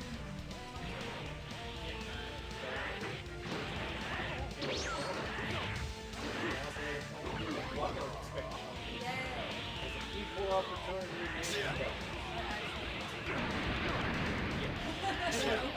Yes, good nectar. And so If we're gonna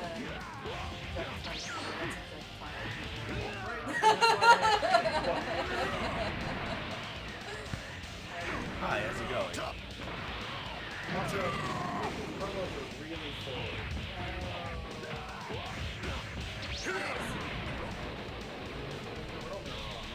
Foil buttons, and also this Somehow, boy she has ass. somehow Vegeta is having an equal fight with his dad. Let me show you! He's overconfident. Family bonds, and I don't want to do this father.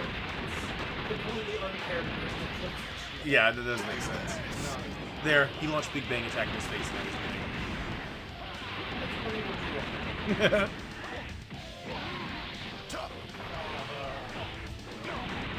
And can't believe we have King Vegeta and Bardock as characters in our story now. I never thought I'd see this. This is awesome. Yeah, every time.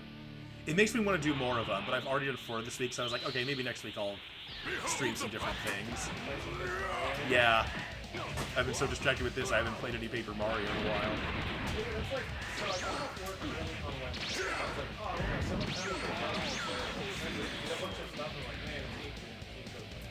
What's the matter? Done already? So Vegeta succeeds his father as the king of the revived planet Vegeta. Meanwhile, on Earth, with no one to stop him, Pilaf declares himself Emperor of the world. There's 2 other people on the planet. Mai and Shu. Yeah. He realizes it's kind of boring, being the sole person on the planet.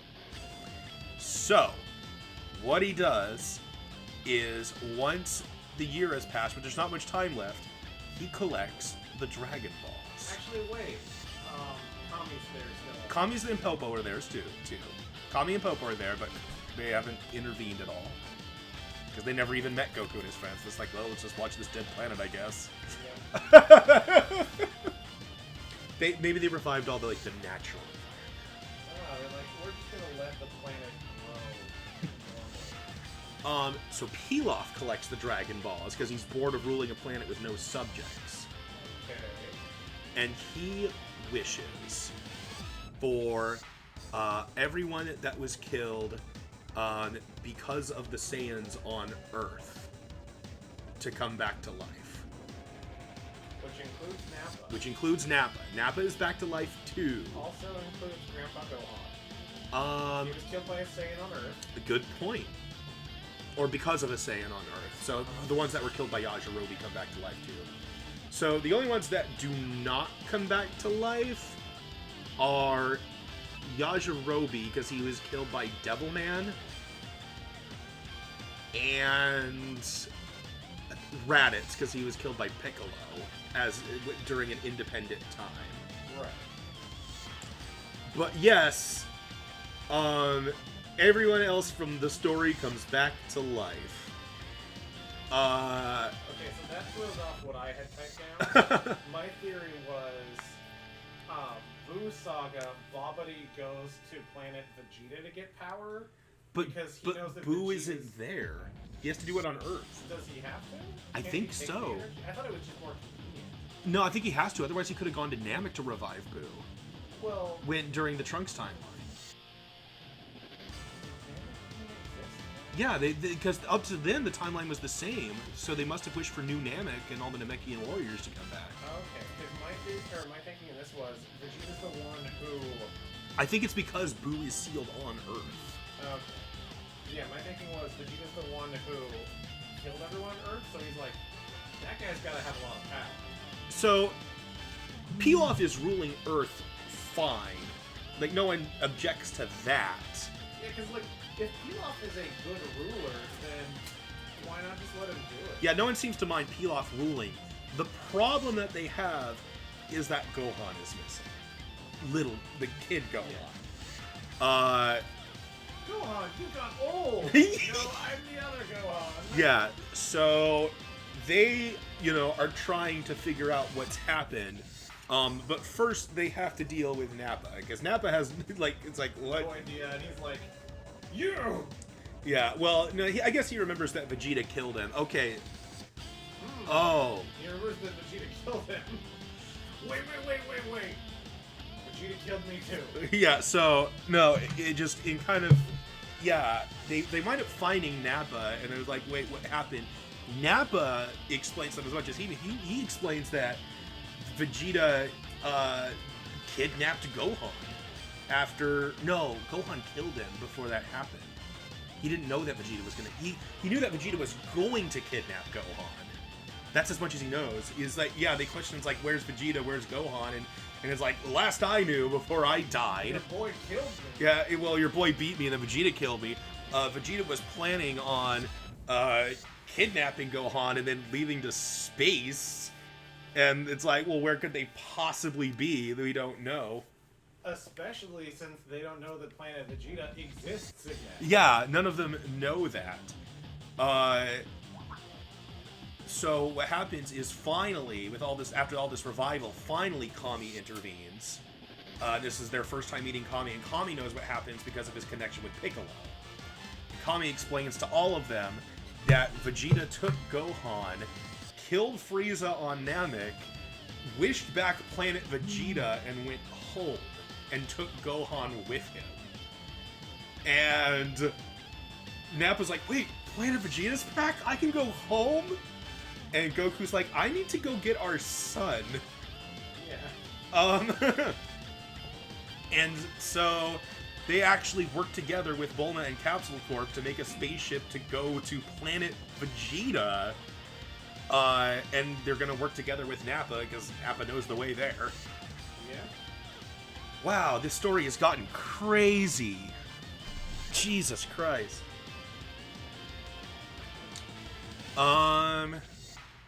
And who is all gonna go with? Obviously, Goku and Nappa are going. We'll say that. Yeah, they decide to make it a group trip. Yamcha, Nam, and Krillin all go as well. God, they've been out of the story for so long at this point, it feels like. Yep. And Roshi too. Basically, the whole main group plus Nappa, because they want to make sure that Nappa's in check. I imagine Nappa's kind of okay with this. Yeah, he gets to go Like, home. Vegeta was also going to kill me. So if we do get in a fight, I really have no hard feelings with him now. But yeah, he gets to just go back to Planet Vegeta and he can just go for it. Yeah, he's probably mad at Vegeta, but he's like, well, I'm alive and my planet's alive. I'm not going to stop you from killing Vegeta. I'm content going home. The end. Wow, this has gotten so weird. So they leave. This is an unexisting arc. Yes, now. which happens sometimes. It's not the Android saga, it's not the No. Frieza saga, it's the Planet Vegeta saga. Yeah, sometimes this happens where I just get unexisting arcs.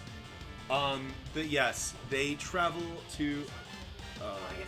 Yeah, that would be great because the controller doesn't stretch that far. They go to Planet Vegeta to get Gohan back.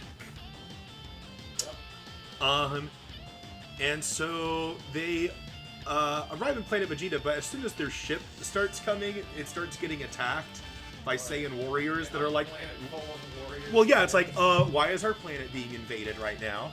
So what I'm going to do is I'm actually going to use Fasha as a stand-in for just a generic Saiyan warrior, kind of like Frieza soldier.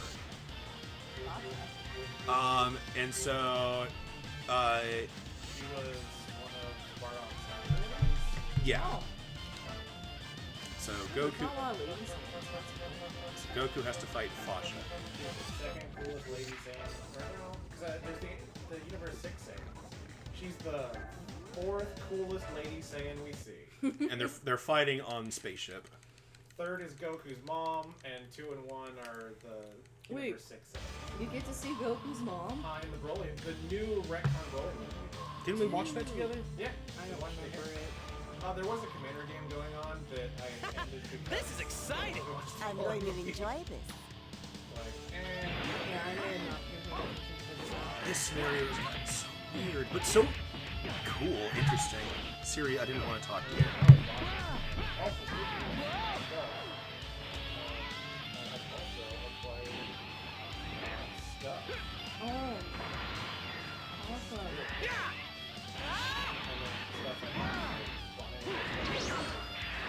That's cool.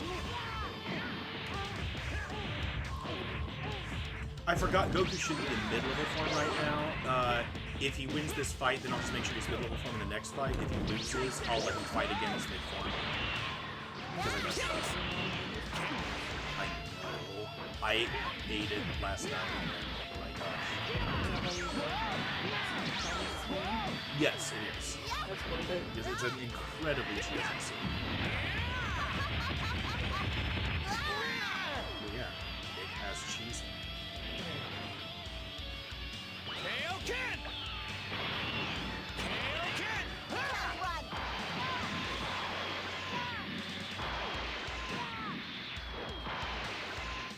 This story has definitely taken a turn for the weird.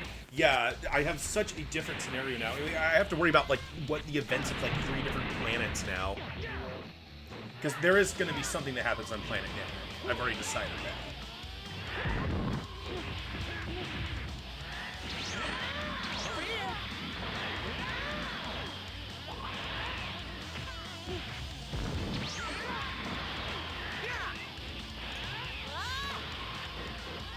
Solar flare!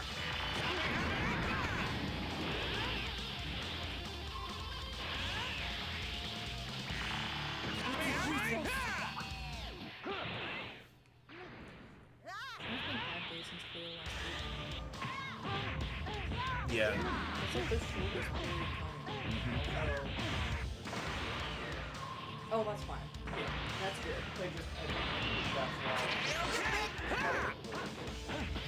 Yeah, well, it's been, I think she has like 2 days of shed that didn't come off on her tail. and pretty it was causing, good. Like blood circulation issues, and that's why it was turning dark.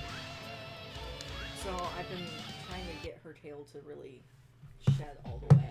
While fighting the invading ship, the Saiyans realize that Goku himself is a Saiyan warrior, and then recognize Nappa too. And are like, oh, well, I guess you can land on our planet. Exactly. So Goku basically seeks out Vegeta to claim his son. On the way, though, however, some of the Saiyan warriors kind of comments like, "Wow, you look a lot like Bardock," and it's like, "Who's Bardock?" And Nappa's like, "That's your father." And Goku's like, "Wait, what?" So before they can get to Vegeta, they take a detour and they meet Bardock, and Gohan is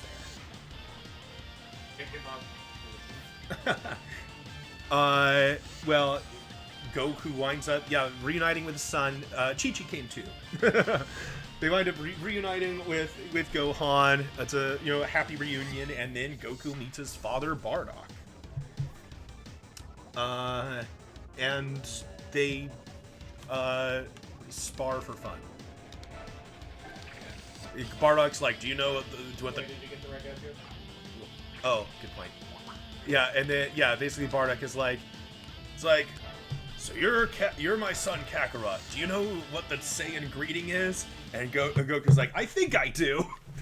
Punches him in the face. And then they spar.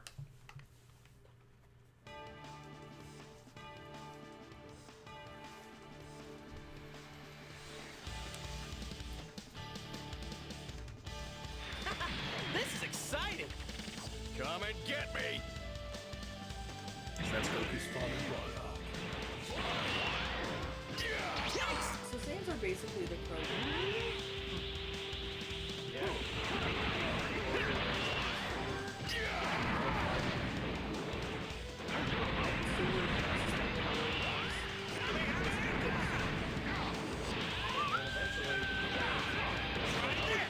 Exactly.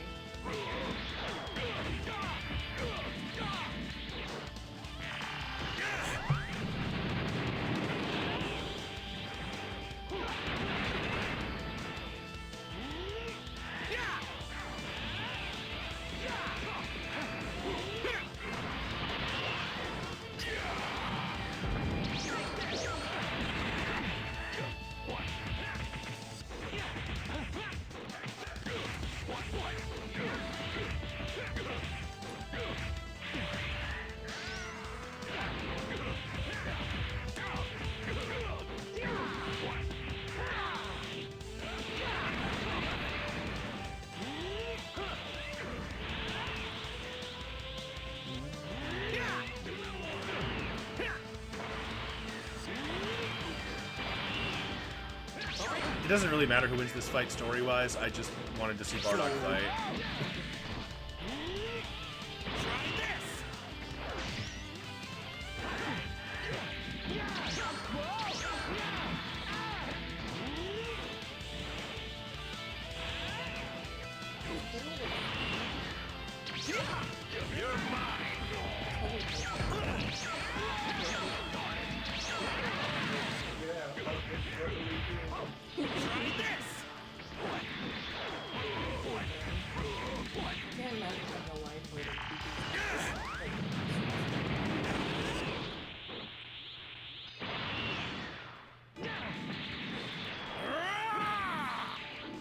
They're having actually a really good back and forth fight.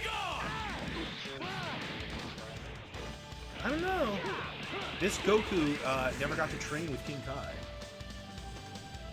You look pretty good. In the end, Goku overwhelms his father, and his dad's like, wow, you got really powerful.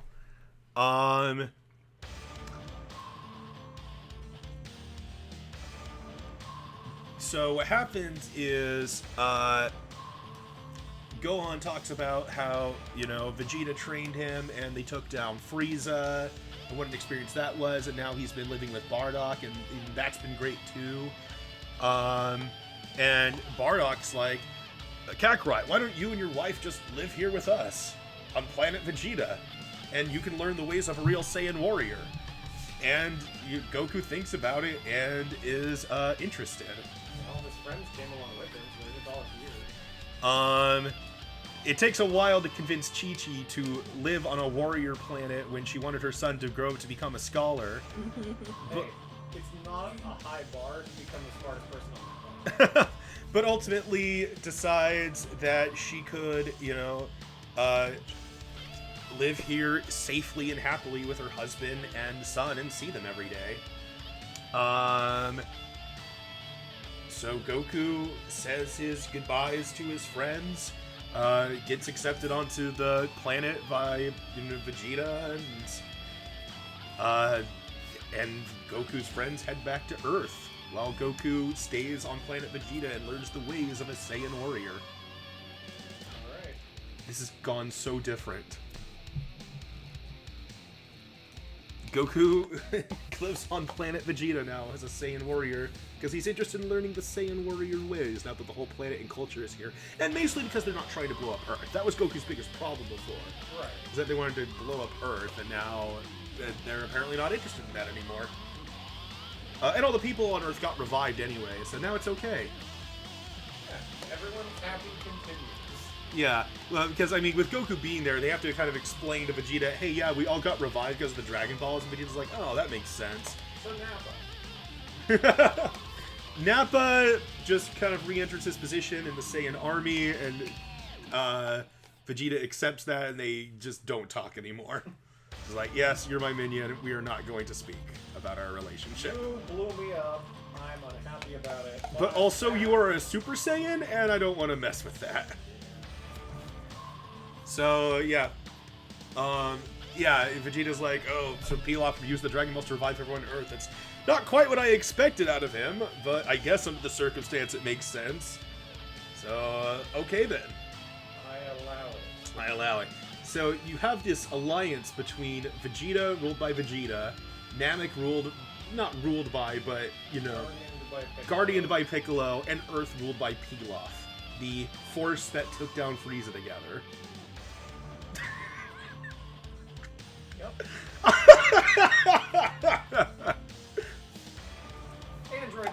Android Saga.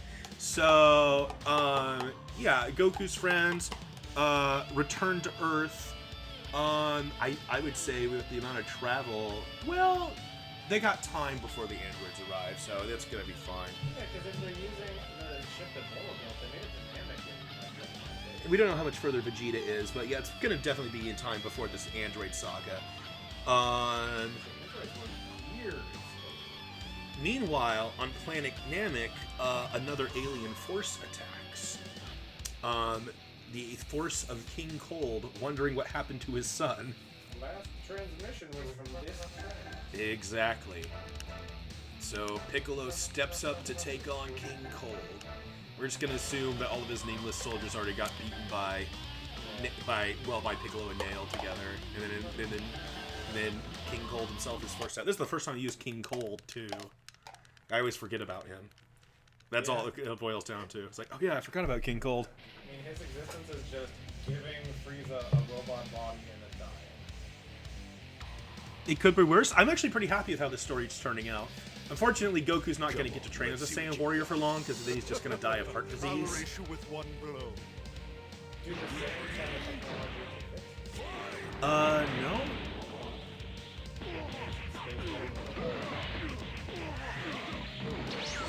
I I don't think they'd catch it in time. I don't know.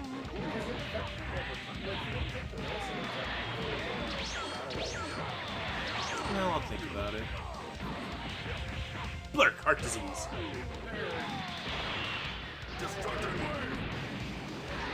So the only, like, Saiyan who's not in the picture now is Raditz. Bardock's probably like, wait, what happened to your brother? Well, yeah. Well, no, Goku knew that. Well, because he still met with Raditz, just that he beat him, and then he left, and then he met Piccolo. The order got mixed up. So, actually, yeah, what Bardock would probably ask that. It's like, hey, did you meet your brother Raditz? What happened to him? And Goku would be like, oh yeah, I fought him on Earth, and then I don't know.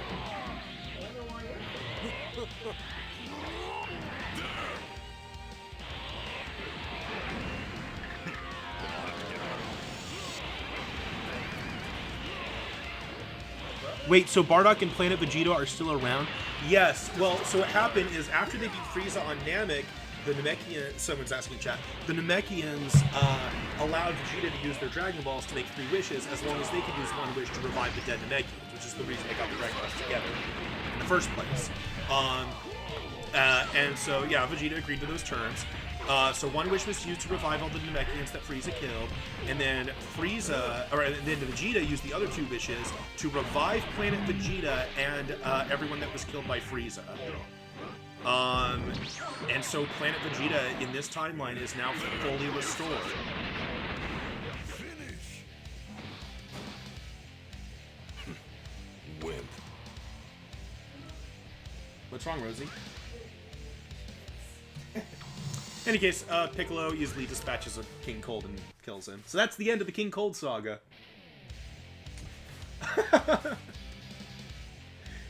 Meanwhile, on Earth, the world is ruled by Pilaf. And then one day, his castle is attacked by a pair of killer androids trying to take it. No, wait, they have different motivations now. Yeah, no, wait, this is totally different. Let me think about this for a second. Gotta trace back my steps. Everything on Earth is peacefully ruled under Emperor Pilaf. Yep. And then one day, strangely, 2 androids appear on Kami House to kill Krillin. Because he's the one who defeated the Red Ribbon Army. Alright. And the only people who are just consistently there are Krillin and Roshi. So let's see if they can fend off androids 19 and Gero. Gero's like, Krillin, you defeated the Red Ribbon Army years ago. I'm the scientist who made the androids. And now we're gonna take our revenge against you and then take over the world.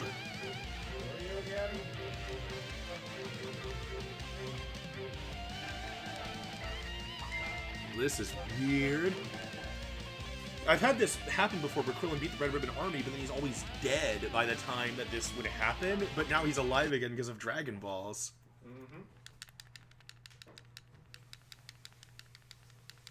God, this is weird.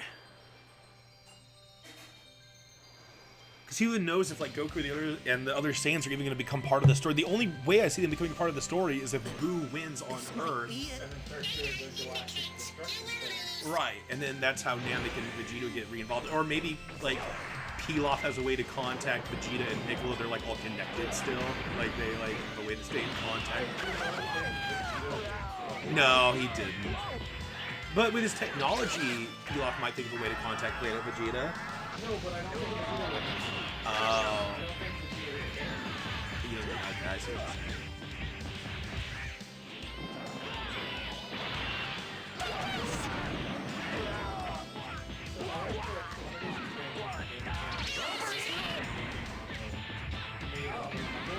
But this guy loses points if there's doubles. I would not have to know that fraternizing in my house. Oh my god. What card game is this called again? Tonto Cure. Alright.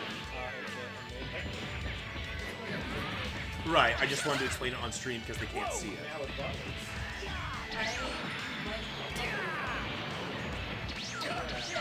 If we talk about something, I have to kind of explain it to the people watching the stream. Yeah, they canonized shipping.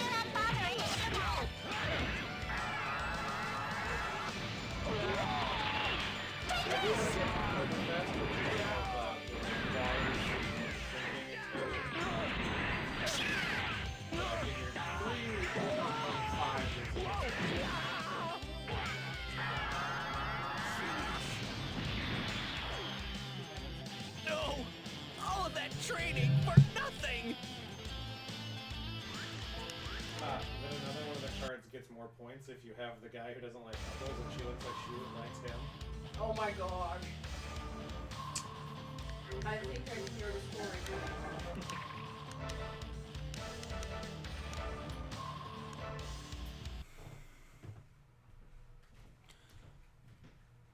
Surprised Krillin didn't die. Will I say that now? Krillin is probably going to die. Master Roshi has to defeat Android 19 for Krillin to not die. Right, because that group is the two. Yes. Shame on you! Picking on a sweet old man like me! Data indicates you will lose. Oh, I forgot 19 years. You're right.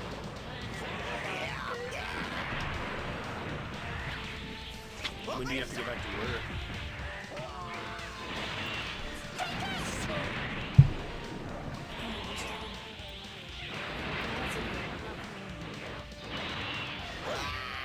Well, and then next week you're in the office all day from now on, right?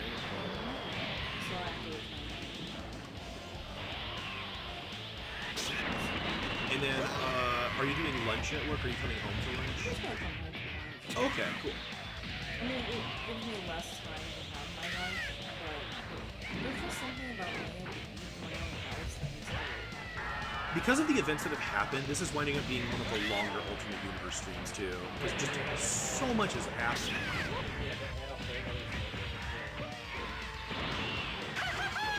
Man, the one I recorded for YouTube initially when I did this years ago was like basically a King Piccolo race thing. Sort of. It was that for a while. King Piccolo made it all the way to the Frieza saga, where he had to take on the Ginyu Force. Finally, he was taken out by Captain Ginyu. And then Ginyu basically just became the savior and Kami of Earth. And then he eventually took over Android 17's body and had that body through Blue Saga, and then he took over Blue's body, and then that was the end. What if we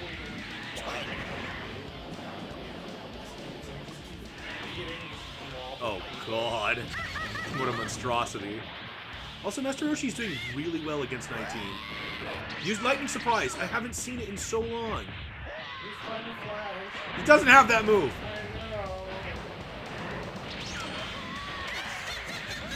It's also funny. This is the second time I've had Nail wins where he doesn't fuse. He's still alive and doing his thing.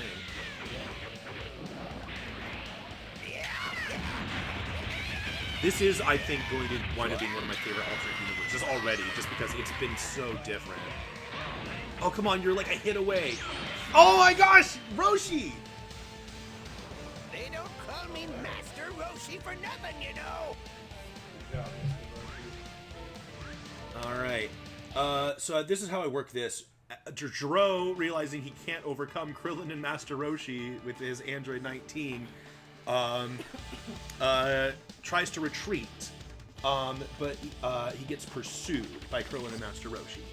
They can't sense his energy, but with the two of them, they can still look around, so they get a chance. The way this works is if Master Roshi is able to defeat Jiro, then that's the end. The other androids don't get awakened. But if Jiro wins, Roshi doesn't die. Instead, Jiro just successfully escapes and awakens the other androids. So, Roshi tracks down Jiro, and meanwhile, Krillin is supposed to find and tell the others about what's going on. Yeah, I was gonna say, so far this is relatively the same, because Yamcha gets defeated immediately normally, so he's not a part of it. And 19 was defeated just instead of by Goku or Vegeta, by Roshi. Come on then, let's get this over with. This fool's energy may actually be worth stealing. Considering he defeated your android, probably. So Jiro can't win here, but he can stall in some of the other androids. Whereas if Master Roshi wins here, the rest of the android saga pretty much doesn't happen unless we get Cell. I do love how ridiculous these I just love how anime makes old people awesome. Dude, we have a geezer battle. How do we? That's awesome. We wound up with a geezer battle. Obviously. Well, one's a robot and one's Roshi.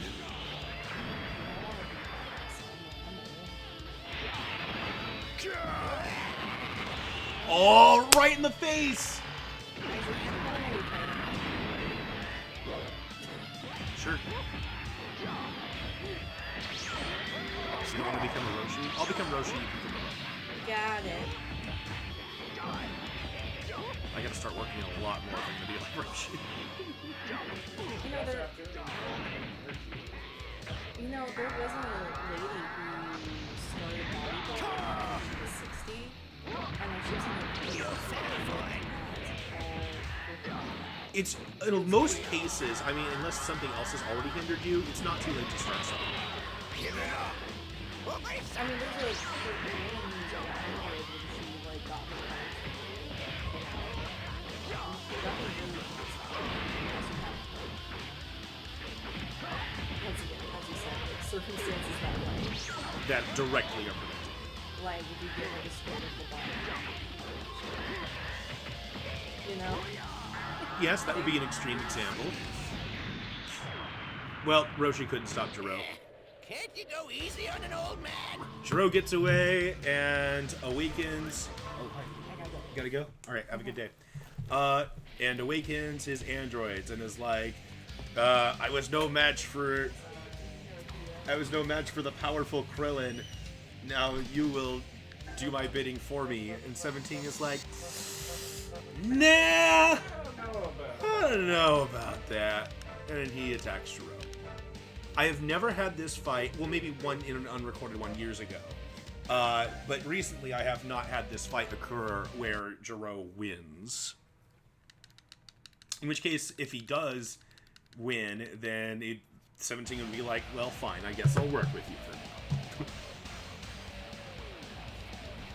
I want the circumstance where Jiro beats him. It's like, You're gonna be sorry you ever made me, by old man. myself. If you won't obey me, Oh, yeah. then I'll have to destroy you. Yeah, Jiro's like, we don't have time to be fighting right now. The all-powerful Krillin is coming with his warrior friends. Well, no, Krillin went off to gather Yamcha and Nam. Because Nam is, like, the strongest fighter in the world. In this timeline right now, Nam is still the champion. They haven't had time for another tournament because everyone's been dead. So Nam is still the world champion.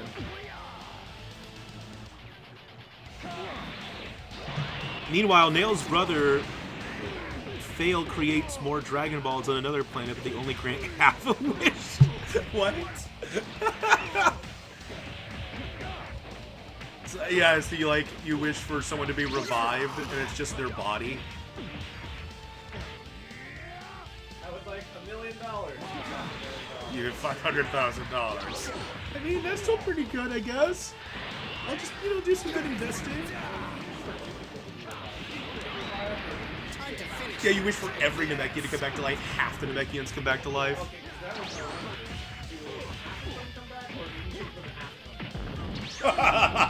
I'll say half come back. Take this! He creates a monkey's paw. Well, 17 obliterates Jiro like normal. And you were so close, too. It takes Krillin some time to gather everyone. By the time they get there, 17 and 18 have decided just for fun to revive Android 16 as well. Like they do. And they're like, well, we're free now. What do you want to do, 16? And 16 goes, kill Krillin. I guess, okay, fine. I guess we'll kill Krillin. And they don't even have to search because Krillin arrives with Yamcha and Nam and Roshi, who catches back up. So they don't even really get a chance to talk. In this case, 16 normally holds back because none of them were Goku. This time, 16 steps up to plate. Because originally they were like, oh, 16, do you want to fight Vegeta? And he's like, no. But here instead here it's like, oh, hey, Krillin's here. Do you want to fight him? Yes! Kill Krillin! This is what I want! In this timeline, 16 is programmed to kill Krillin. And now that Krillin is here, he wants to kill Krillin. Oh, man. We have a kind of a different Android saga now. We don't have to worry about Gero taking on Beeloff, because these guys aren't really interested in world domination unless they kill these people and we get more. Initiate combat sequence. Yeah, but Trunks isn't here, so I guess Bulma just goes to the past herself. I'd probably do that. Give him some kind of a... Or, yeah, no, Bulma goes back in time and convinces Goku to return to Earth on a certain day.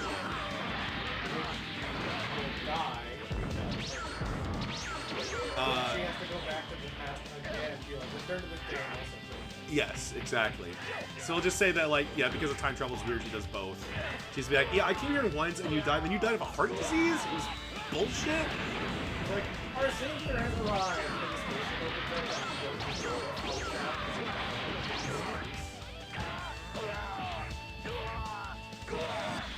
So we got another big fight here. It's 16, 17, 18 versus Krillin, Yamcha, Nam, and Roshi. And for some reason, 16 actually does not have an extra health bar, even though we're cleaning that. I guess they never have 16 in like a big endurance fight like the others. That's why I think they do that, is because in the story mode, it's like, well, yeah, you're supposed to lose against Raccoon, even though you have Gohan and Krillin and Vegeta. And then with Nappa, same thing. It's like, yeah, you're supposed to lose, even though you have, Tien and Chaozu and Krillin and Piccolo and Gohan. Somehow they all fail. So we have to give Nappa an extra health bar to make that feasible.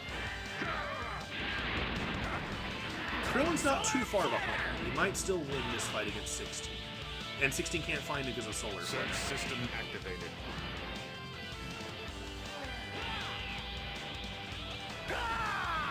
Search system activated. Take this! Search system target acquired.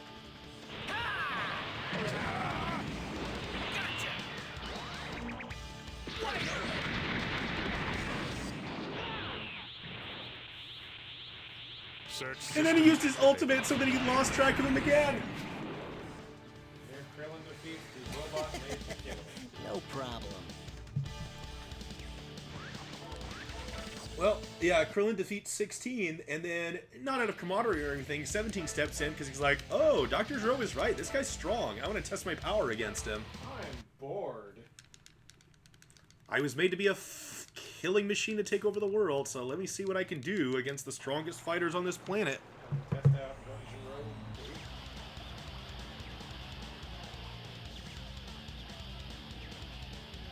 do. This might be it. Okay, come get me if you can. Over here!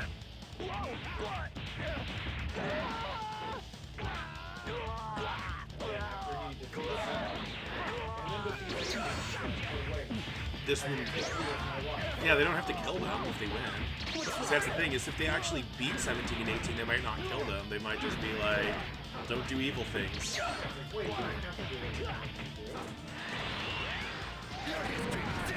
Because in this timeline, too, Krillin befriended Android 8 instead of Goku, so he can be like, hey, here's this other android. And, yeah. How's this?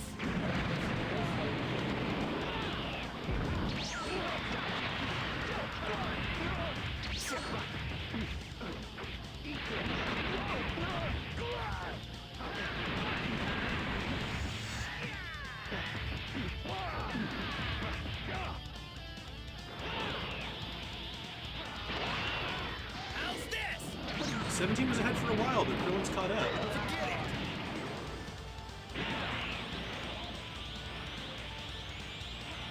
Uh-oh. Krillin's letting him charge up the max power. And then he used Solar Flare and started beating him up. this! How's this? Is Krillin just gonna beat all the androids? Solar flare!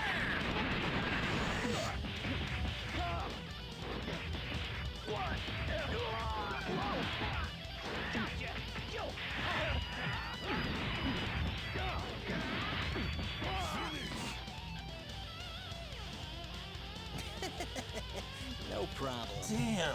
Well, they got a huge lead now.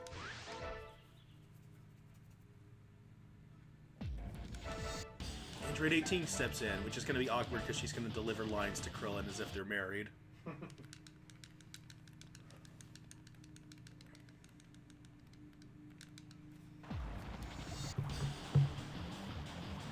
Wow, Jiro was right. Krillin is a fierce fighter. I have to whip you into shape every now and then, honey. Try not to kill me, baby.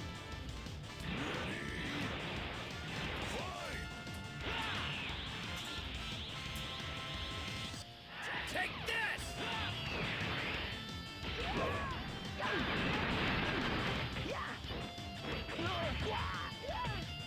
Take this! Whoa!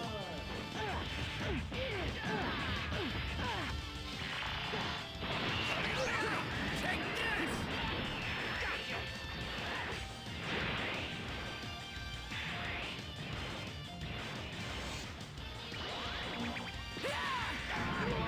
He's like, wait, that's my move. How did you learn Destructive Disc?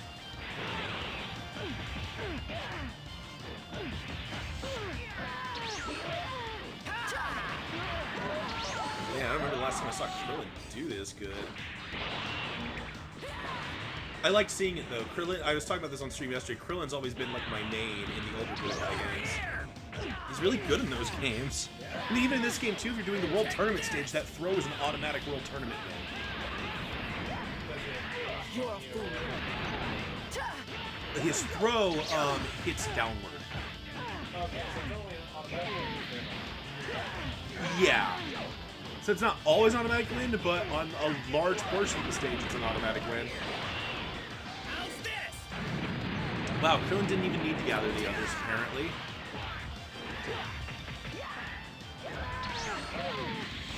Take this!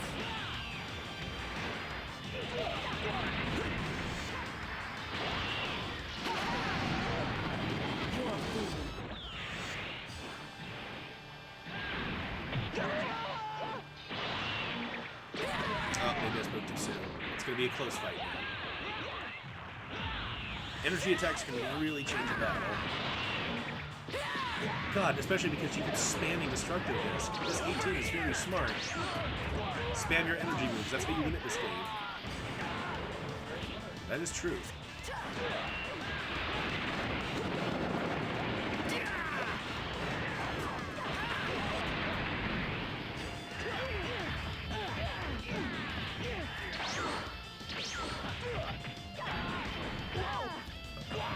I really want to see Krillin win, but there's backup fighters who lose this. Backup fighters are a little bit new. It's Yamcha, Nom, and Roshi. Let's see, and 18 is a really tough fighter.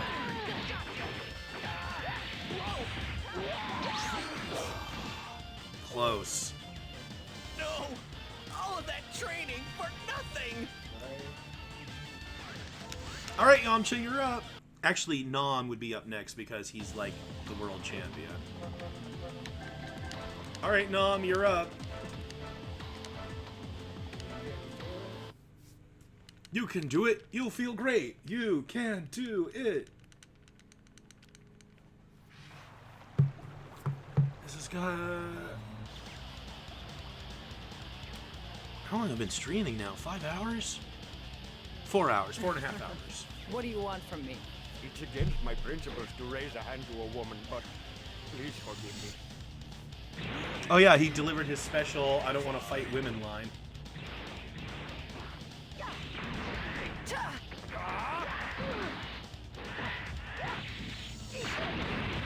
Yeah, remember when Super Saiyan Vegeta couldn't beat these ones and Krillin just tore through them? Here I come!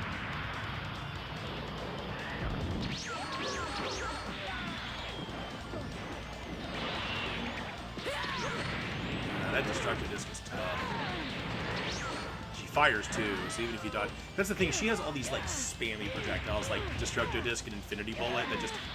They hit so much that even if you use, like, an after strike, you're gonna get hit. Here I come. Let's turn it up! Take this! I won't lose.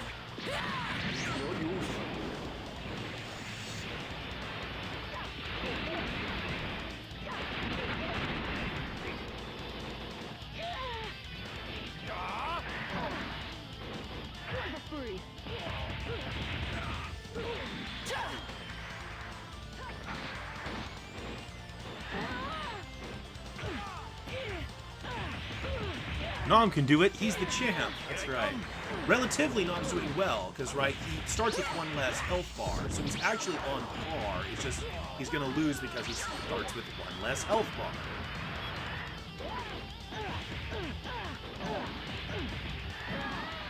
So he really picks it up. He's doing about as well as he can.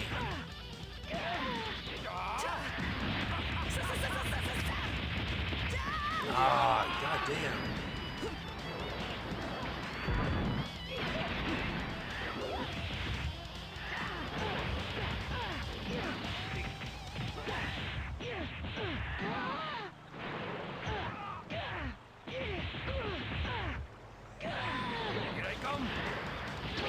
See, they would have, like, literally equal HP. I mean, they would have won it. Nom could have survived if he had another health. Sorry, everyone.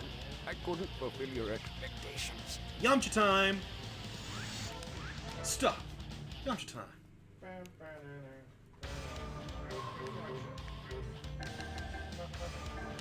Yamcha's been pretty Yamcha. Yeah, Yamcha's been pretty Yamcha this game, so hopefully he out Yamchas himself. Wouldn't that be a bad thing, though? Well, it depends on... Because to out Yamcha yourself means to be even more Yamcha than you ever have been before. Yeah, Yamcha's lost most of his fights in this run, besides his fights against Tien. He's fought Tien twice and won both times. Just about enough of you. Put him up. I'll fight you. Anything to break the boredom. Yamcha. Let's turn this into a nice happy saga, not one where the androids kill everybody.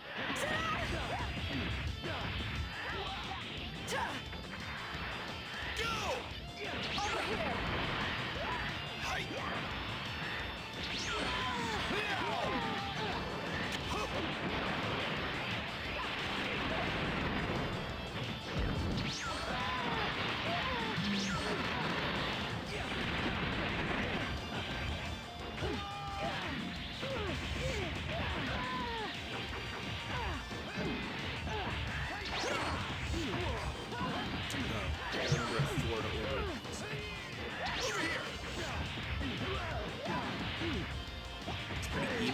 Except for Grade 18 is more energy.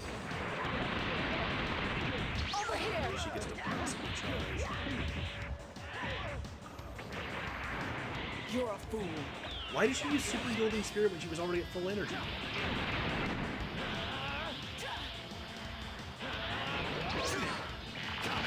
Oh, Yamcha, yes! Keep it up! Dodge, dodge, dodge, dodge, dodge! Fuck.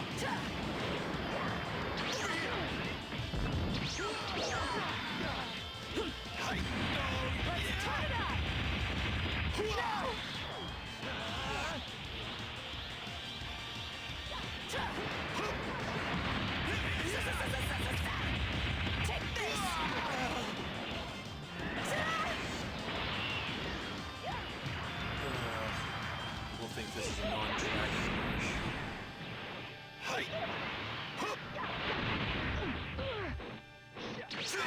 Yamcha still definitely got a chance to win. It's not going to be easy.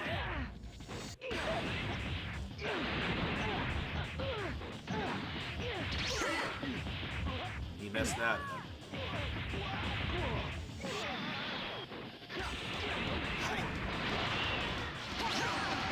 Whoa! Okay, that's one of the better dodges against that move I've seen, but then he let her use the Super Unyielding Spirit. Could have gone up and hit her, prevented that. Didn't. Oh my god, he's losing every struggle. God damn it. He had a lot of opportunities to win.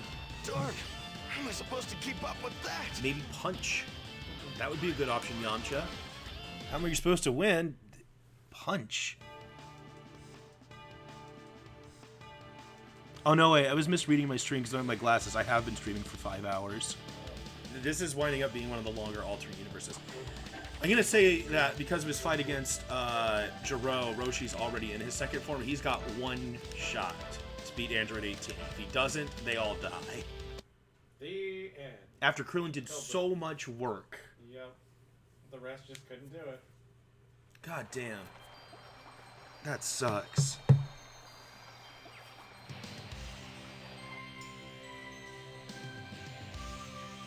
So if I win, how about a little kiss? You must be in a hurry to die, old man. I was like, oh, we're gonna get a nice thing. They'll beat the androids and become friends, and then we'll have a happy tournament and a cool Boo saga. And then it's like, nope, androids kill everything.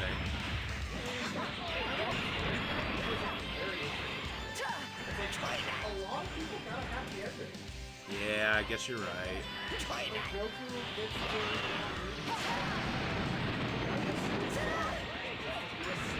All the humans just get fucked. That's what happens. I mean, without aliens, that's what happens to the humans.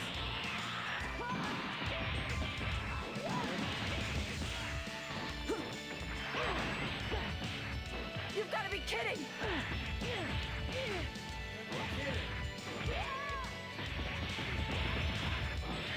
Maybe Roshi can do it.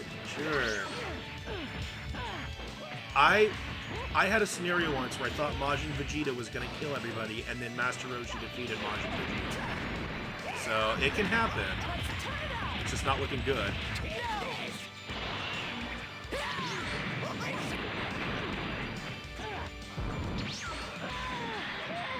He's catching up.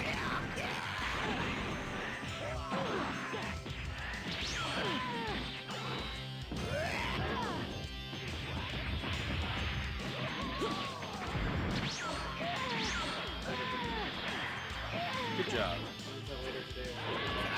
Oh, nice. That sounds fun, though.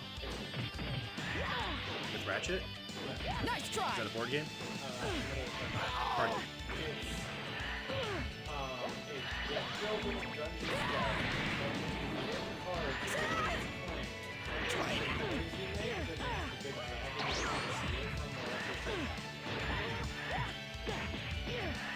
God, this is so close. I'm just like, don't give me false hope, Roshi. Either win or just die. Yeah,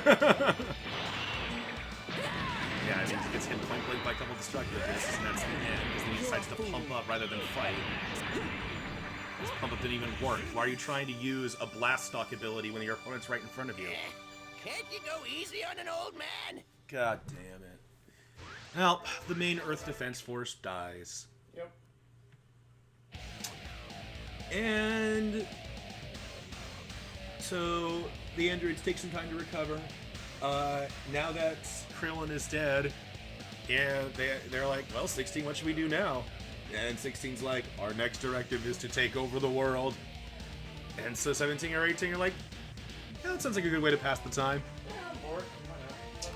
And so they start taking over the world, and they start with the King's Castle, because where else would you start? And that means the first of these people to come under attack is Emperor Pilaf. Can Emperor Pilaf stop the... Yeah, after all of his forces are decimated and shit, can Emperor Pilaf stop the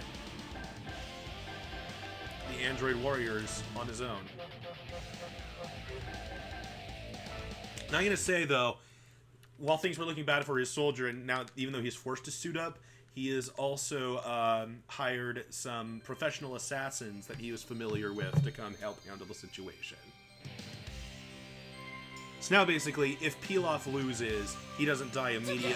He gets backup from Tien, Chaozu, and Tao, because now he can pay for them. I am going to destroy you. But because you can't, I mean, there's nobody who's going to want to try to revive those guys besides Bulma, I guess. But the problem is they've already been revived once. So those characters are just dead from the start. We might see the strongest Earth Force become like Tien, Tao, and Chaozu in this one. Yes. And if they do, then they get you off now. And as rulers, they're just going to go extra. Well, maybe not. Maybe once they rule the world, they'll be like, okay, we're now at 16. It's like, now we rule. 16.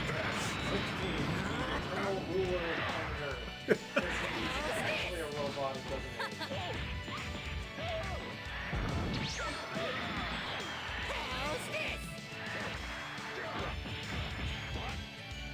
Is Pilaf seriously going to beat Android 16? You might be a robot, but so is our suit! And it's a bigger robot! That makes it stronger! Also, I got a lot of cool Namek tech on it. Like this Gatling gun? Those Namekian Gatling guns. Yeah, maybe.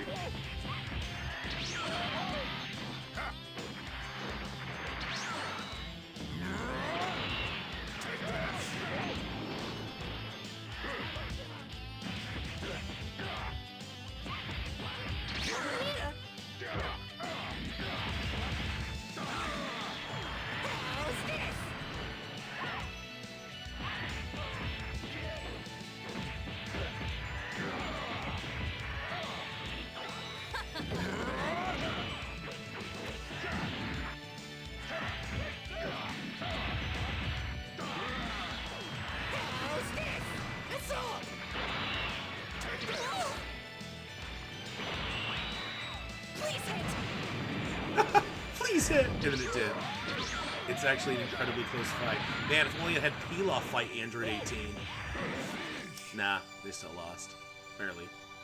It's no use. This is your fault, sire! Shut up! But yes, they stall long enough, and because they really did do well enough, for their hired assassins to arrive and save them. Can they? It's a straight 3-on-3. Not likely. People of Earth get one more chance because they've all died once.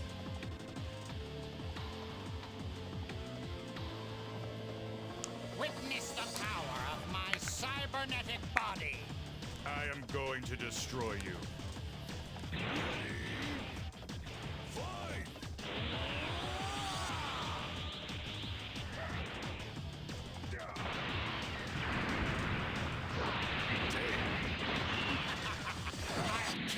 Yeah, what we might wind up seeing is just the world actually getting taken over by the forces in Dragon Ball that wanted to take over the world. Pilaf is ruling the world right now, and then if 16 wins, then technically, then it's the Red Ribbon Army controlling the world. You fool!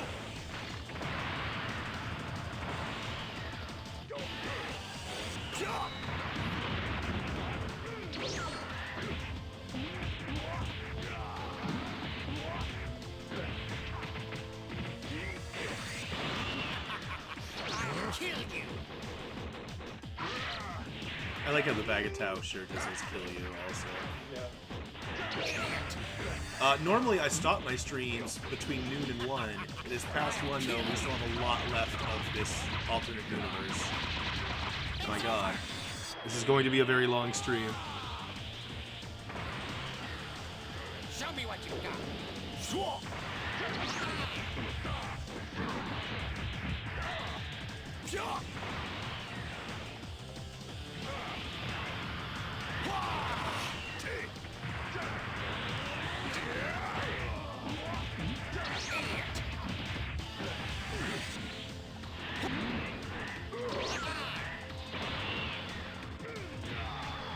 Ooh, haven't seen this move in a while.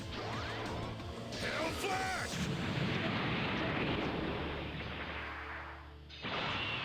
Die! Show me what you got.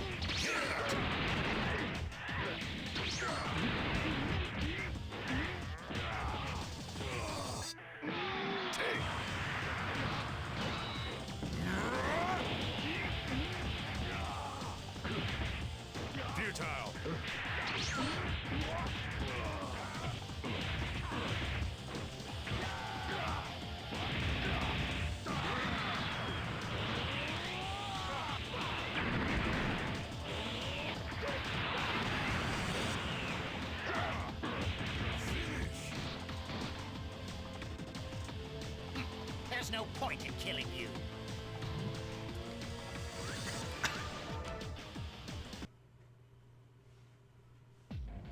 Point in killing you.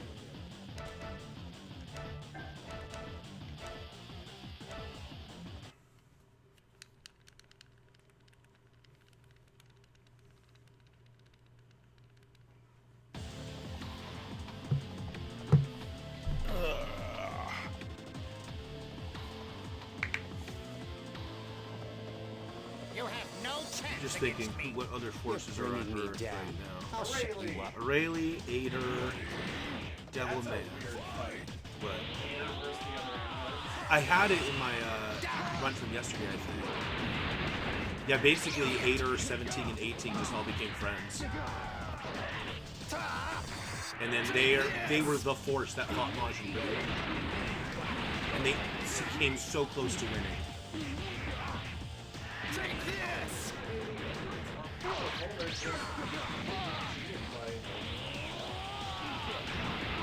Yes. Something just keep it.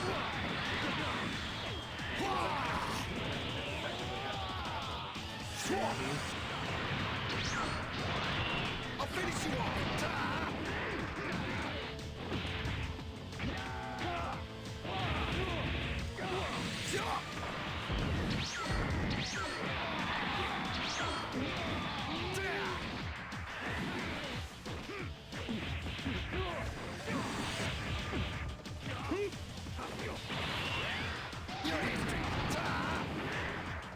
On work!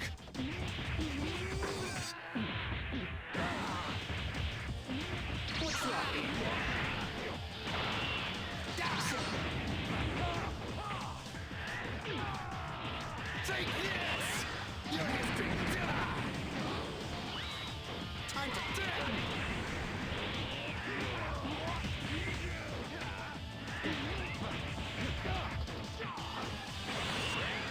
Your history! What's wrong?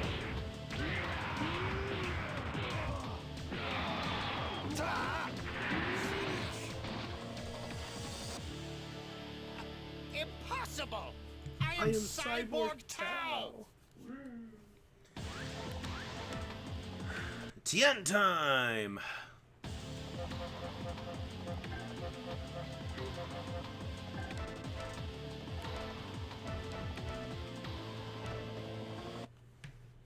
Alright.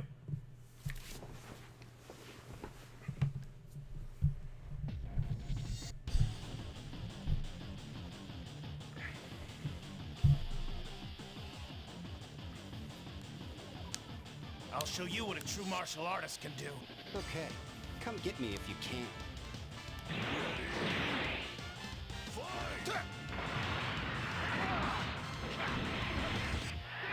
Let's go!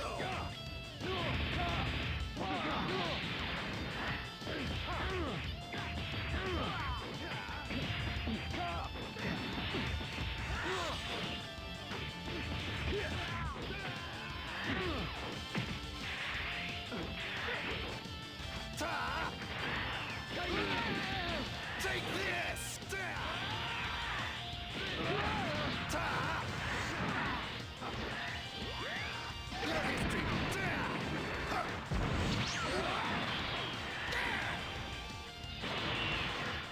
me!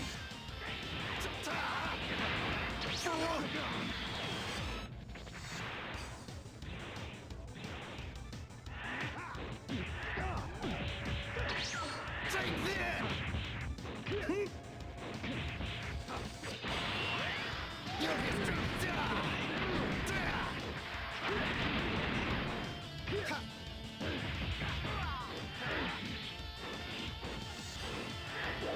What are they doing?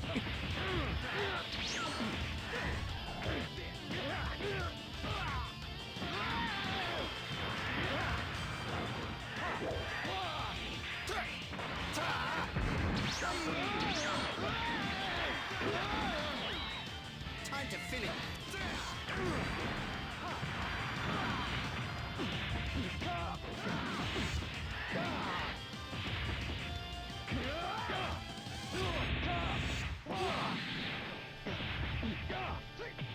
What's wrong?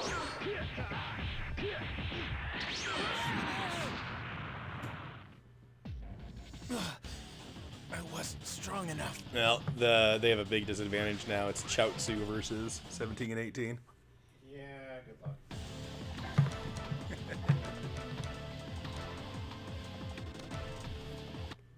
Man.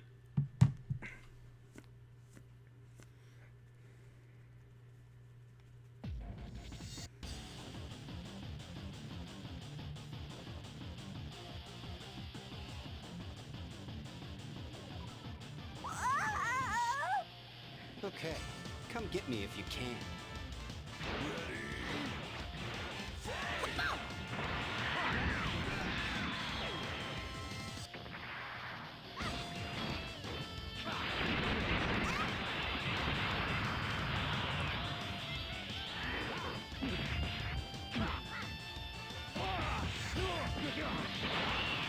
What are you aiming at?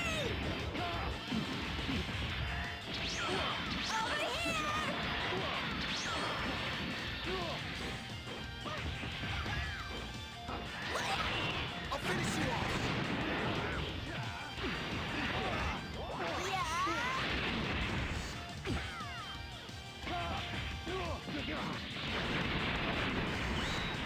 Time to finish this. Your history.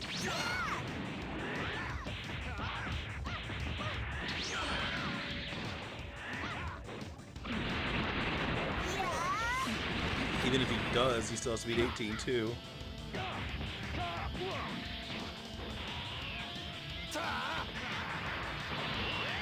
Your history.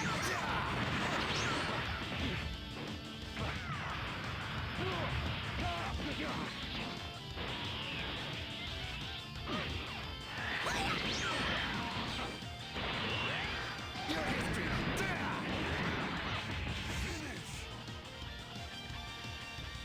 I'm sorry, I couldn't do it.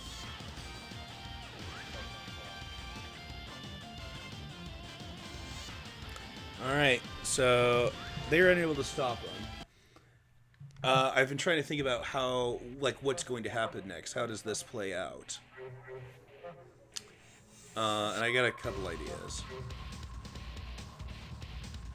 They decide that they're going to actually do a good job of ruling the world because in that one filler episode, weren't they like orphans or something? Maybe. I forgot about a fight I was supposed to do. Oh yeah. Should we go really super retroactive with this? It was late at the party.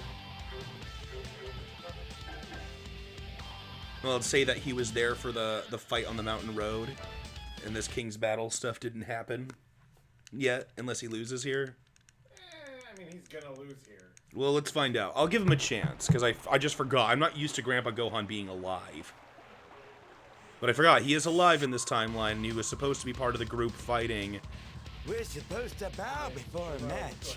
Enough talk. Right. Let's see what you've got. So if Grandpa Gohan can be 18, then I made a split in my own timeline. One where I forgot about Gohan, and one where I remembered.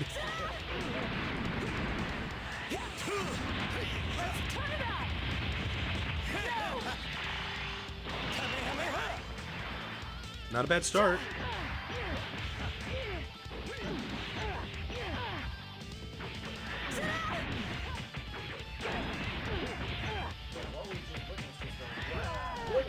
The what if in the what if scenario. Jeez.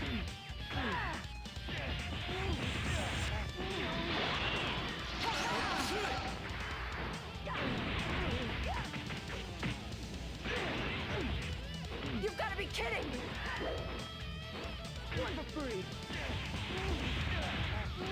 Earth's last hope, it seems. This gives me time, too, to think about, because I think I know what's going to happen with the androids now. But I have to...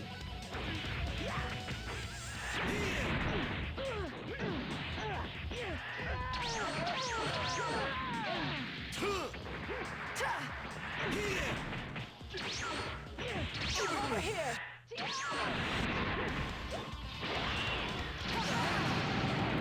Gohan seriously gonna win?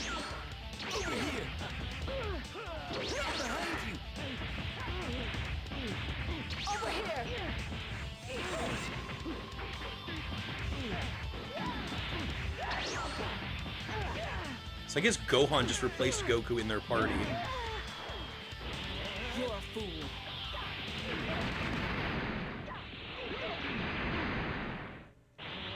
Sick.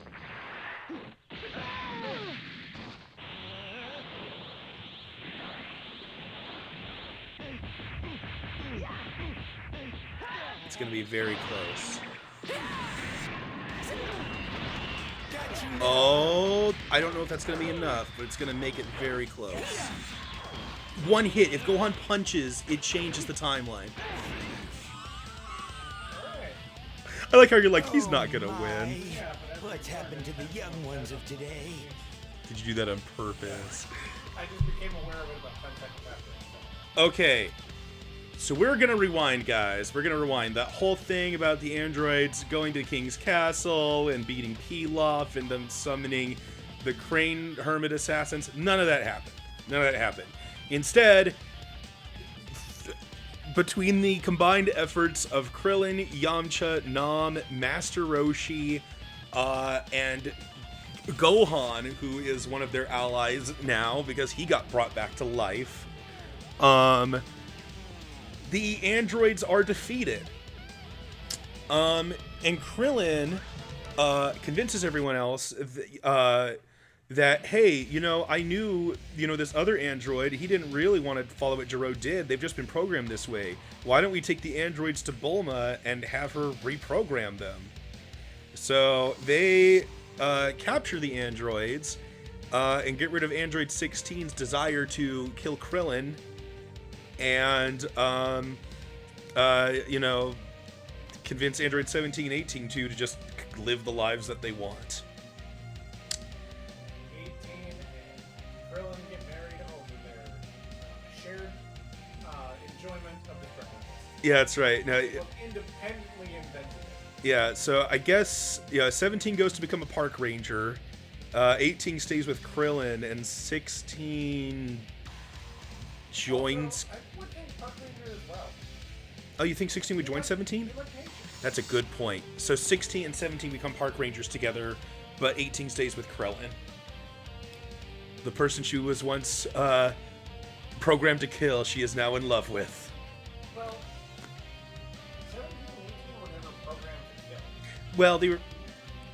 They were just like made slightly more aggressive. Yeah. Because they had their own free will, and that's what Gero had the problem with. Because they weren't androids. So they're like, no, we're not gonna do this. But then they got bored and like, we have superpowers, I guess we should blow them up. Because they never had that goodwill change in part. Things are very different now.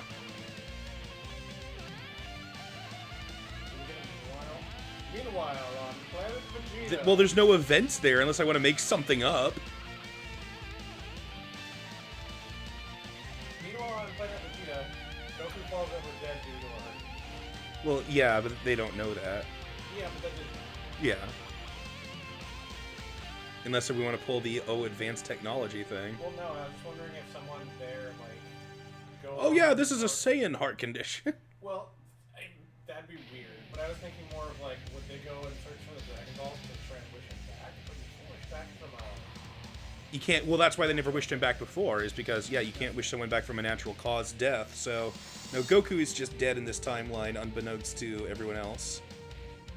Instead, they decide to prepare for the World Martial Arts Tournament. With Goku dead, would his family move back to Earth? I don't see why they would. Does Chi-Chi want to live on a planet with Saiyans, or does she want to go see her own father? Well, her son is still there and still wants to be there. Okay, he wants to be there. Yeah. Any case, World Martial Arts Tournament. But who all is participating? As far as they know, Master Roshi's never participated. It's always been Jackie Chun. They're like, hey, now that we're adults now, Roshi, you should compete. And Roshi's like, oh, I don't know. And Gohan's like, I'm going to compete. I haven't gotten a good fight in ages besides those androids. And it's like, oh, well, okay, I guess I'll compete then. So I have to compile a list of who all is competing in this tournament because it is a lot of characters. So give me a second. So many characters that can't even fit Krillin, Yamcha, Tien, Chaozu. No, that doesn't happen till later. Yeah, there is no Goten or Trunks in the Junior League. That doesn't happen. Videl. Is there a Goten on planet? Yes. Videl, Hercule, maybe Videl. We'll see. Roshi. Maybe Supreme Kai. I'll probably cut out Kibito because he's not playable unless I wind up with 16. God. Yeah, well, because this time the androids did get defeated. Yeah, you know, there's just a lot more. Possibly 16, 17, and 18. But maybe only 18's interested in competing, actually. Just 18. Yeah, I think the only reason 16 is to save everyone and he's promised a book. Spopovich. Holy crackers.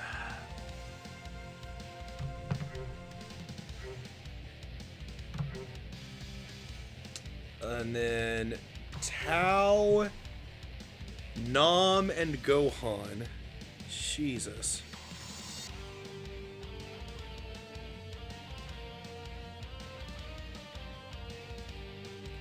How many people is that? 1, 2, 3, 4, 5, 6, 7, 8, 9, 10, 11, 12, 13. Let me recount. 1, 2, 3, 4, 5, 6, 7, 8, 9, 10, 11, 12, 13. Okay, so I'm gonna cut...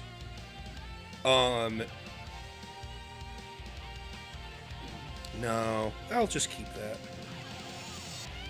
So 5 people automatically pass. We'll go 1. Sorry guys, this setup is just going to take a while because this tournament's gotten crazy. 5 people automatically pass and the others have to do qualifiers. Right, because with 13, or is my thinking right on that? Well, with 13, Sure. then we can bring it up to a 16-person tournament. Well, yeah, but what 3 people would I add? Kibito, what, like Kibito, Pintar, and... Well, do you have Spopovich in it? I do. 17 and 16 wouldn't show up. I could have Kibito showed up as normal. Nam is there, too. So you have everyone as a mate that is now. Yes. Hercule. I have him. Yeah, but I guess not. That's what I'm saying, yeah. What's going to happen is, because, right, Hercule is not the champion yet. The champion is still Nam. And so because of that, because this is like the first time they've had a World Martial Arts Tournament in a while. Because of that, they're still doing qualifier rounds, and a lot of the characters are going to get disqualified in the qualifier rounds. I have to decide which ones get to automatically be in the tournament. I would say It's 5. Well, but yeah, that's what I'm trying to decide is like which, well, because 5 people who are in the previous tournament. maybe, hold on. 6, 7, 8, 9, 10, 11, 12, 13. So 5 of them are going to get eliminated. So 5 of them have to fight in qualifier rounds with 5 of the others. Right? So that's 10 fights. So out of 13 people. Well, 5 fights. 10 people out of 13 people have to fight. So 3 people get to automatically be in the tournament. So 3 people who did well in the previous tournament. Well, I'm gonna auto pass Supreme Kai and Spopovich because their story important. And then Nom because he's the champion. Okay. Because he shouldn't have to fight both. 1, 2, 3, 4, 5, 6, 7, 8, 9, 10. That'll leave 5. Okay. We finally got this handled, guys.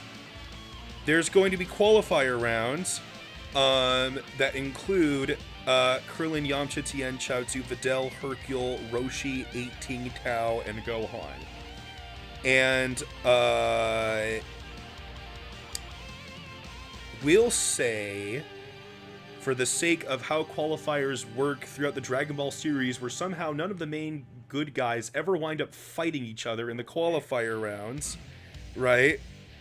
They never do. Yep, that's very true. So we'll say that 5 of the fighters are Krillin, Yamcha, Roshi, 18, and Gohan. Because so that they can all meet at the tournament together. And their opponents will be a mix of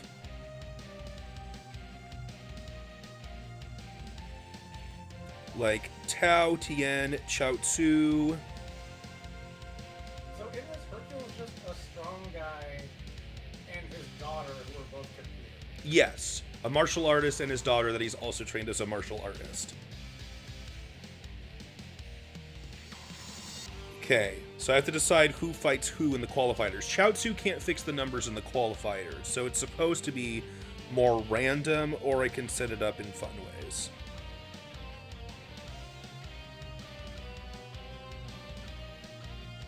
Or I can roll dice, which I've done before too. Whatever's quickest. Whatever's quickest, yeah, because this is all on stream, and it's just been kind of sitting here while I'm talking about this all, because it's so complicated. Alright, thanks for watching, Modern Hog. God. This is at least the most complex alternate universe I've ever had. By far. Yeah. Excuse me. Wow.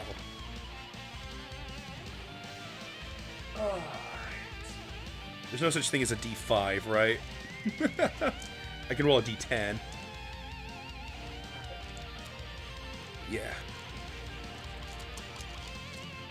Alright, we're rolling dice once I can find my D10. That's how we're going to determine who fights who in the qualifiers.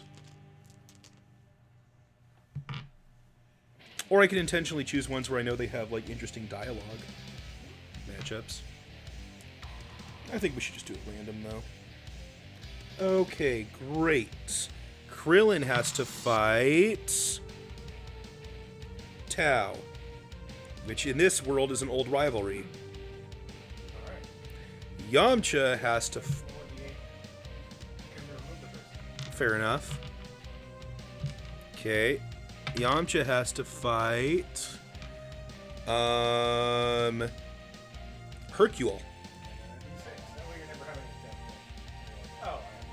Good point, good point, good point. Alright. Roshi has to fight... Chaozu. Random.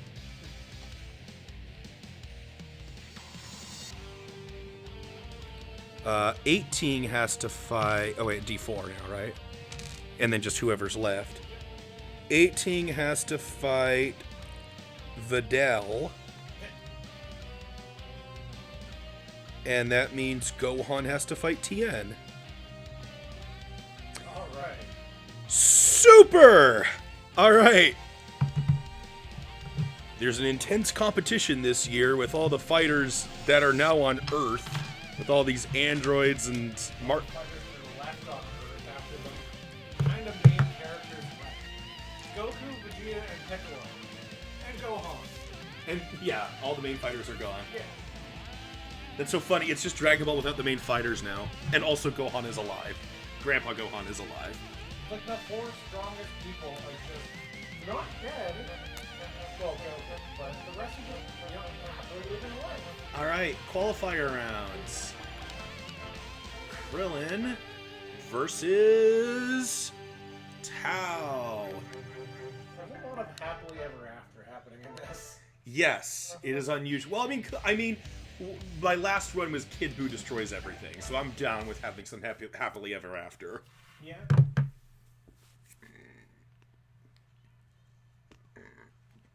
Jesus. Sorry that took so long to set up, guys. Oh. World Martial Arts tournament.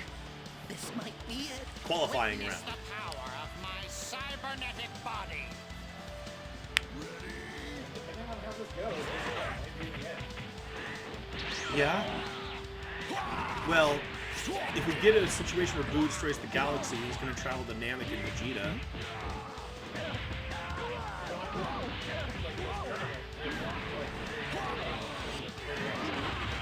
Yeah, that's true.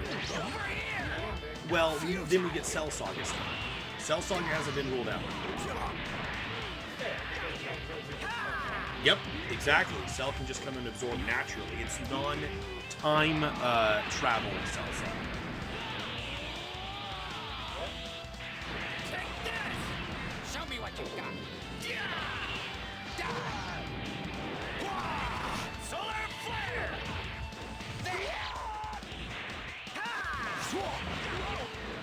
You fool!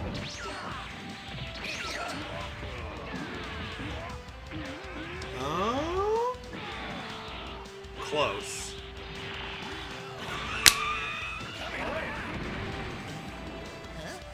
I won? Yes, Krillin, you won. Krillin defeats his old rival Tao. Yamcha must fight against an upstart martial artist, Hercule.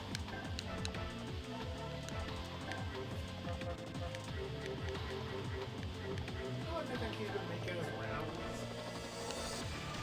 You know, going dojo to dojo, beating people up. He's that kind. Yeah.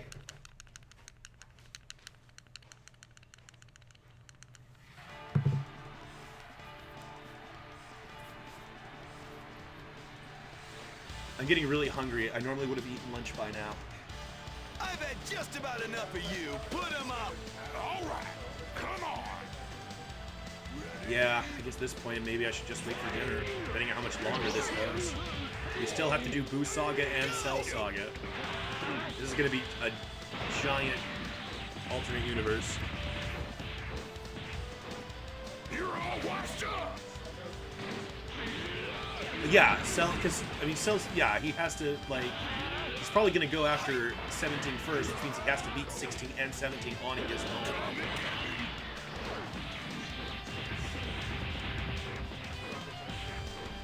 You're all washed up.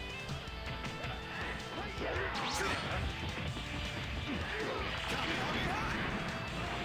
goes.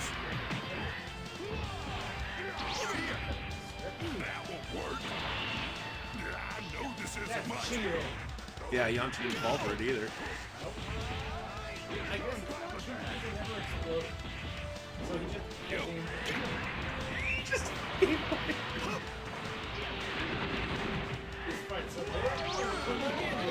Well, Yamcha beat Hercule. That's a little taste of my Wolf Fang fist. few people surprised. Yamcha wins. For once. Master Roshi must fight against Chaozu. It's actually a fairly even fight, because they both only have 2 health things. In the real Dragon Ball, though, I mean, Roshi had a chance of losing. Now, will Roshi use max power in the tournament? Only if he doesn't get wrung out. Oh, okay. That's how I work transformations in tournament setting. If you don't get wrung out, if you lose just by losing all your HP, you can do a transformation. I just didn't know if there was like high stakes. I mean, he used it against Goku, Shame and on he used it you, against Tien. picking on a sweet old man like me.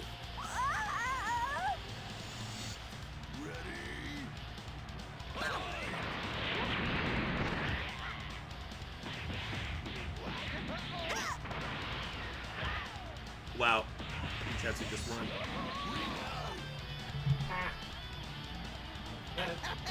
There's no way Would you Roshi mind could going ever easy lose. on an old man?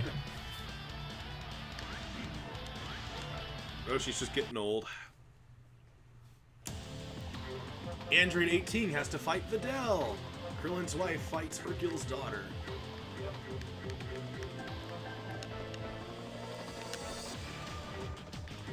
And because she never met Gohan in this timeline, she still has her long hair. I did that in the last thing, too. In the last thing, Videl and Hercule were the ones to go after Dabura and Babidi. They were a punch away from winning. Hercule defeated Spopovich twice on his own. And then he almost beat Dabura. Videl beat Vidora. And then Videl was a punch away from beating Bobbity and preventing the resurrection. Enough talk. Let's see what you've got. I'll show you a thing or two. It's a little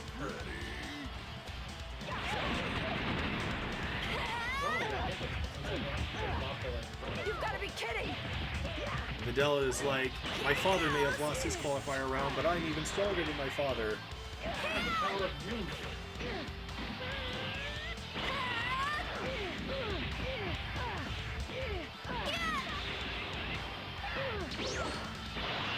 And AT's like, I'm an android.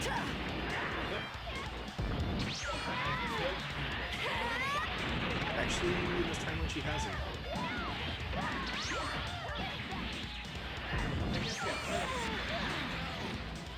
Oh, Videl won. This is a weird turn. Are you for real?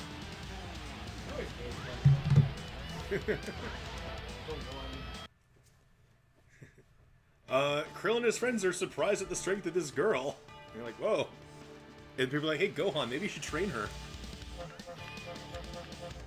And thus, Gohan and Videl hang out. That's right. And that's why she always talks about Gohan. This is all thanks to Gohan's training. Maybe Gohan has just been training her. That's why she's stronger. Yeah, maybe he's like, hey, let's get back to the martial arts game. You know, train some new upstarts. He's been training Hercule and Videl. Yeah. Hercule and Videl are Gohan students. These are my best pupils. I kind of like this scenario now. Yep. And I guess Gohan has to fight Tien. Alright. If Gohan wins, then Chaozu is the only Kree member in the tournament. Maybe I'll surprise you a little. Now, come at me with Always all you've happens. got. I don't know why. Chaozu is always the one who wins out. Wow, they both started with big moves. Because Tien is supposed to be strong in this timeline because he beat all of like the gorillas on his own, remember? Oh, yeah.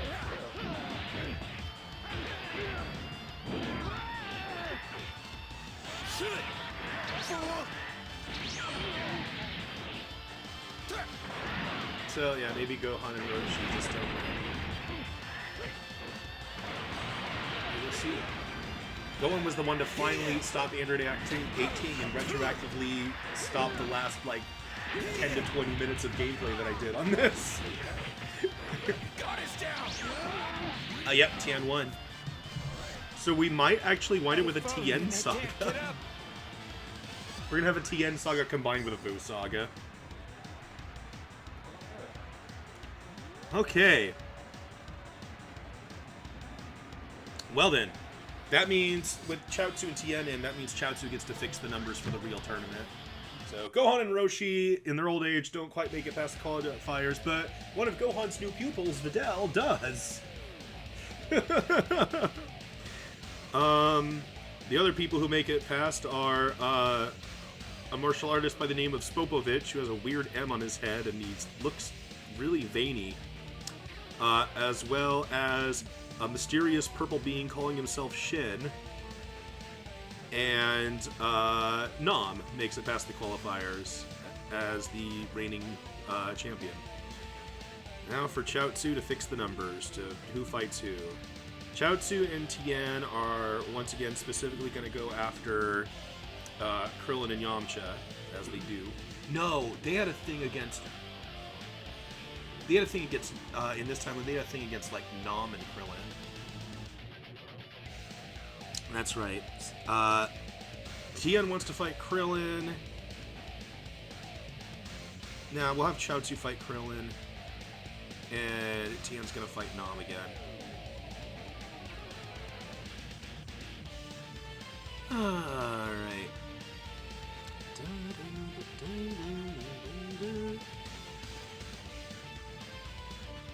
Meanwhile,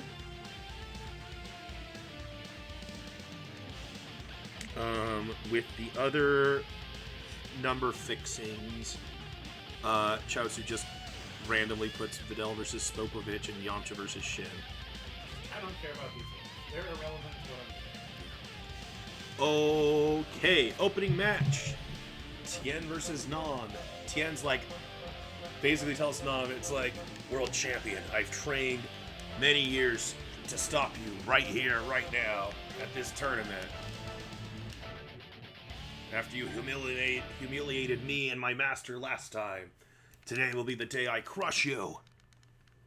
Alright. Is it time for a real Tien Shinhan Saga arc? Bad timing for it, actually. If Tien wins, he's gonna break Nam's legs.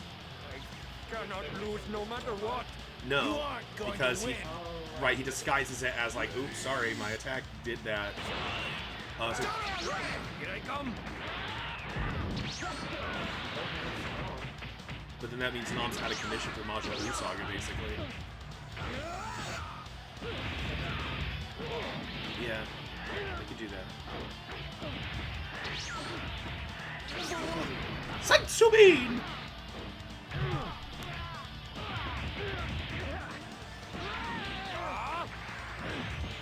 What's wrong?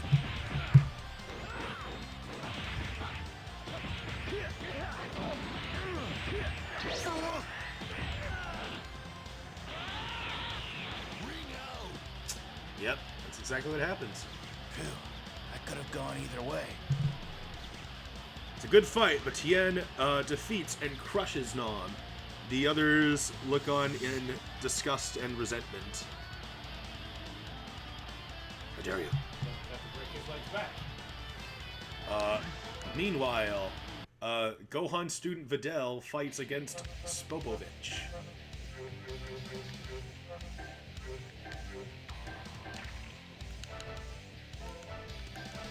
Maybe this Gohan would have told her to cut her hair. It'll get in the way of your fighting. Exactly. Excuse me.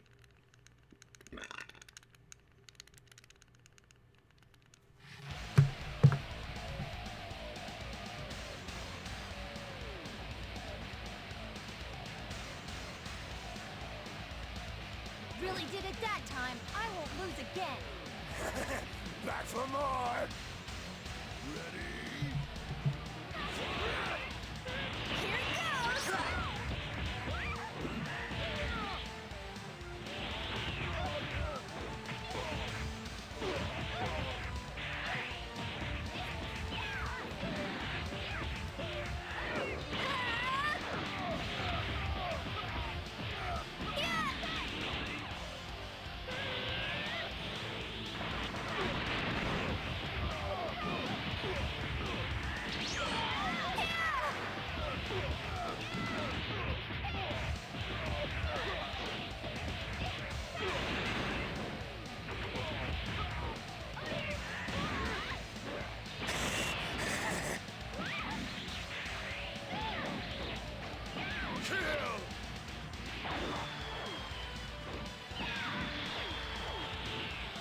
That's a close one.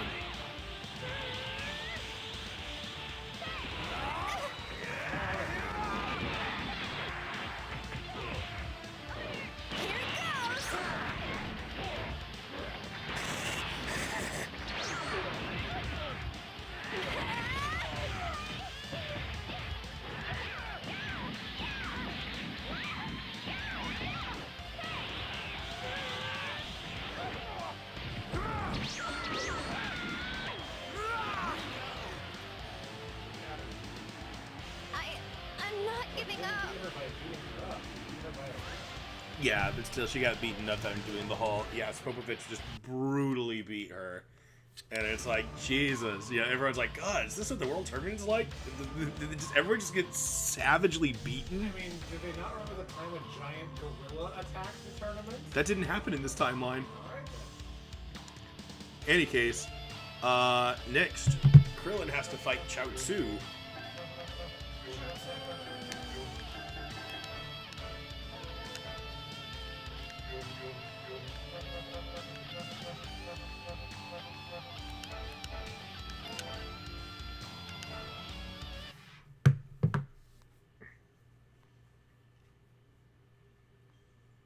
Do do do do do do do do do.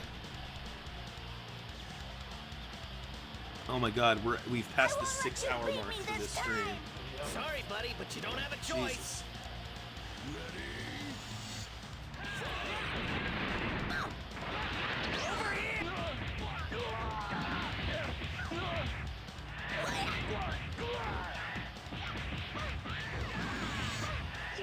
in the same way that Tien's been training to beat Yamcha, or that been training to beat Nom someday, in this timeline, Chaozu's been training to beat Krillin. Whoa!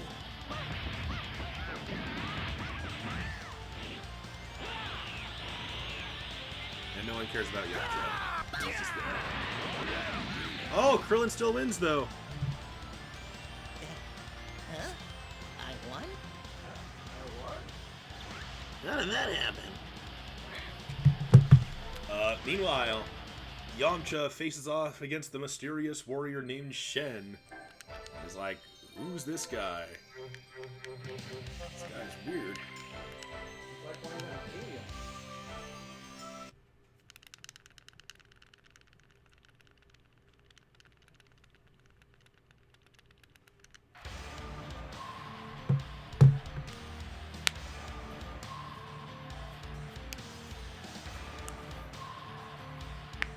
Okay, come on!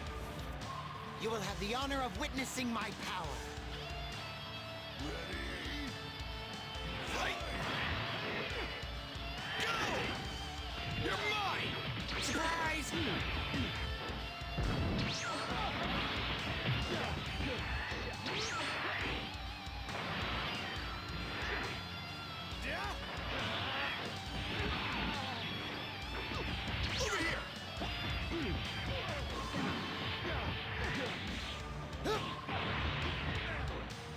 Yeah, in my thing, the first tournament was won by Krillin.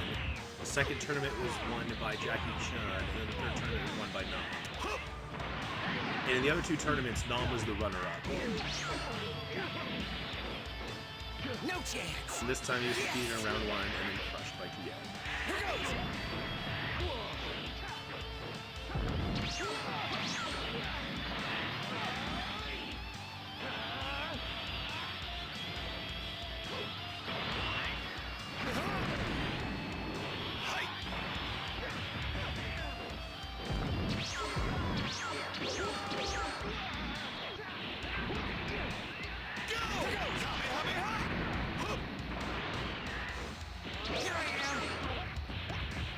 Okay? Here goes! Hi!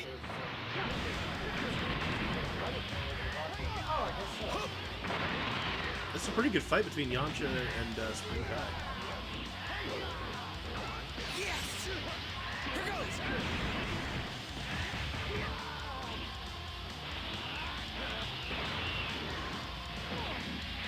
Okay! Bang fist! Yamcha's on the verge of winning against the Supreme Kai. He's not that much of a fight. That's why he needed help. That's true.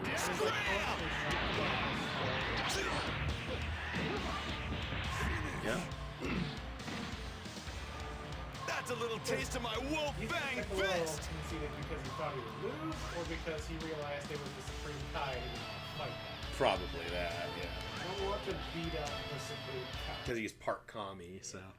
Anyways, Yamcha defeats the Supreme Kai. And Supreme Kai, impressed by Yamcha's strength, after they get out of the ring, confides to him the secret of who he is and his plan.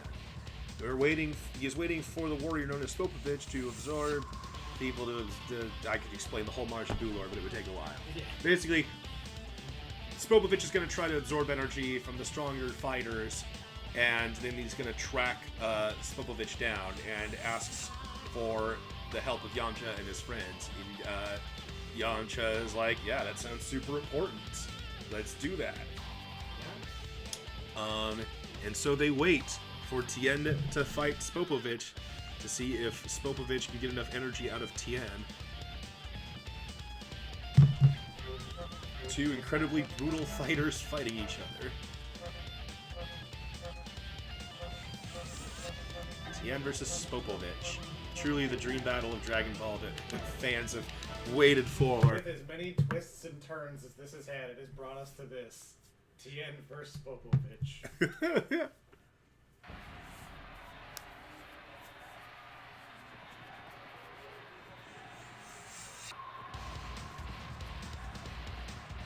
Now, come at me with all you've got!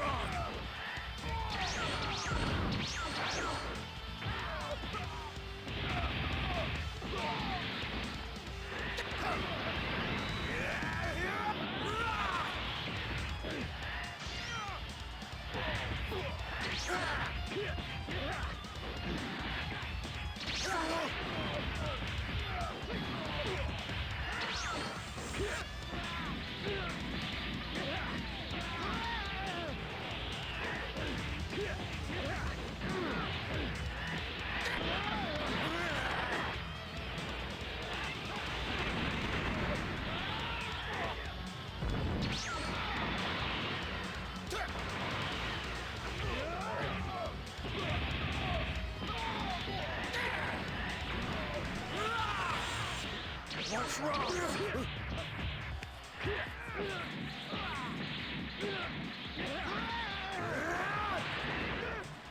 Guard is down!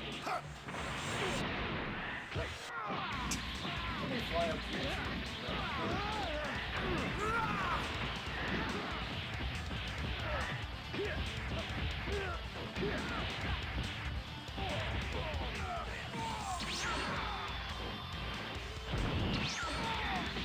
Oh. Now to continue my training.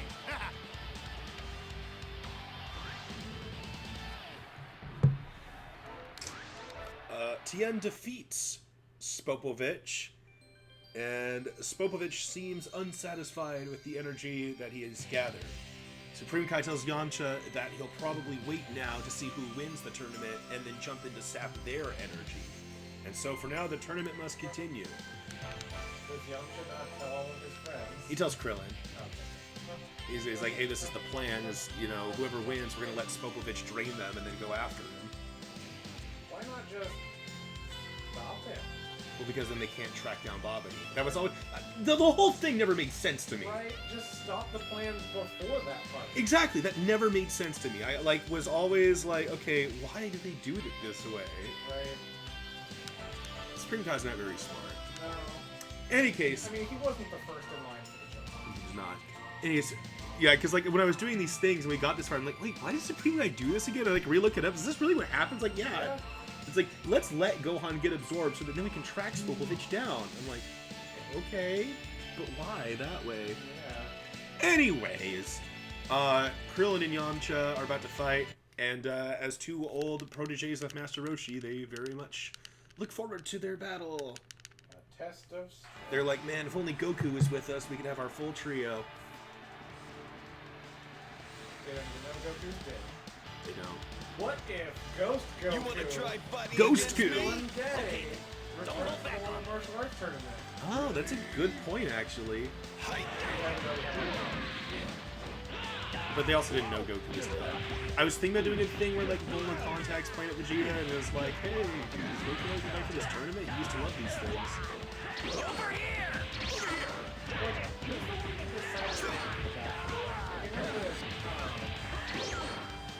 Yeah, who initially contacted him was like, hey, you want to do this? Okay. I think that might have been actually. I think they decided that there was going to be a tournament happening, and then through King Kai, Goku contacted them. He's like, I'll join in too. Just contact Fortune Teller Baba. So actually, that would have made sense here. Shoot! Yeah, would he have met with King Kai? He never met Kami, I don't think. So it would be kind of random. And every week.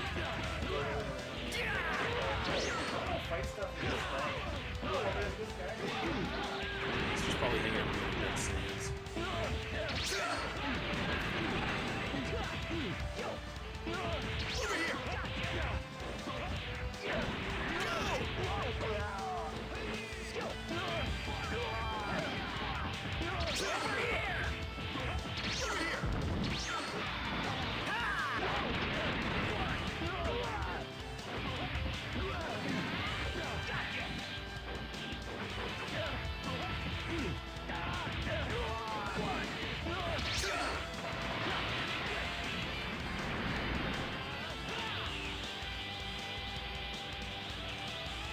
Oh my gosh, this battle is actually super intense. Oh my god, this is... Wow, what a fight. Oh my god, it's so back and forth. Oh my god! Whoa! That was pretty good. Huh? I won? That was awesome! After a very good fight, Krillin overcomes Yamcha. The plan for Krillin to defeat Tien and allow Spopovich to absorb his energy so they can pursue Spopovich. Instead of, having a full-powered Krillin to just also fight. However, Tien seems determined to win this battle to prove the superiority of the Crane style. Can Krillin overcome this fearsome opponent? Pretty well so far. Time to see if my training. If he does, he'll also reclaim his original title of the World Martial Arts Tournament. Take this!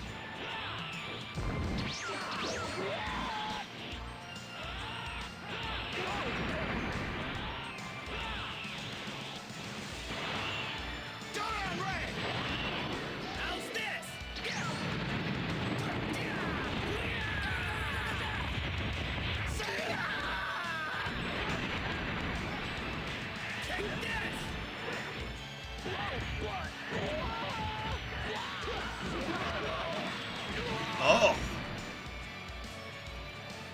No! All of that training for nothing! All for nothing. Good job, Krillin. You're criminal. No, you Tien winds up defeating Krillin at the World Martial Arts Tournament and becomes champion. Before he has a chance, though, to crush Krillin, who the audience erupts in cheers. We have a new champion, and Tien kind of soaks in the glory, and it's like, wow, I won this for me and not for anyone else. Yeah. Or for anything else. It's just, I did this.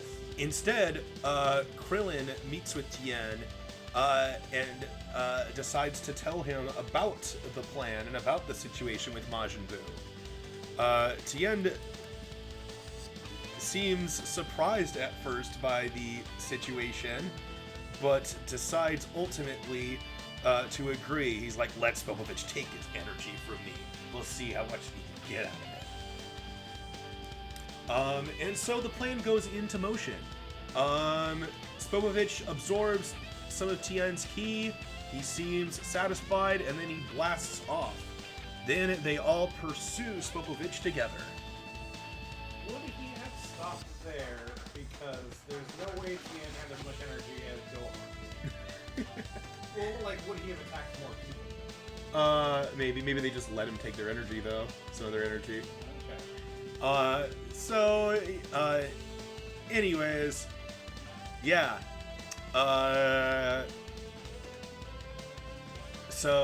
Yamcha, Krillin, Tien,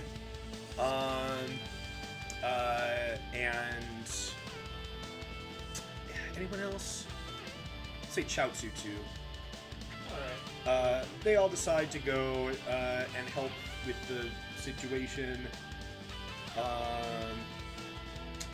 Everyone else is either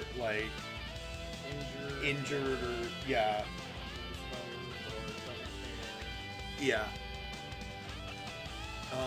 Tien's still a proud member of the Crane School, but Tao fought and he's not really interested right now anyways. He's like, I won't team up with those, and Tao's like, but this is for the sake of the world. It's like, then go take care of the world. I'll clean up your mess. Goes to kill Mom.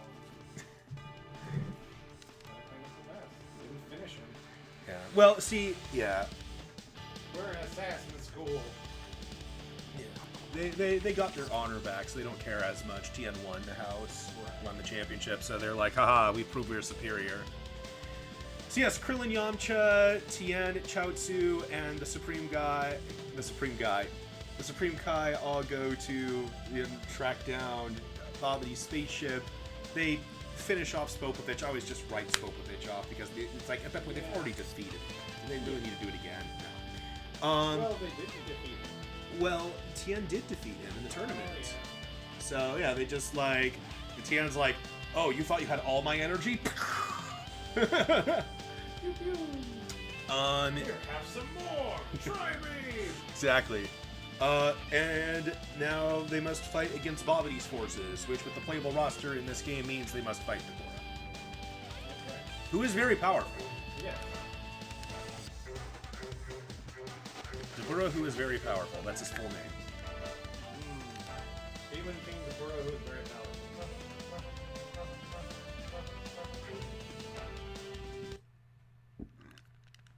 And they're just trying to get enough energy to revive Majin Buu. And they think that if Dabura can fight these guys here, that might be enough energy. It's no Super Saiyan energy. Yeah.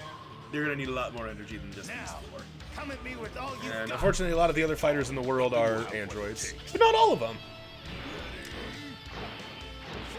But also, maybe they'll just kill Dabura.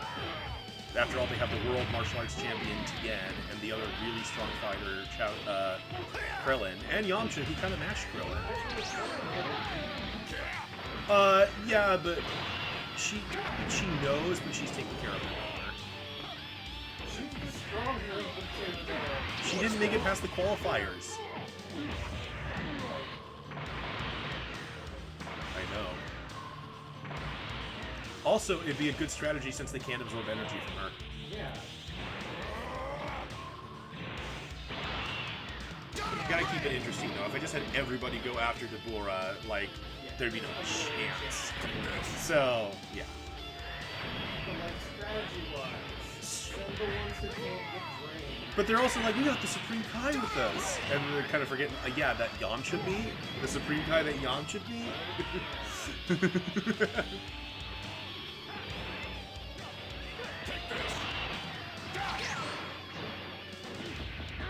Because yeah, it's very possible right now that we'll just get a straight up prevention because we have so many fighters on the side of good.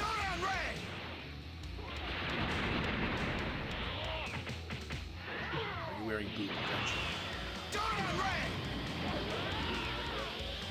I mean, we already had a boot takeover on yesterday's stream.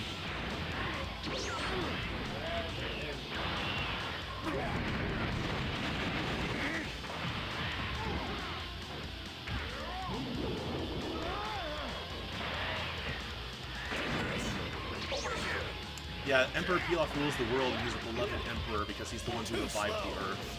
Gun is down. I'm being dead. I'm going to fix that. Exactly.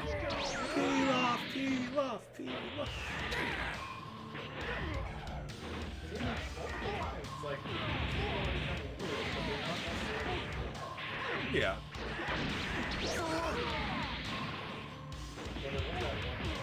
What's wrong? That's right. Oh, good thing that didn't happen. Wait, did Tien just win? What? yeah, you beat Dabura. The World Martial Arts Champion Tien easily defeats Dabura. And off-screen, the others beat the other minions because they're not playable characters. Yeah. And there's not enough energy to revive Majin Buu yet. Babidi has to get the energy himself. Everyone versus him. Everyone versus Babidi. If Babidi beats everybody, gets to revive Buu. If Bobby loses once. Yeah. Well, no, we I still mean, got. like for him. Yeah, for him. And there's no Buu Saga then. I'll show you what a true martial artist can do. So you plan on defying me?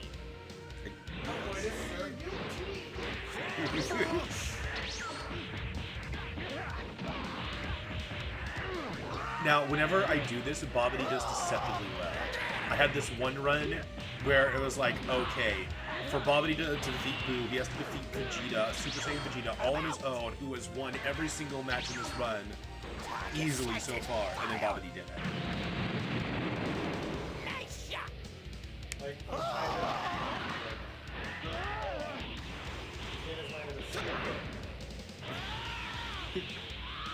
Yeah, but he also has to defeat, like, Yamcha and Krillin and Sasuke.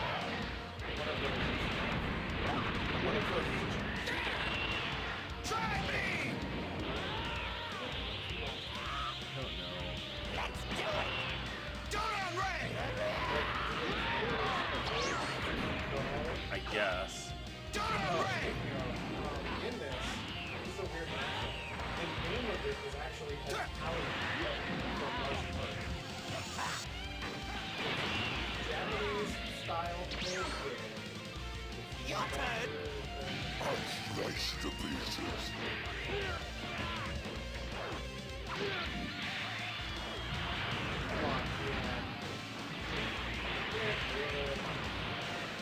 Yeah, it could go either way still right now. Well, of course. Isn't that what you would like to do?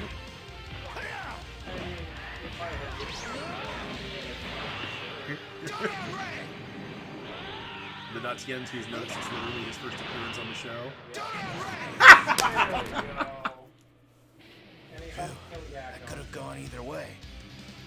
Even after getting his energy intentionally absorbed by Spopovich, Tien defeats both Dabura and Babidi. What's the whole thing? They have to bring back to fix them? Yeah, I think so. Because after Gohan was already trained, he just Fixed him, yeah. So, thanks to the New World Martial Arts Champion Tien, the Majin Buu crisis is averted. And Tien became the champion and saved the world. Yeah. Good job, Tien. But Tien had a good day. Tien had a win. Yeah. You know, Tien realizes that, you know, being a champion and a hero is not so bad, and visits Nam at the hospital and apologizes for breaking his legs.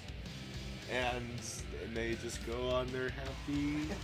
We're just not going to ever talk about this again. Yeah. Tien is the strongest martial artist in the world. You know, they've restored the honor of the Crane School, and so there's no more bitter feelings. There's a rivalry between the schools, but no longer like a "we need to crush you" type of thing. That's kind of in the past. If anyone harbors any of that still, it's Tao, but it's been so many years at this point, and he keeps losing matches, but he's just like, whatever. It's not like in the actual show he kept pursuing Goku his whole life. He kind of gave up after a while. He's like, no, this is too far gone at this point. Okay. I think we're down to Cell Saga. I think that's the last thing. Majin Buu crisis was averted. One day, years later, a weird bug thing attacks Android 17 at the park.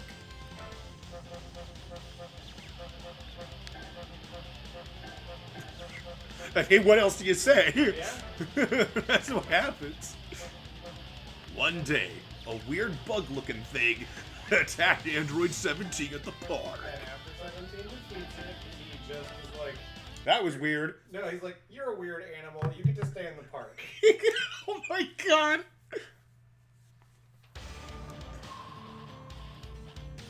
And sounds so befuddled. It's like... Okay. You will be absorbed. Accept your fate. You think you're going to absorb me? I think I'll shut that annoying mouth of yours instead. It's his park ranger code. Exactly. Duh. Hey, why is Cell the good guy in this one? I don't know, man. What's wrong? They just picked characters.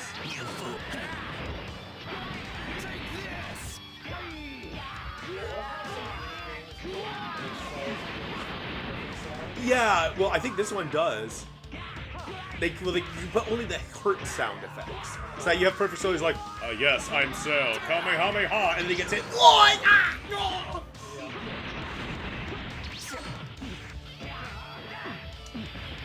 I think you might be right, Taylor. I think he might just win.